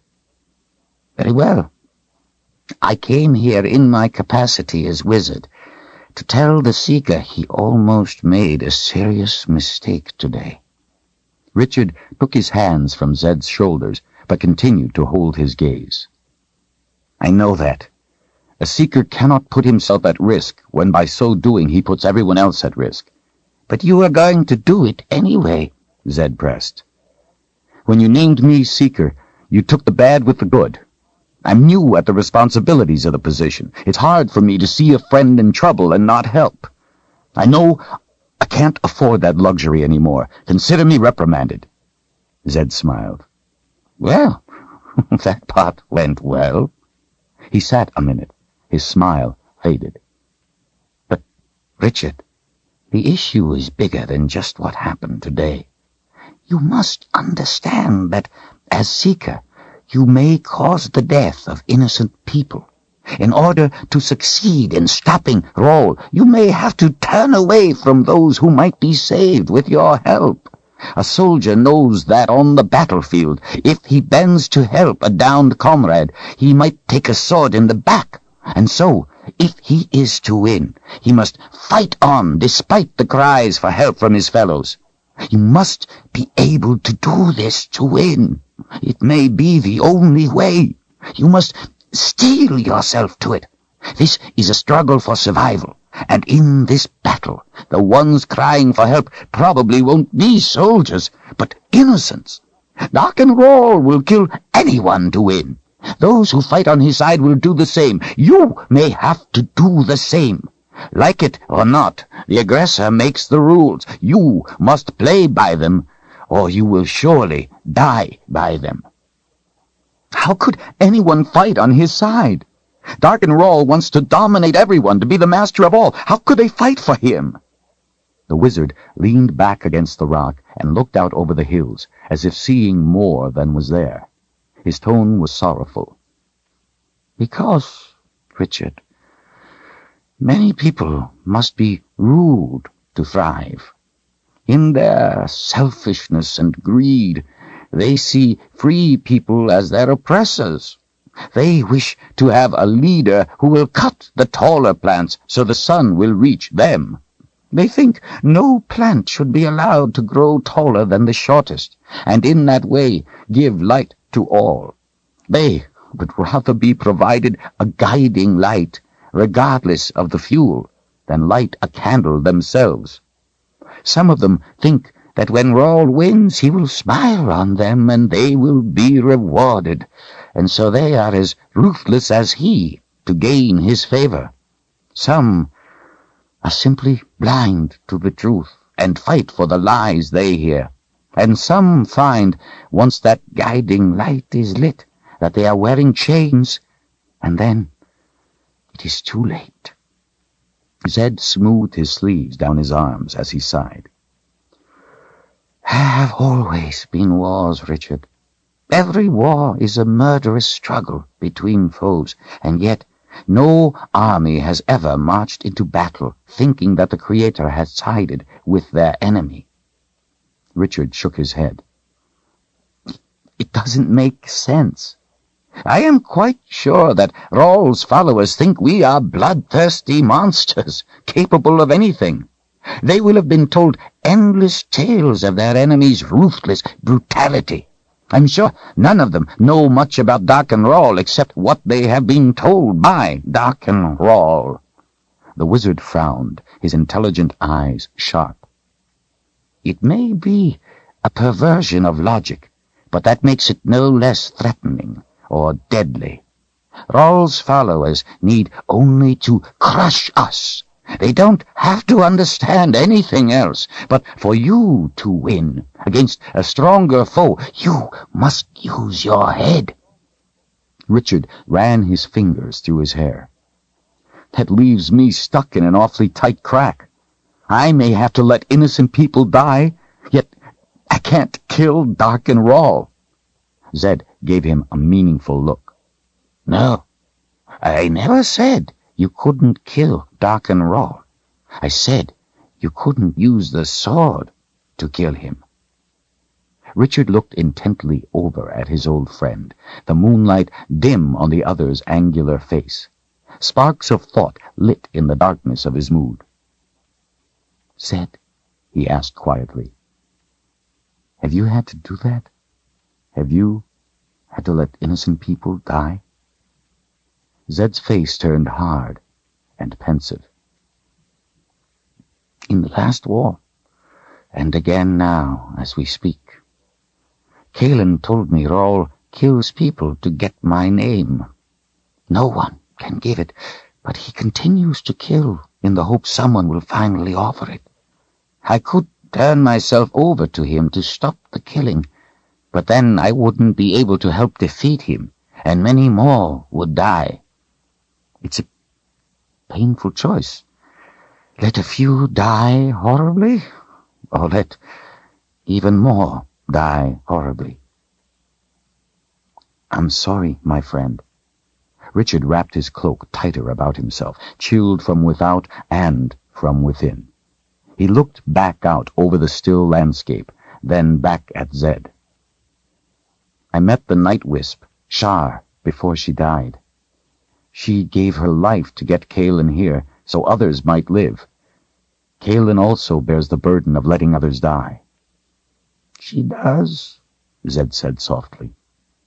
It makes my heart ache to know the things that girl's eyes have seen, and the things your eyes may have to see. It makes my problem about the two of us seem pretty small. Zedd's expression was gentle with compassion. But not hurt any less. Richard made another scan of the countryside. Zedd, one more thing. Before we reached your house, I offered Kahlan an apple. Zedd gave a surprised laugh. You offered a red fruit to someone from the Midlands. That's tantamount to a death threat, my boy. In the Midlands, red fruit of any kind is deadly poison. Yes, I know that now, but I didn't at the time. Zedd leaned over, lifting an eyebrow. What did she say? Richard looked at him sideways. It isn't what she said. It's what she did. She grabbed me by the throat. For a moment, I could see in her eyes that she was going to kill me. I don't know how she was going to kill me, but I'm sure she was going to do it. She hesitated long enough for me to explain. The point is, she was my friend, and she had saved my life several times, but in that instant she was going to kill me. Richard paused. That's part of what you are saying, isn't it? Zedd let out a long breath and nodded. It is. Richard, if you suspected I was a traitor, weren't sure, just suspected, and you knew that if it were true our cause would be lost, would you be able to kill me?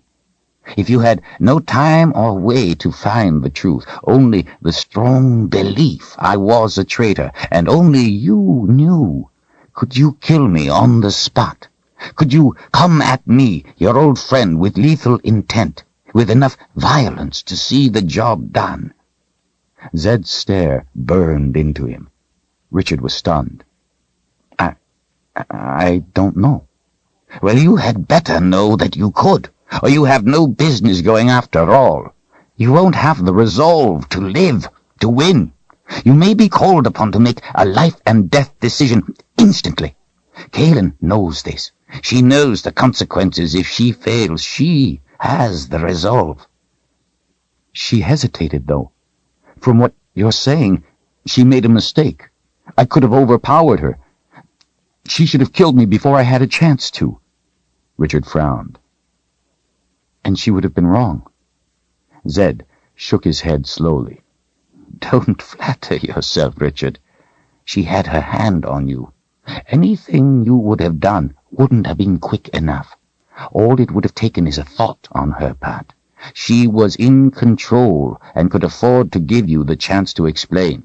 She made no mistake." A little shaken, Richard still wasn't ready to concede the issue. "But you couldn't be a traitor to us, just as I would never hurt her. I don't see the point." "The point is, even though I wouldn't, if I did, you have to be prepared to act. You have to have the strength to do even that, if necessary. The point is that even though Kahlan knew you were her friend and wouldn't hurt her, when she thought you were trying to, she was prepared to act. If you hadn't quickly made her believe you, she would have." Richard sat in silence for a moment, watching his friend. "Zedd, if it were the other way around, if you thought I was a danger to our cause, well, could you?" The wizard leaned back, frowning, and without a hint of emotion in his voice said, "In a twinkling." The answer appalled Richard, but he understood what his friend was telling him, even if the scenario seemed far-fetched. Anything less than total commitment could spell their failure. If they faltered, Rawl would not be merciful. They would die. It was that simple. "Still want to be Seeker?" Zedd asked. Richard stared out at nothing. "Yes." "Scared?"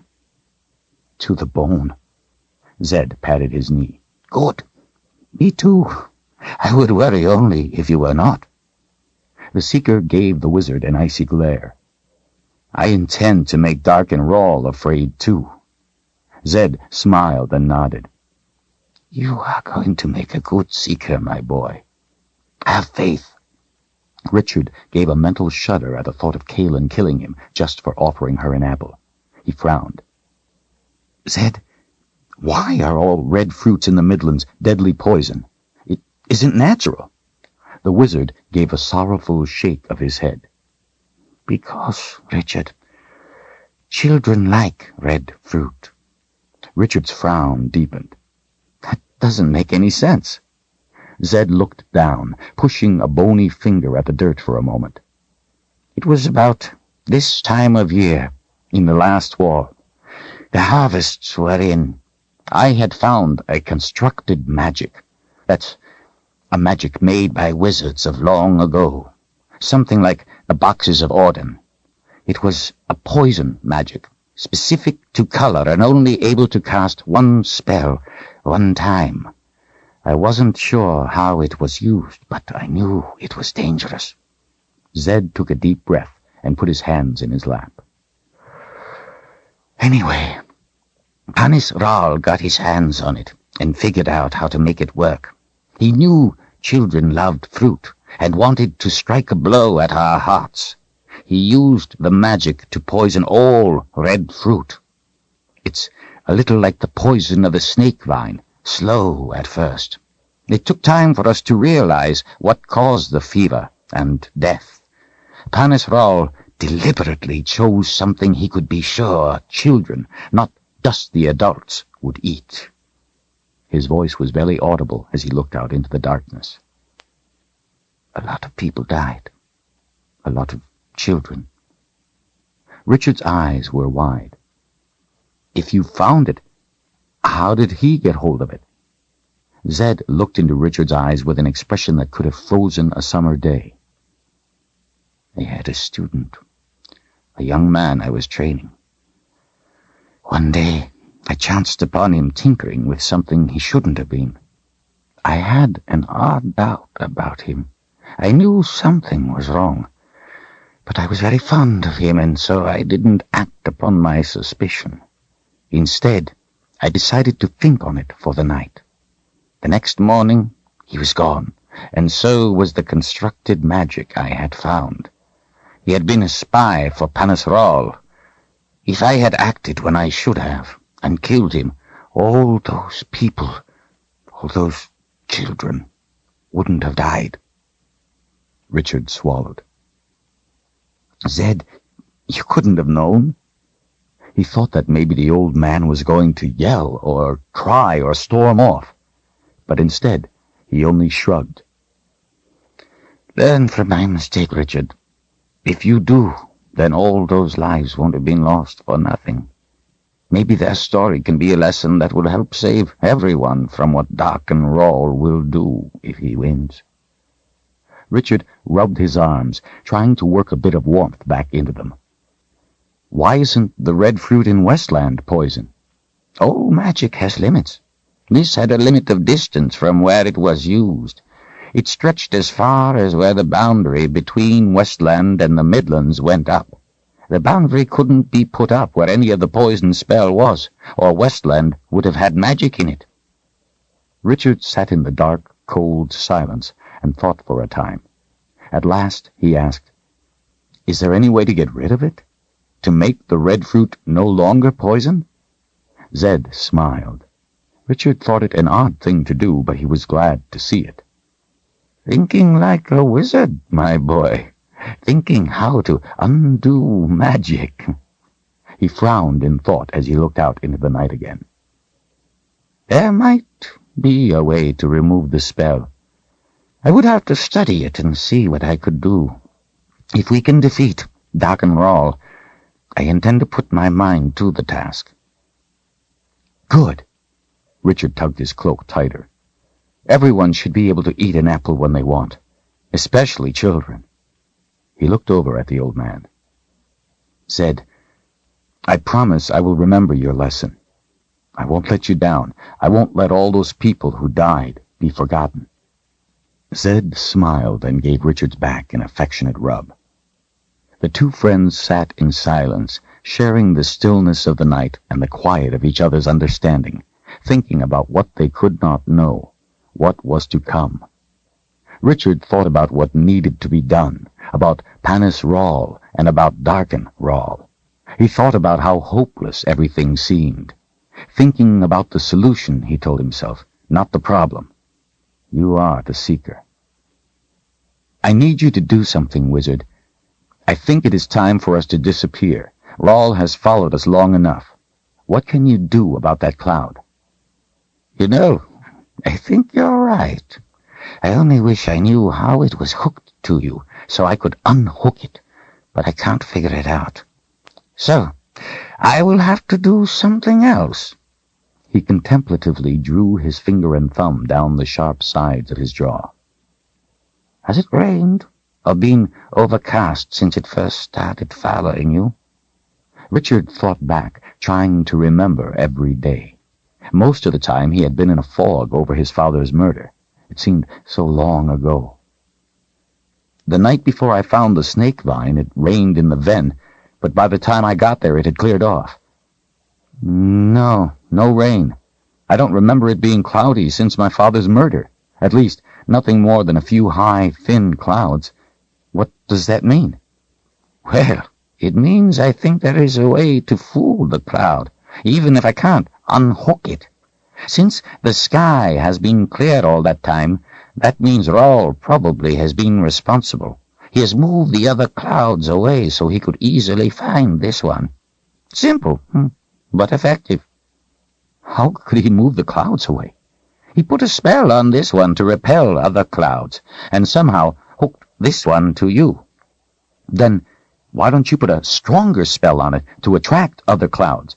Before he realizes it, it'll be lost, and he won't be able to find it to try to outdo your magic.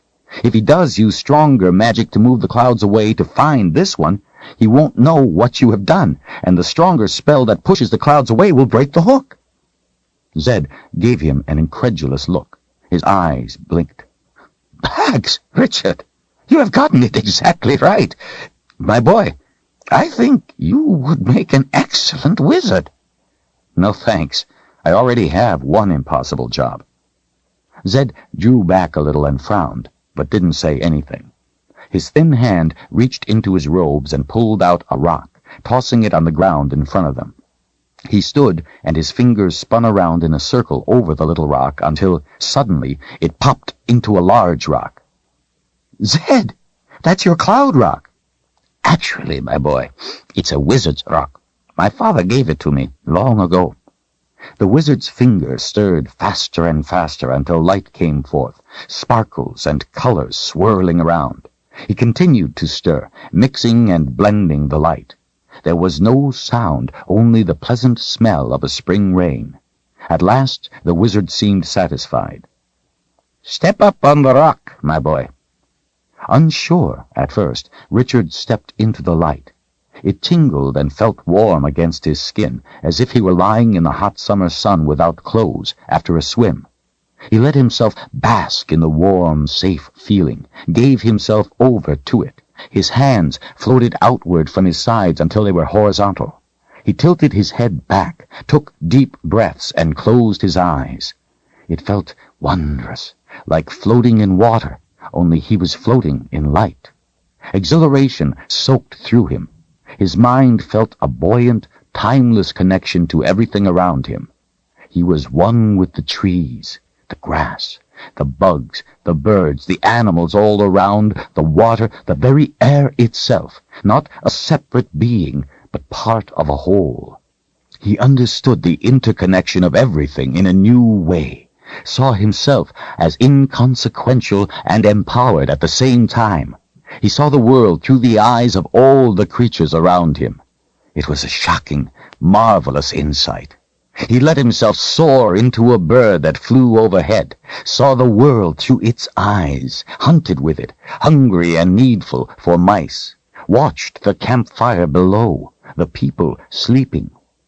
Richard let his identity scatter to the winds. He became no one and everyone, felt the heat of their needs, smelled their fear, tasted their joy, understood their desires, and then let it all melt away into nothingness, until there was a void where he stood, alone in the universe, the only living thing, the only thing existing at all.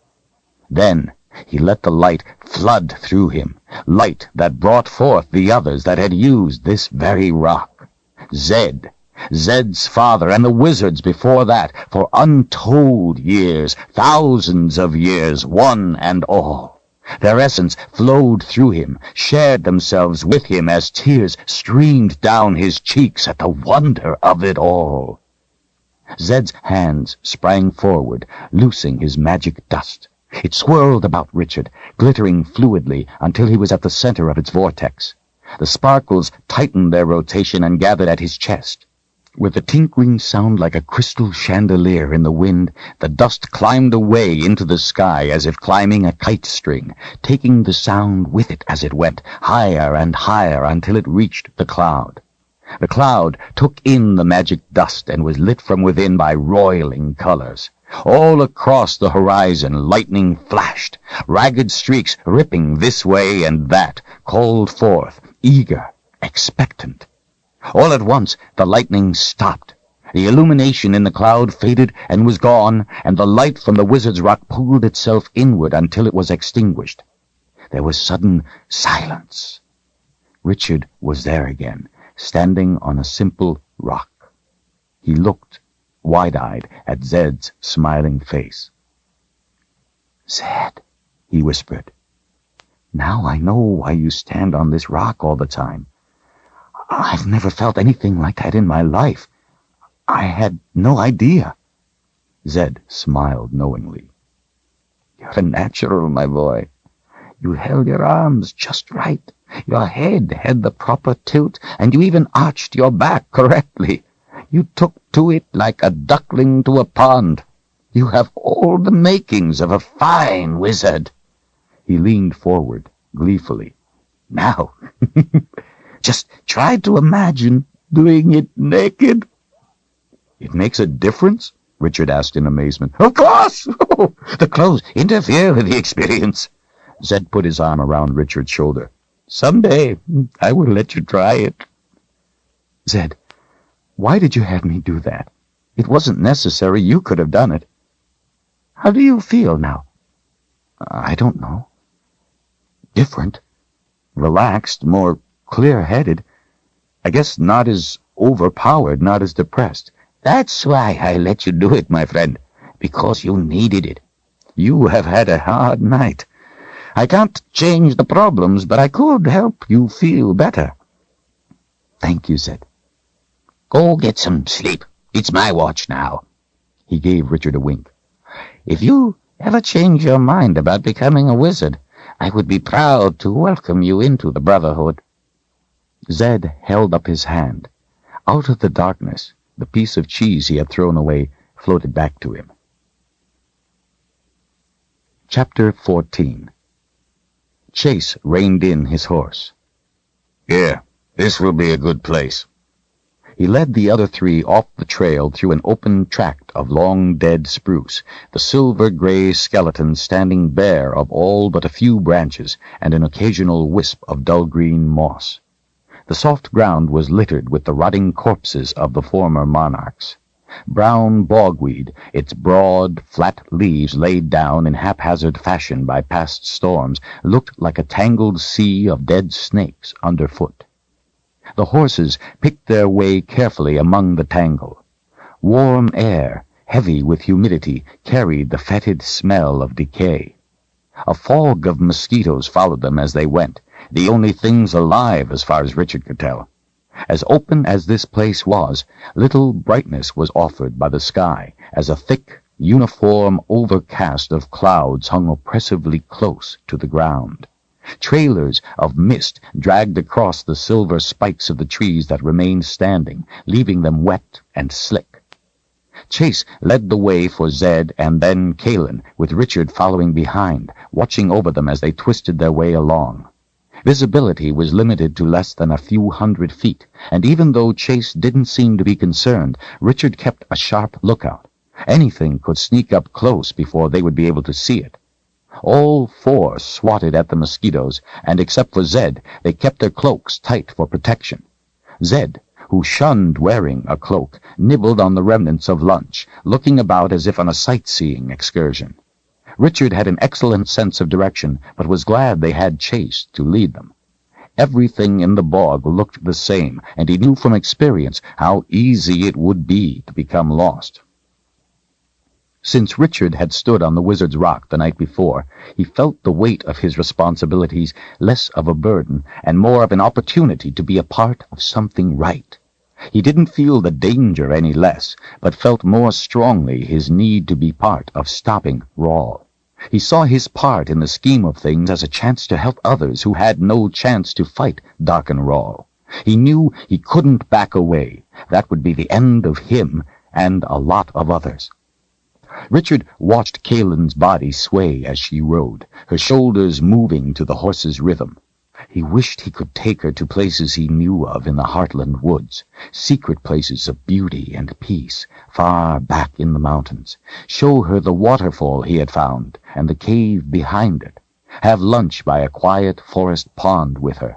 Take her into town, buy her something pretty. Take her someplace, any place, where she would be safe. He wanted her to be able to smile without having to worry every minute if her enemies were getting closer. After last night, he felt that the first part, his fantasy of being with her, was just an empty wish. With a hand in the air, Chase brought them to a halt. "This is the place." Richard looked around. They were still in the middle of an endless, dead, dried-up bog. He didn't see any boundary. It all looked the same in every direction. They tethered their horses to a fallen log and followed Chase a short distance farther on foot. "The boundary," Chase announced, holding his arm out at the introduction. "I don't see anything," Richard said. Chase smiled. "Watch." He walked on, steadily, slowly.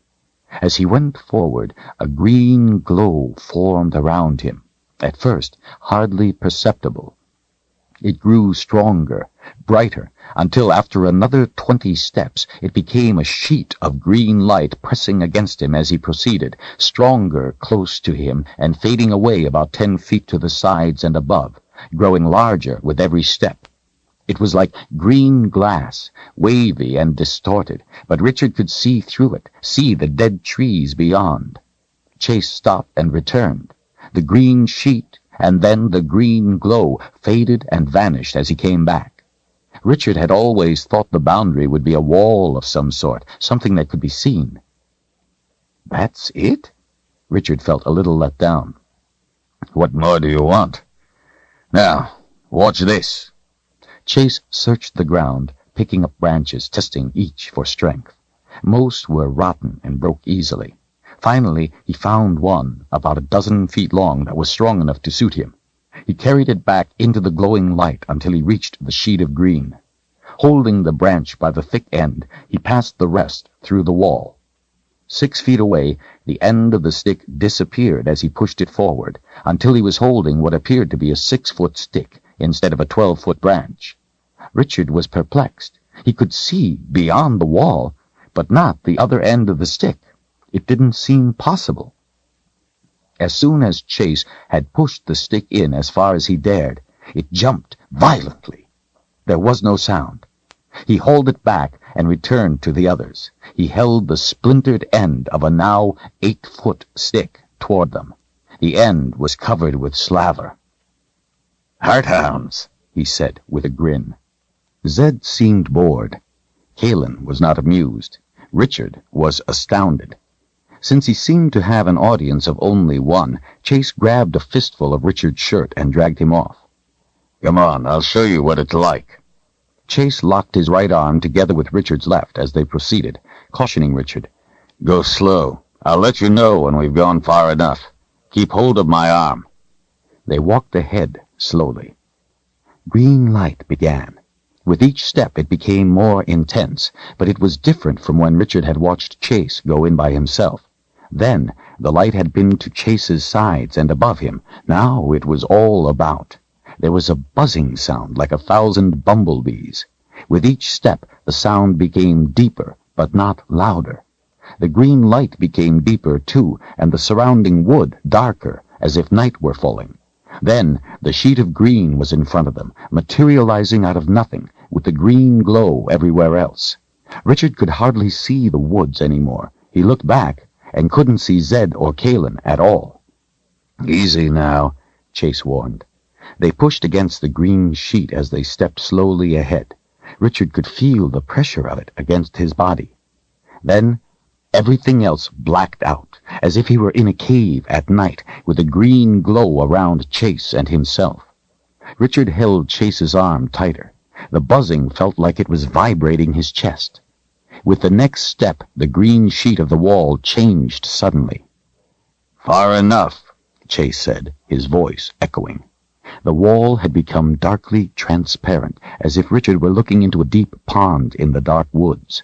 Chase stood still, watching him. There were forms on the other side. Inky black shapes wavered in the gloom on the other side of the wall, specters floating in the deep, the dead in their lair. Something closer and faster moved nearer to them. "The hounds," Chase said. Richard felt an odd sensation of longing for the blackness. The humming wasn't a sound, he realized. It was voices that murmured his name. Thousands of distant voices called out to him. The black shapes were gathering, calling to him, holding their arms out to him. He felt a sudden, unexpected stab of loneliness, felt the solitude of his life, of all life. Why did he need the pain when they were waiting to welcome him? Never alone again. The black shapes drifted closer in the gloom, calling to him, and he began to see their faces.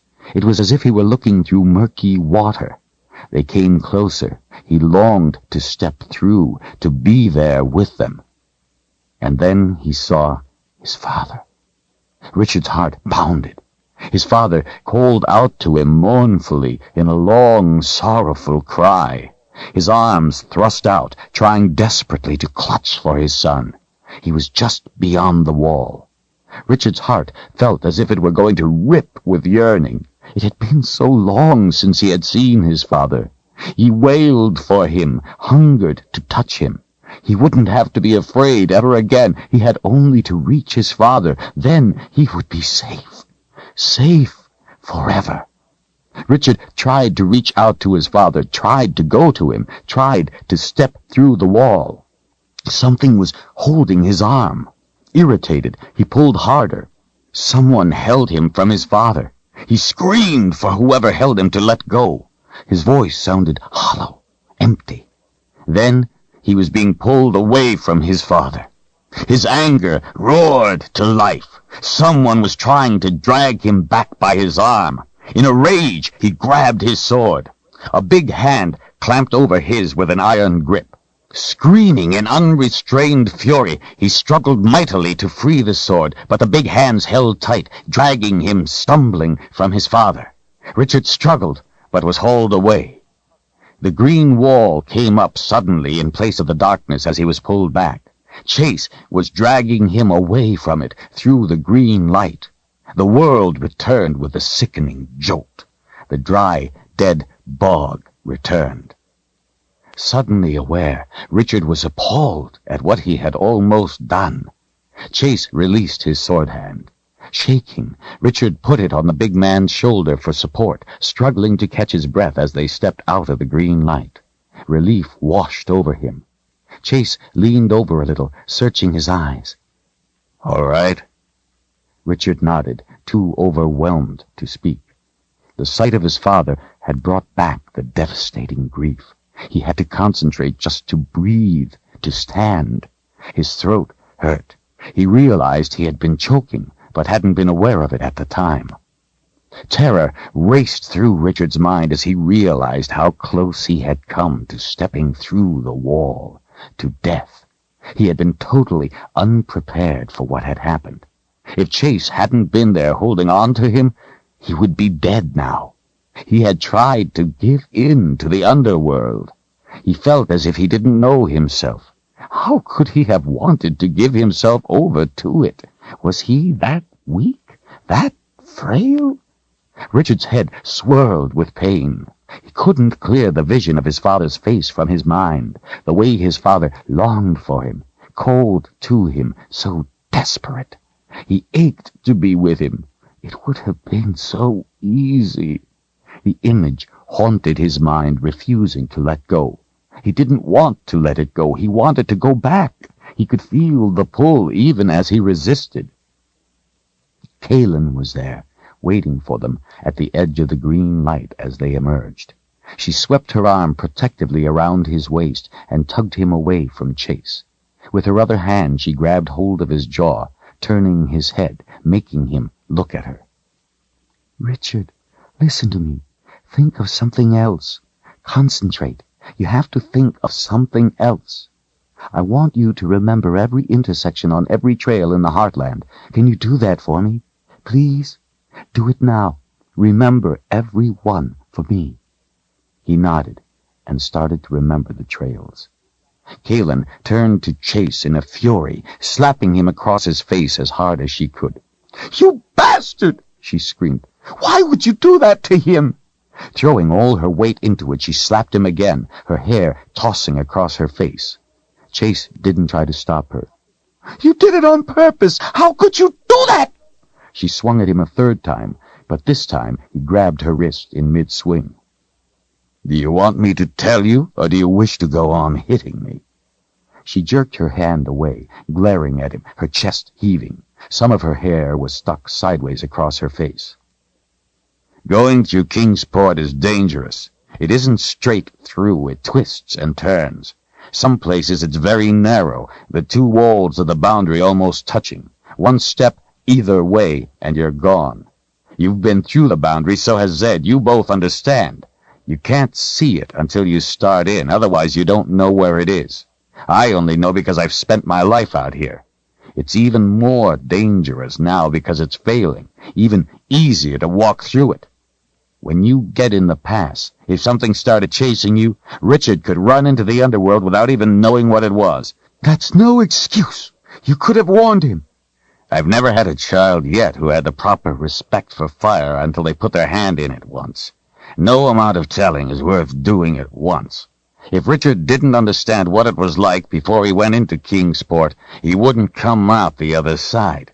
Yes, I took him in there on purpose, to show him, to keep him alive. You could have told him. Chase shook his head. No, he had to see it. Enough, Richard said, his head clear at last. They all turned to him.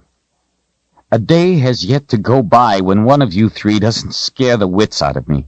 But I know you all have my best interests at heart. Right now, we have more important things to worry about. Chase, how do you know the boundary is failing? What's different? The wall is breaking down. Before, you couldn't see through the green into the darkness. You couldn't see anything on the other side. Chase is right, Zedd offered. I could see it from here.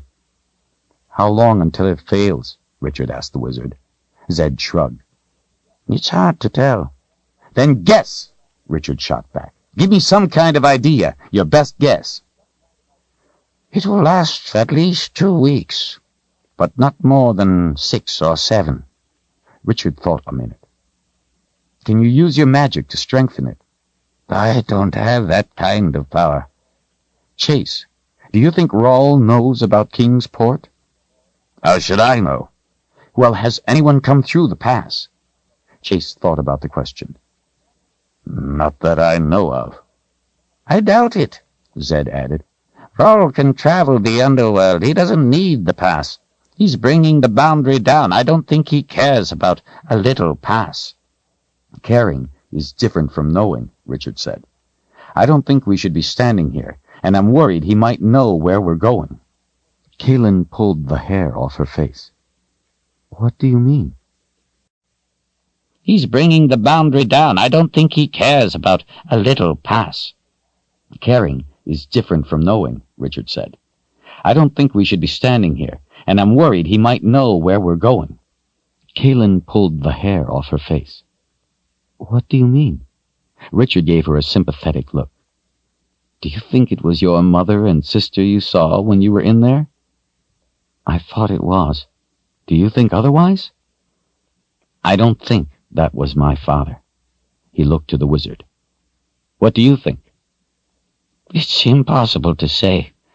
No one really knows all that much about the underworld. Darken Rawl knows about it, Richard said bitterly. I don't think my father would want me in that manner. But I know Rawl would, so despite what my eyes tell me, it's more likely that it was Darken Rawl's disciples trying to take me. You said we couldn't go through the boundary because they were waiting for us to do so, waiting to get us. I think that was what I saw. His followers in the underworld, and they know right where I touched the wall. If I'm right, that means Rawl will soon know where we are. I don't want to be here to find out if I'm right. Richard is right, Chase said. And we have to get to Scow Swamp before nightfall, before the Hearthounds come out. It's the only safe place between here and Southaven. We'll reach Southaven before tomorrow night, and we'll be safe from the hounds there. The next day we will go see a friend of mine, Addie, the Bone Woman. She lives near the pass. We need her help to get through. But tonight, our only chance is a swamp. Richard was about to ask what a Bone Woman was, and why they needed her help to cross the boundary, when a dark, shadowy form suddenly whipped out of the air, striking Chase so hard it threw him across several downed trees. With shocking speed, the black form wrapped around Kahlan's legs, whip-like, pulling her feet from under her. She screamed Richard's name as he dove, grabbing for her. They locked their hands around each other's wrists. Both were dragged across the ground toward the boundary. Zedd's fingers threw fire over their heads. It shrieked past and vanished. Another black appendage struck out at the wizard with lightning speed, knocking the old man through the air. Richard hooked a foot around a branch on a log. Rotten, it tore from the stump. He twisted his body around, trying to dig his heels into the ground. His boots slid across the wet bogweed. He jammed his heels into the earth, but wasn't strong enough to hold the two of them from being dragged across the ground. He needed his hands free. "Put your arms around my waist!" he yelled. Kahlan lunged, throwing her arms around him, holding tight. The sinuous black thing wrapped around her legs, undulated, getting a stronger grip on her. She screamed as it squeezed. Richard yanked the sword free, filling the air with its ringing. The green light began to glow around them as they were dragged in. Anger flooded through him. Richard's worst fear was coming to pass. Something was trying to take Kahlan. The green light brightened. Being hauled across the ground, he couldn't reach the thing that pulled them. Kahlan held him hard by the waist. Her legs were too far away, and the thing that held her legs was farther still. "Kahlan, let go of me!" She was too terrified to do it. She clutched him tightly, desperately, panting in pain.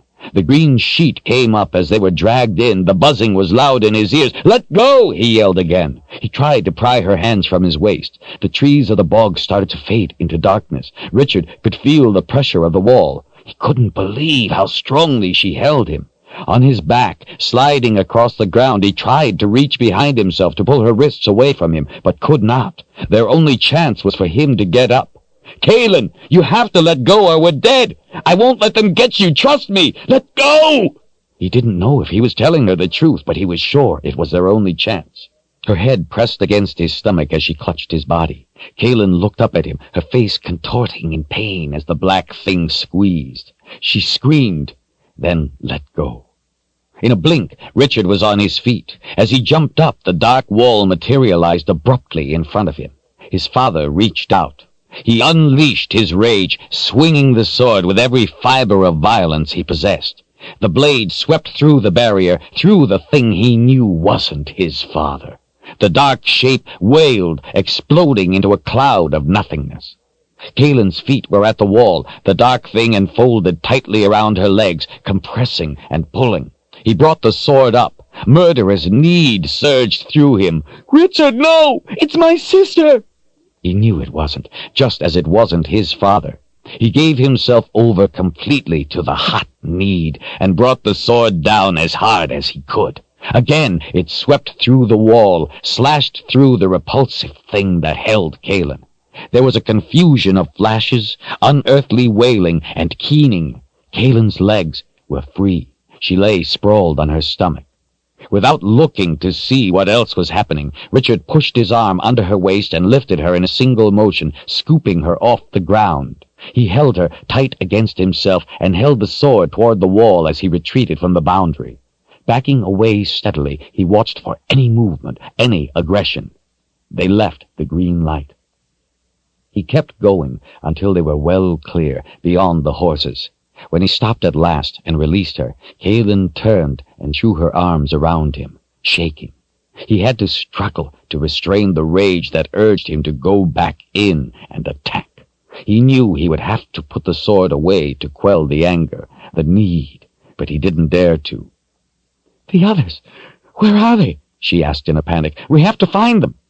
Kahlan pushed away from him and started to run back. Richard snatched her by the wrist, almost yanking her from her feet. "Stay here!" he yelled, far more angrily than required, pushing her to the ground. Richard found Zedd in a heap, unconscious. As he bent to the old man, something swept out in a rush over his head. His anger erupted.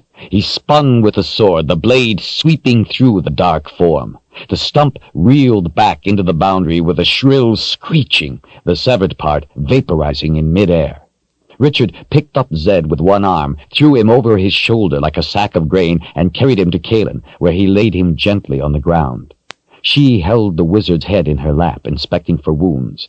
Richard ducked low as he ran back, but the expected attack didn't come.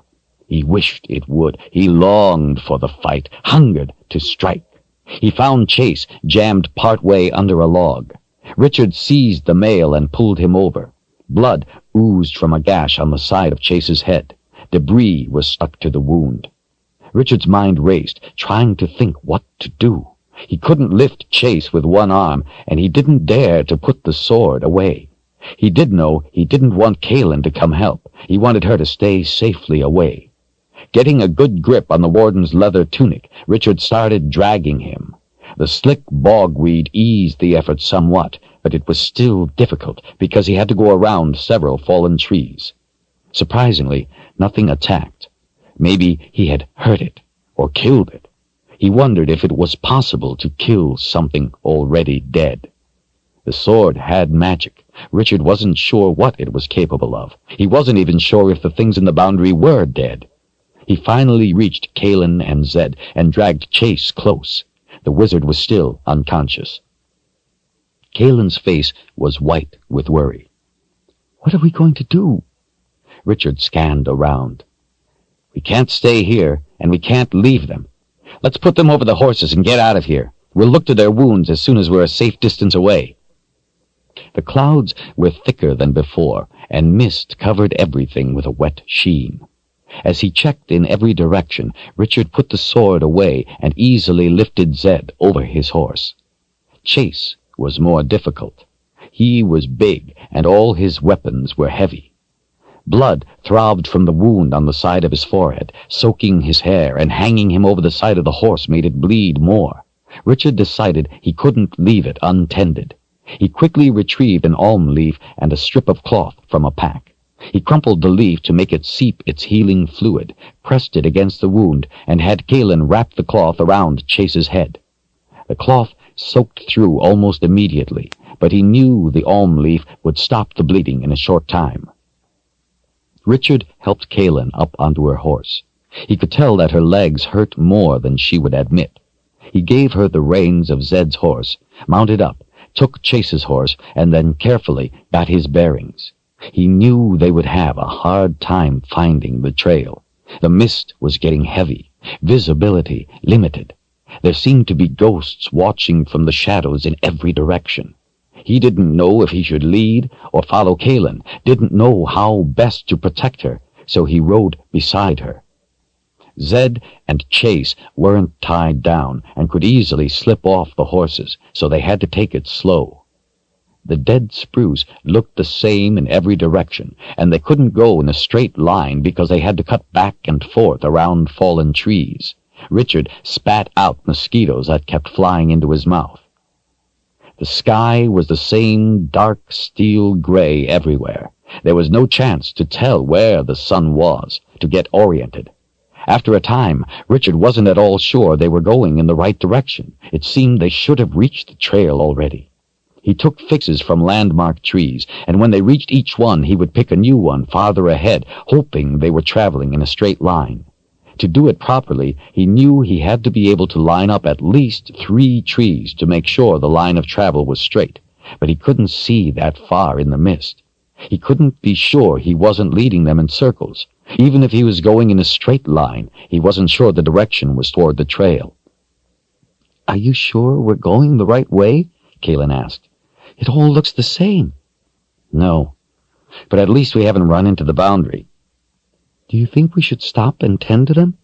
We don't dare. For all I know, we could be 10 feet from the underworld. Kahlan looked around, worried. Richard gave thought to having her wait with the other 2 while he went ahead and scouted for the trail, but dismissed the idea, as he was afraid he might not be able to find her again. They had to stay together. He started to wonder what they would do if they couldn't find their way out before dark. How would they protect themselves against the Hearthounds? If there were enough of them, even the sword couldn't hold them all off at once. Chase had said they had to get to the swamp before nightfall. He hadn't said why or how the swamp could protect them. The brown bogweed was an endless sea all around, with hulks of trees aground in it everywhere. An oak appeared off to their left, then some more, some with leaves shimmering dark green and wet in the mist. This was not the way they had come in. Richard turned them to the right a little, following the edge of the dead bog, hoping it would lead them back to the trail. Shadows from the brush among the oaks watched them. He told himself it was his imagination that made the shadows seem to have eyes. There was no wind, no movement, no sound. He was angry with himself for being lost, despite how easily it could happen in this place. He was a guide. Getting lost was unforgivable. Richard breathed out in relief when he saw the trail at last. They quickly dismounted and checked their 2 charges. There was no change in Zedd, but at least Chase's wound had stopped bleeding. Richard had no idea what to do for them. He didn't know if they had been knocked unconscious or if their condition was caused by some sort of magic from the boundary. Kahlan didn't know either. "What do you think we should do?" she asked him. Richard tried not to look as worried as he really was. "Chase said we had to get to the swamp or the hounds would get us. It won't do them any good to be laid out here and tended to while we wait for them to wake, only to have the hounds get us all. As I see it, we have only 2 choices. Leave them here or take them with us. There is no way I'm leaving them. Let's tie them down on the horses so they don't fall off and get to the swamp." Kahlan agreed. They worked quickly to lash their friends to the horses. Richard changed Chase's bandage and cleaned up the wound a little. The mist was changing to a light rain. He fished around in the packs, finding the blankets, and removed the oilcloth they were wrapped in. They put a blanket over each friend, then covered them with the oilcloth to keep them dry, crisscrossing rope over it all to hold it in place. When they were finished, Kahlan unexpectedly put her arms around him, hugging him close and tight for a moment, separating before he could return her gesture. "Thank you for saving me," she said softly. "The boundary terrifies me." She looked sheepishly up at him. "And if you remind me what I said about not coming after me, I'll kick you." She smiled as she looked up from under her eyebrows. "Not a word, I promise." He smiled back at her and pulled up the hood of her cloak, stuffing her hair into it to keep her dry in the rain. He pulled up his own hood, and they started off down the road. The woods were deserted. Rain dripped down through the tangle overhead. Branches reached round the trail like talons reaching to snatch both people and horses. Even without their riders' direction, the horses trotted their way carefully down the center of the road, their ears pricking from one side to the other as if listening to the shadows. So dense was the thicket to each side that there was no chance they could take to the trees if they had to. Kahlan drew her cloak tighter. It was go on or go back, and there was no going back. They rode the horses hard the rest of the afternoon and evening. When the day's death began stealing away the soft gray light, they still had not reached the swamp, and there was no way to tell how much farther it was. Off through the tangled woods they caught the sound of howling. Their breath caught in their throats. The heart-hounds were coming. Chapter 15. The horses needed no encouragement to run. They fled down the road at full speed, their riders making no attempt to slow them, the howls of the heart-hounds energizing the effort. Water and mud splashed as their hooves pounded the road, and rain ran in rivulets across their hides, but it was the mud that won out, streaking and caking on their legs and bellies. When the hounds shrieked, the horses returned a snort of fear. Richard let Kahlan take the lead, wanting to stay between her and their pursuers. The sounds of the heart-hounds were still distant, off toward the boundary, but he knew by the way they were angling in from the left that it was only a matter of time until they would be overtaken. If they could turn to the right and head away from the boundary, there was a chance they could outrun the hounds, but the woods were thick, impenetrable. It would be slow going if they could find an opening, a sure death if they tried. Their only chance was to stay on the road and reach the swamp before they were caught. Richard didn't know how far it was or what they would do once they reached it, only that they had to. The colors of day were washing out into a sullen gray as night approached. Rain pelted his face in small, cold pricks, heated and mingled with sweat, and ran down his neck. Richard watched the bodies of his 2 friends bounce and jostle on the horses, hoping they were tied down securely enough, hoping they were not badly hurt, hoping they would be conscious soon. The ride couldn't be doing them any good. Kahlan didn't turn or look back. She bent to her task, her dark form hunched forward over the horse as it ran. The road curved back and forth as it threaded its way around imposing, misshapen oaks and rock outcroppings.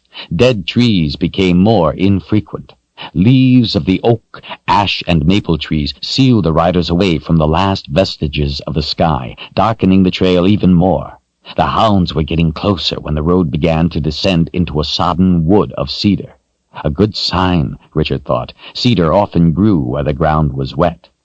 Kahlan's horse disappeared over the edge of a drop. Richard reached the brink of the sharp slope and saw her again, descending into a bowl in the earth.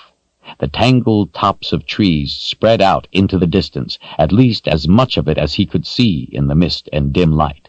It was the Scow Swamp, at last. The smell of wet and rot assailed him as he followed her in a rush, down through swirling trailers of mist that moved and spun at their passing. Sharp calls and hoots came from the dense vegetation. The howls of the hardhounds came from behind, closer now.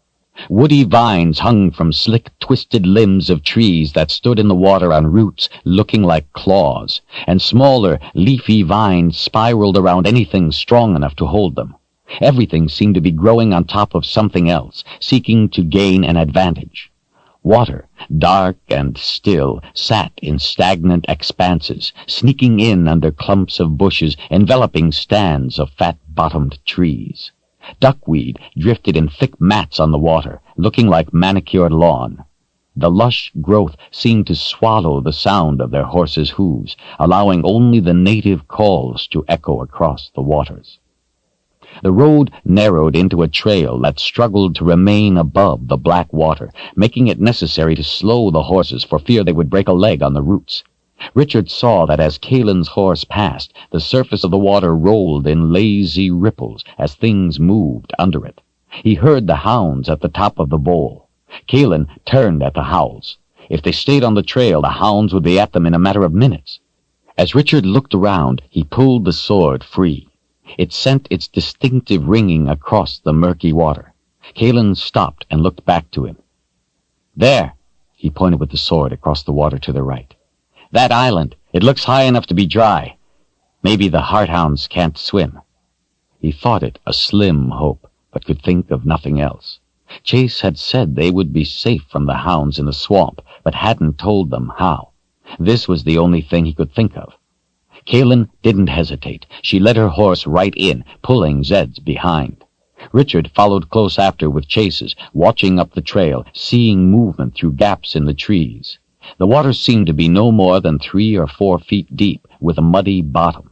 Weed broke from its anchoring and floated to the surface as Kahlan's horse waded through ahead of him, making steady progress to the island. Then he saw the snakes. Dark bodies wriggled in the water, just below the surface, heading toward them from every direction. Some lifted their heads, flicking red tongues out into the damp air. Their dark brown bodies had copper-colored splotches, almost invisible in the gloomy water, and barely disturbed the surface as they swam. Richard had never seen snakes this big. Kahlan was watching the island and hadn't noticed them yet. The dry land was too far away. He knew they weren't going to make it before the snakes reached them. Richard turned and looked behind to see if they could make it back to high ground. Where they had left the trail, the dark shapes of the hardhounds were gathered, snarling and growling. Heads held low, the big black bodies paced back and forth, wanting to enter the water, to reach their prey, but only howling instead. Richard lowered the tip of the sword into the water, letting it drag a small wake behind as he prepared to strike at the first snake that came close enough. Then a surprising thing happened. When the sword dipped into the water, the snakes turned suddenly and squirmed away as fast as they could go. Somehow, the magic in the sword frightened them away. He wasn't sure why the magic would function this way, but was glad it did. They worked their way among the large trunks of trees that stood like columns in the mire. Each in turn brushed aside vines and streamers of moss as they passed. When they crossed shallower areas of water, the tip of his sword no longer reached the water. The snakes returned immediately. He leaned lower, the sword's tip dipping back in the water, and the snakes turned once more, wanting nothing to do with them. Richard wondered what would happen when they reached dry land. Would the snakes follow them there? Would the sword's magic work to keep them away out of the water? The snakes might be as much trouble as the hearthounds. Water ran off the underside of Kahlan's horse as it climbed up onto the island. There were a few poplar trees at the high point in the center, and cedars at the water's edge on the far side of the small hump of dry ground, but mostly it was covered with reed and a smattering of iris. To see what would happen, Richard took the sword from the water before he needed to. The snakes began to come for him. When he left the water, some turned and swam away, some wandered the shoreline, but none followed onto dry land. In near darkness, Richard laid Zedd and Chase on the ground beneath the poplars. He pulled a tarp from the packs and strung it between the trees to make a small shelter.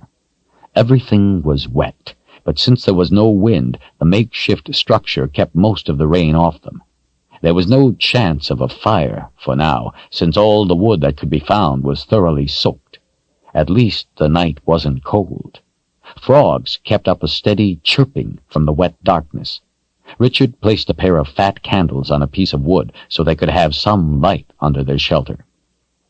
Together, they checked Zedd. There didn't seem to be any sign of an injury, but he remained unconscious. Chase's condition was unchanged, too. Kahlan stroked Zedd's forehead. "It is not a good sign for a wizard's eyes to be closed like this. I don't know what to do for them."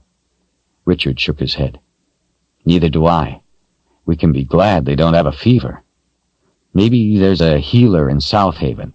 I'll make litters the horses can pull. I think that would be better than having them ride again the way they did today." Kahlan retrieved 2 more blankets to keep their friends warm. Then she and Richard sat together by the candles, the water dripping around them. Glowing pairs of yellow eyes waited on the trail in the blackness back through the trees. As the hearthounds paced, the eyes moved back and forth. Occasionally, Richard and Kahlan heard yelps of frustration. The 2 of them watched their hunters off across the dark water. Kahlan stared at the glowing eyes. "I wonder why they didn't follow us." Richard glanced sideways at her.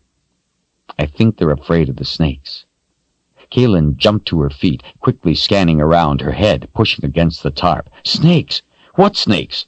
I don't like snakes," she said in a rush. He looked up. "Some kind of big water snakes. They swam off when I put the sword in the water. I don't think we have to worry. They didn't come up on the dry ground when we did. I think it's safe." She looked around cautiously as she pulled her cloak tight and then sat down, closer to him this time. "You could have warned me about them," she said with a frown. "I didn't know myself until I saw them, and the hounds were right behind us. I didn't think we had much choice in the matter, and I didn't want to scare you." She didn't say anything more. Richard got out a sausage and a loaf of hard bread, their last one. He tore the bread in half and cut pieces off the sausage, handing her a few. They each held a tin cup under the rainwater that dripped off the tarp. They ate in silence, watching all around for any sign of threat, listening to the rhythm of the rain. "Richard," she asked at last, "did you see my sister in the boundary?" "No. Whatever it was that had you didn't look like a person to me, and I would bet that the thing I struck down at first didn't look like my father to you." She shook her head that it didn't. "I think," he said, "they just appear in a form meant to recreate a person you want to see, to beguile you." "I think you're right," she sighed, taking a bite of sausage. When she finished chewing, she added, "I'm glad. I would hate to think we had to hurt them." He nodded his agreement and looked over. Her hair was wet, and some of it was stuck to the side of her face. "There's something else, though, that I think is odd. When that thing from the boundary, whatever it was, struck out at Chase, it was fast, and it hit him square the first time, and before we could do anything, it grabbed you with no trouble. Same with Zedd, it got him the first time. But when I went back for them, it tried for me and missed. Then it didn't even try again." "I noticed that when it happened," she said. "It missed you by a good distance. It was as if it didn't know where you were. It knew right where the three of us were, but it couldn't seem to find you." Richard thought a moment. "Maybe it was the sword." Kahlan shrugged. "Whatever it was, I am happy for it." He wasn't at all sure it was the sword. The snakes had been afraid of the sword and swam away from it. The thing in the boundary had shown no fear. It seemed as if it simply couldn't find him. There was one other thing that he wondered at. When he had struck down the thing in the boundary that looked like his father, he had felt no pain. Zedd had told him there would be a price to pay for killing with the sword, and that he would feel the pain of what he had done. Maybe there was no pain because the thing was already dead. Maybe it was all in his head. None of it was real. That couldn't be. It was real enough to strike down his friends. His self-assurance that it wasn't his father he had cut down began to waver. They ate the rest of the meal in silence while he thought about what he could do for Zedd and Chase, which was nothing. Zedd had medicines along, but only Zedd knew how to use them. Maybe it was magic from the boundary that had struck them down. Zedd had magic along too, but he was also the only one who knew how to use that. Richard took out an apple and cut it into wedges, removed the seeds, and gave half to Kahlan. She moved closer and leaned her head on his arm as she ate it. "Tired?" he asked. She nodded, then smiled. "And I am sore in places I cannot mention." She ate another wedge of apple. "Do you know anything about South Haven?" "I've heard other guides mention it when they've passed through Heartland. From what they say, it's a place of thieves and misfits." "It doesn't sound like the kind of place that would have a healer." Richard didn't answer. "What will we do then?" "I don't know. But they'll get better. They'll be all right." "And if not?" she pressed. He took the apple away from his mouth and looked at her. "Kahlan, what are you trying to say?" "I'm saying that we have to be prepared to leave them, to go on." "We can't," he answered firmly. "We need them both. Remember when Zedd gave me the sword? He said he wanted me to get us across the boundary. He said he had a plan. He hasn't told me what that plan is." He looked out over the water at the hounds. "We need them," he repeated. She picked at the skin of the apple wedge. "What if they were to die tonight? Then what would we do? We would have to go on." Richard knew she was looking up at him, but he didn't look back. He understood her need to stop Rawl. He felt the same hunger, and would let nothing stop them, even if it meant leaving his friends, but it hadn't reached that point yet. He knew she was only trying to reassure herself that he had the necessary conviction, the required determination.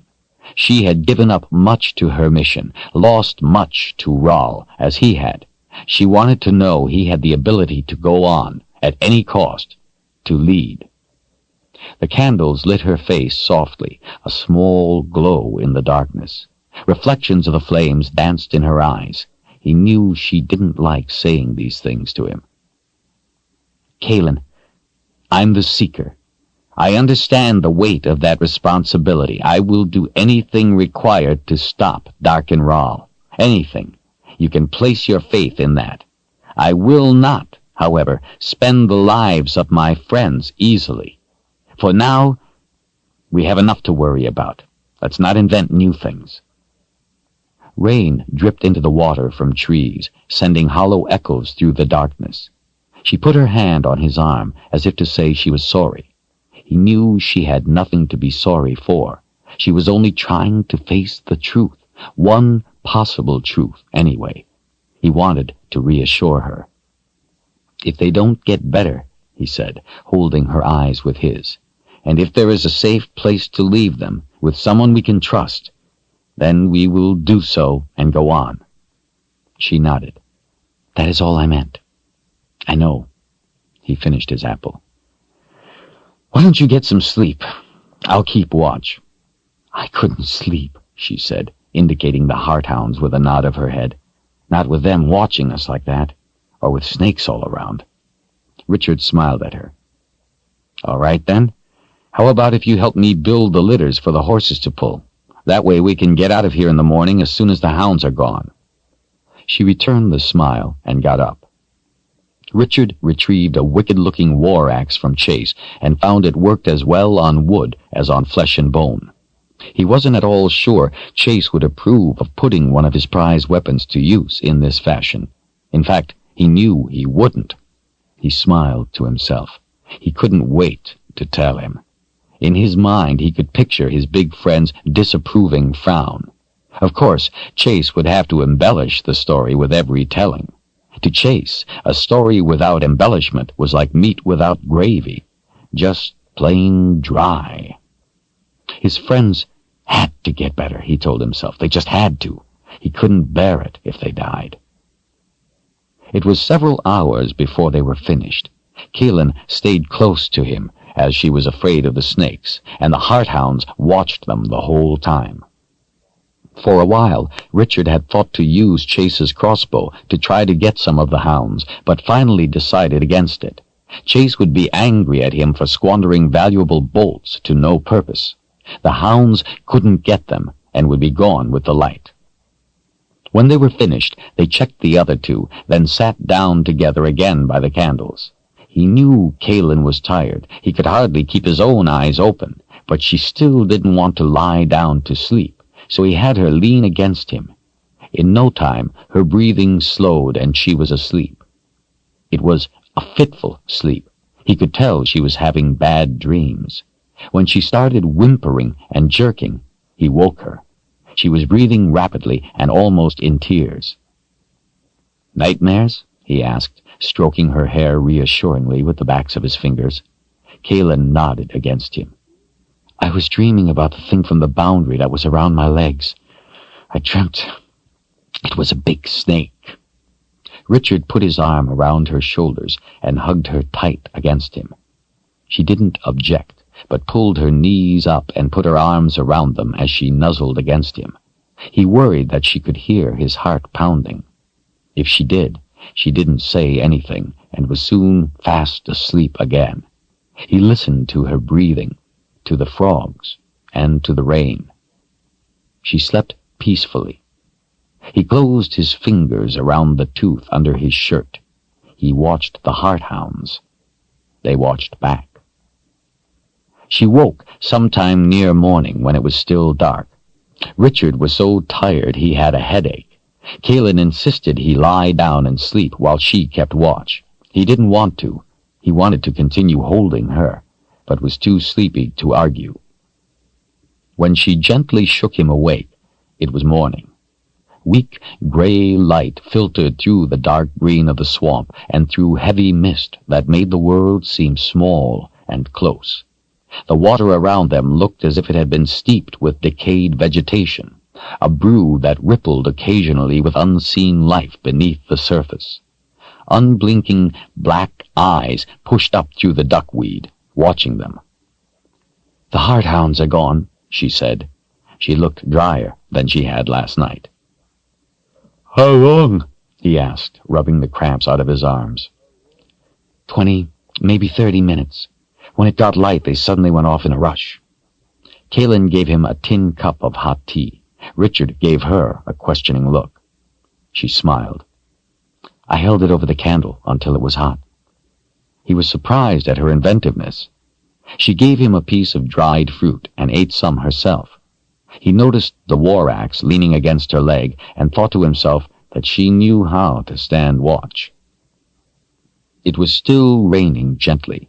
Strange birds called out sharply in rapid, ragged shrieks from across the swamp, while others answered in the distance. Bugs hovered inches above the water, and occasionally there was an unseen splash. "Any change in Zedd or Chase?" he asked. She seemed reluctant to answer. "Zedd's breathing is slower." Richard quickly went and checked. Zedd seemed hardly alive. His face had a sunken, ashen look. He put an ear to the old man's chest and found his heart to be beating normally, but he was breathing slower, and he felt cold and clammy. "I think we must be safe from the hounds now. We had better get going and see if we can find them some help," he said.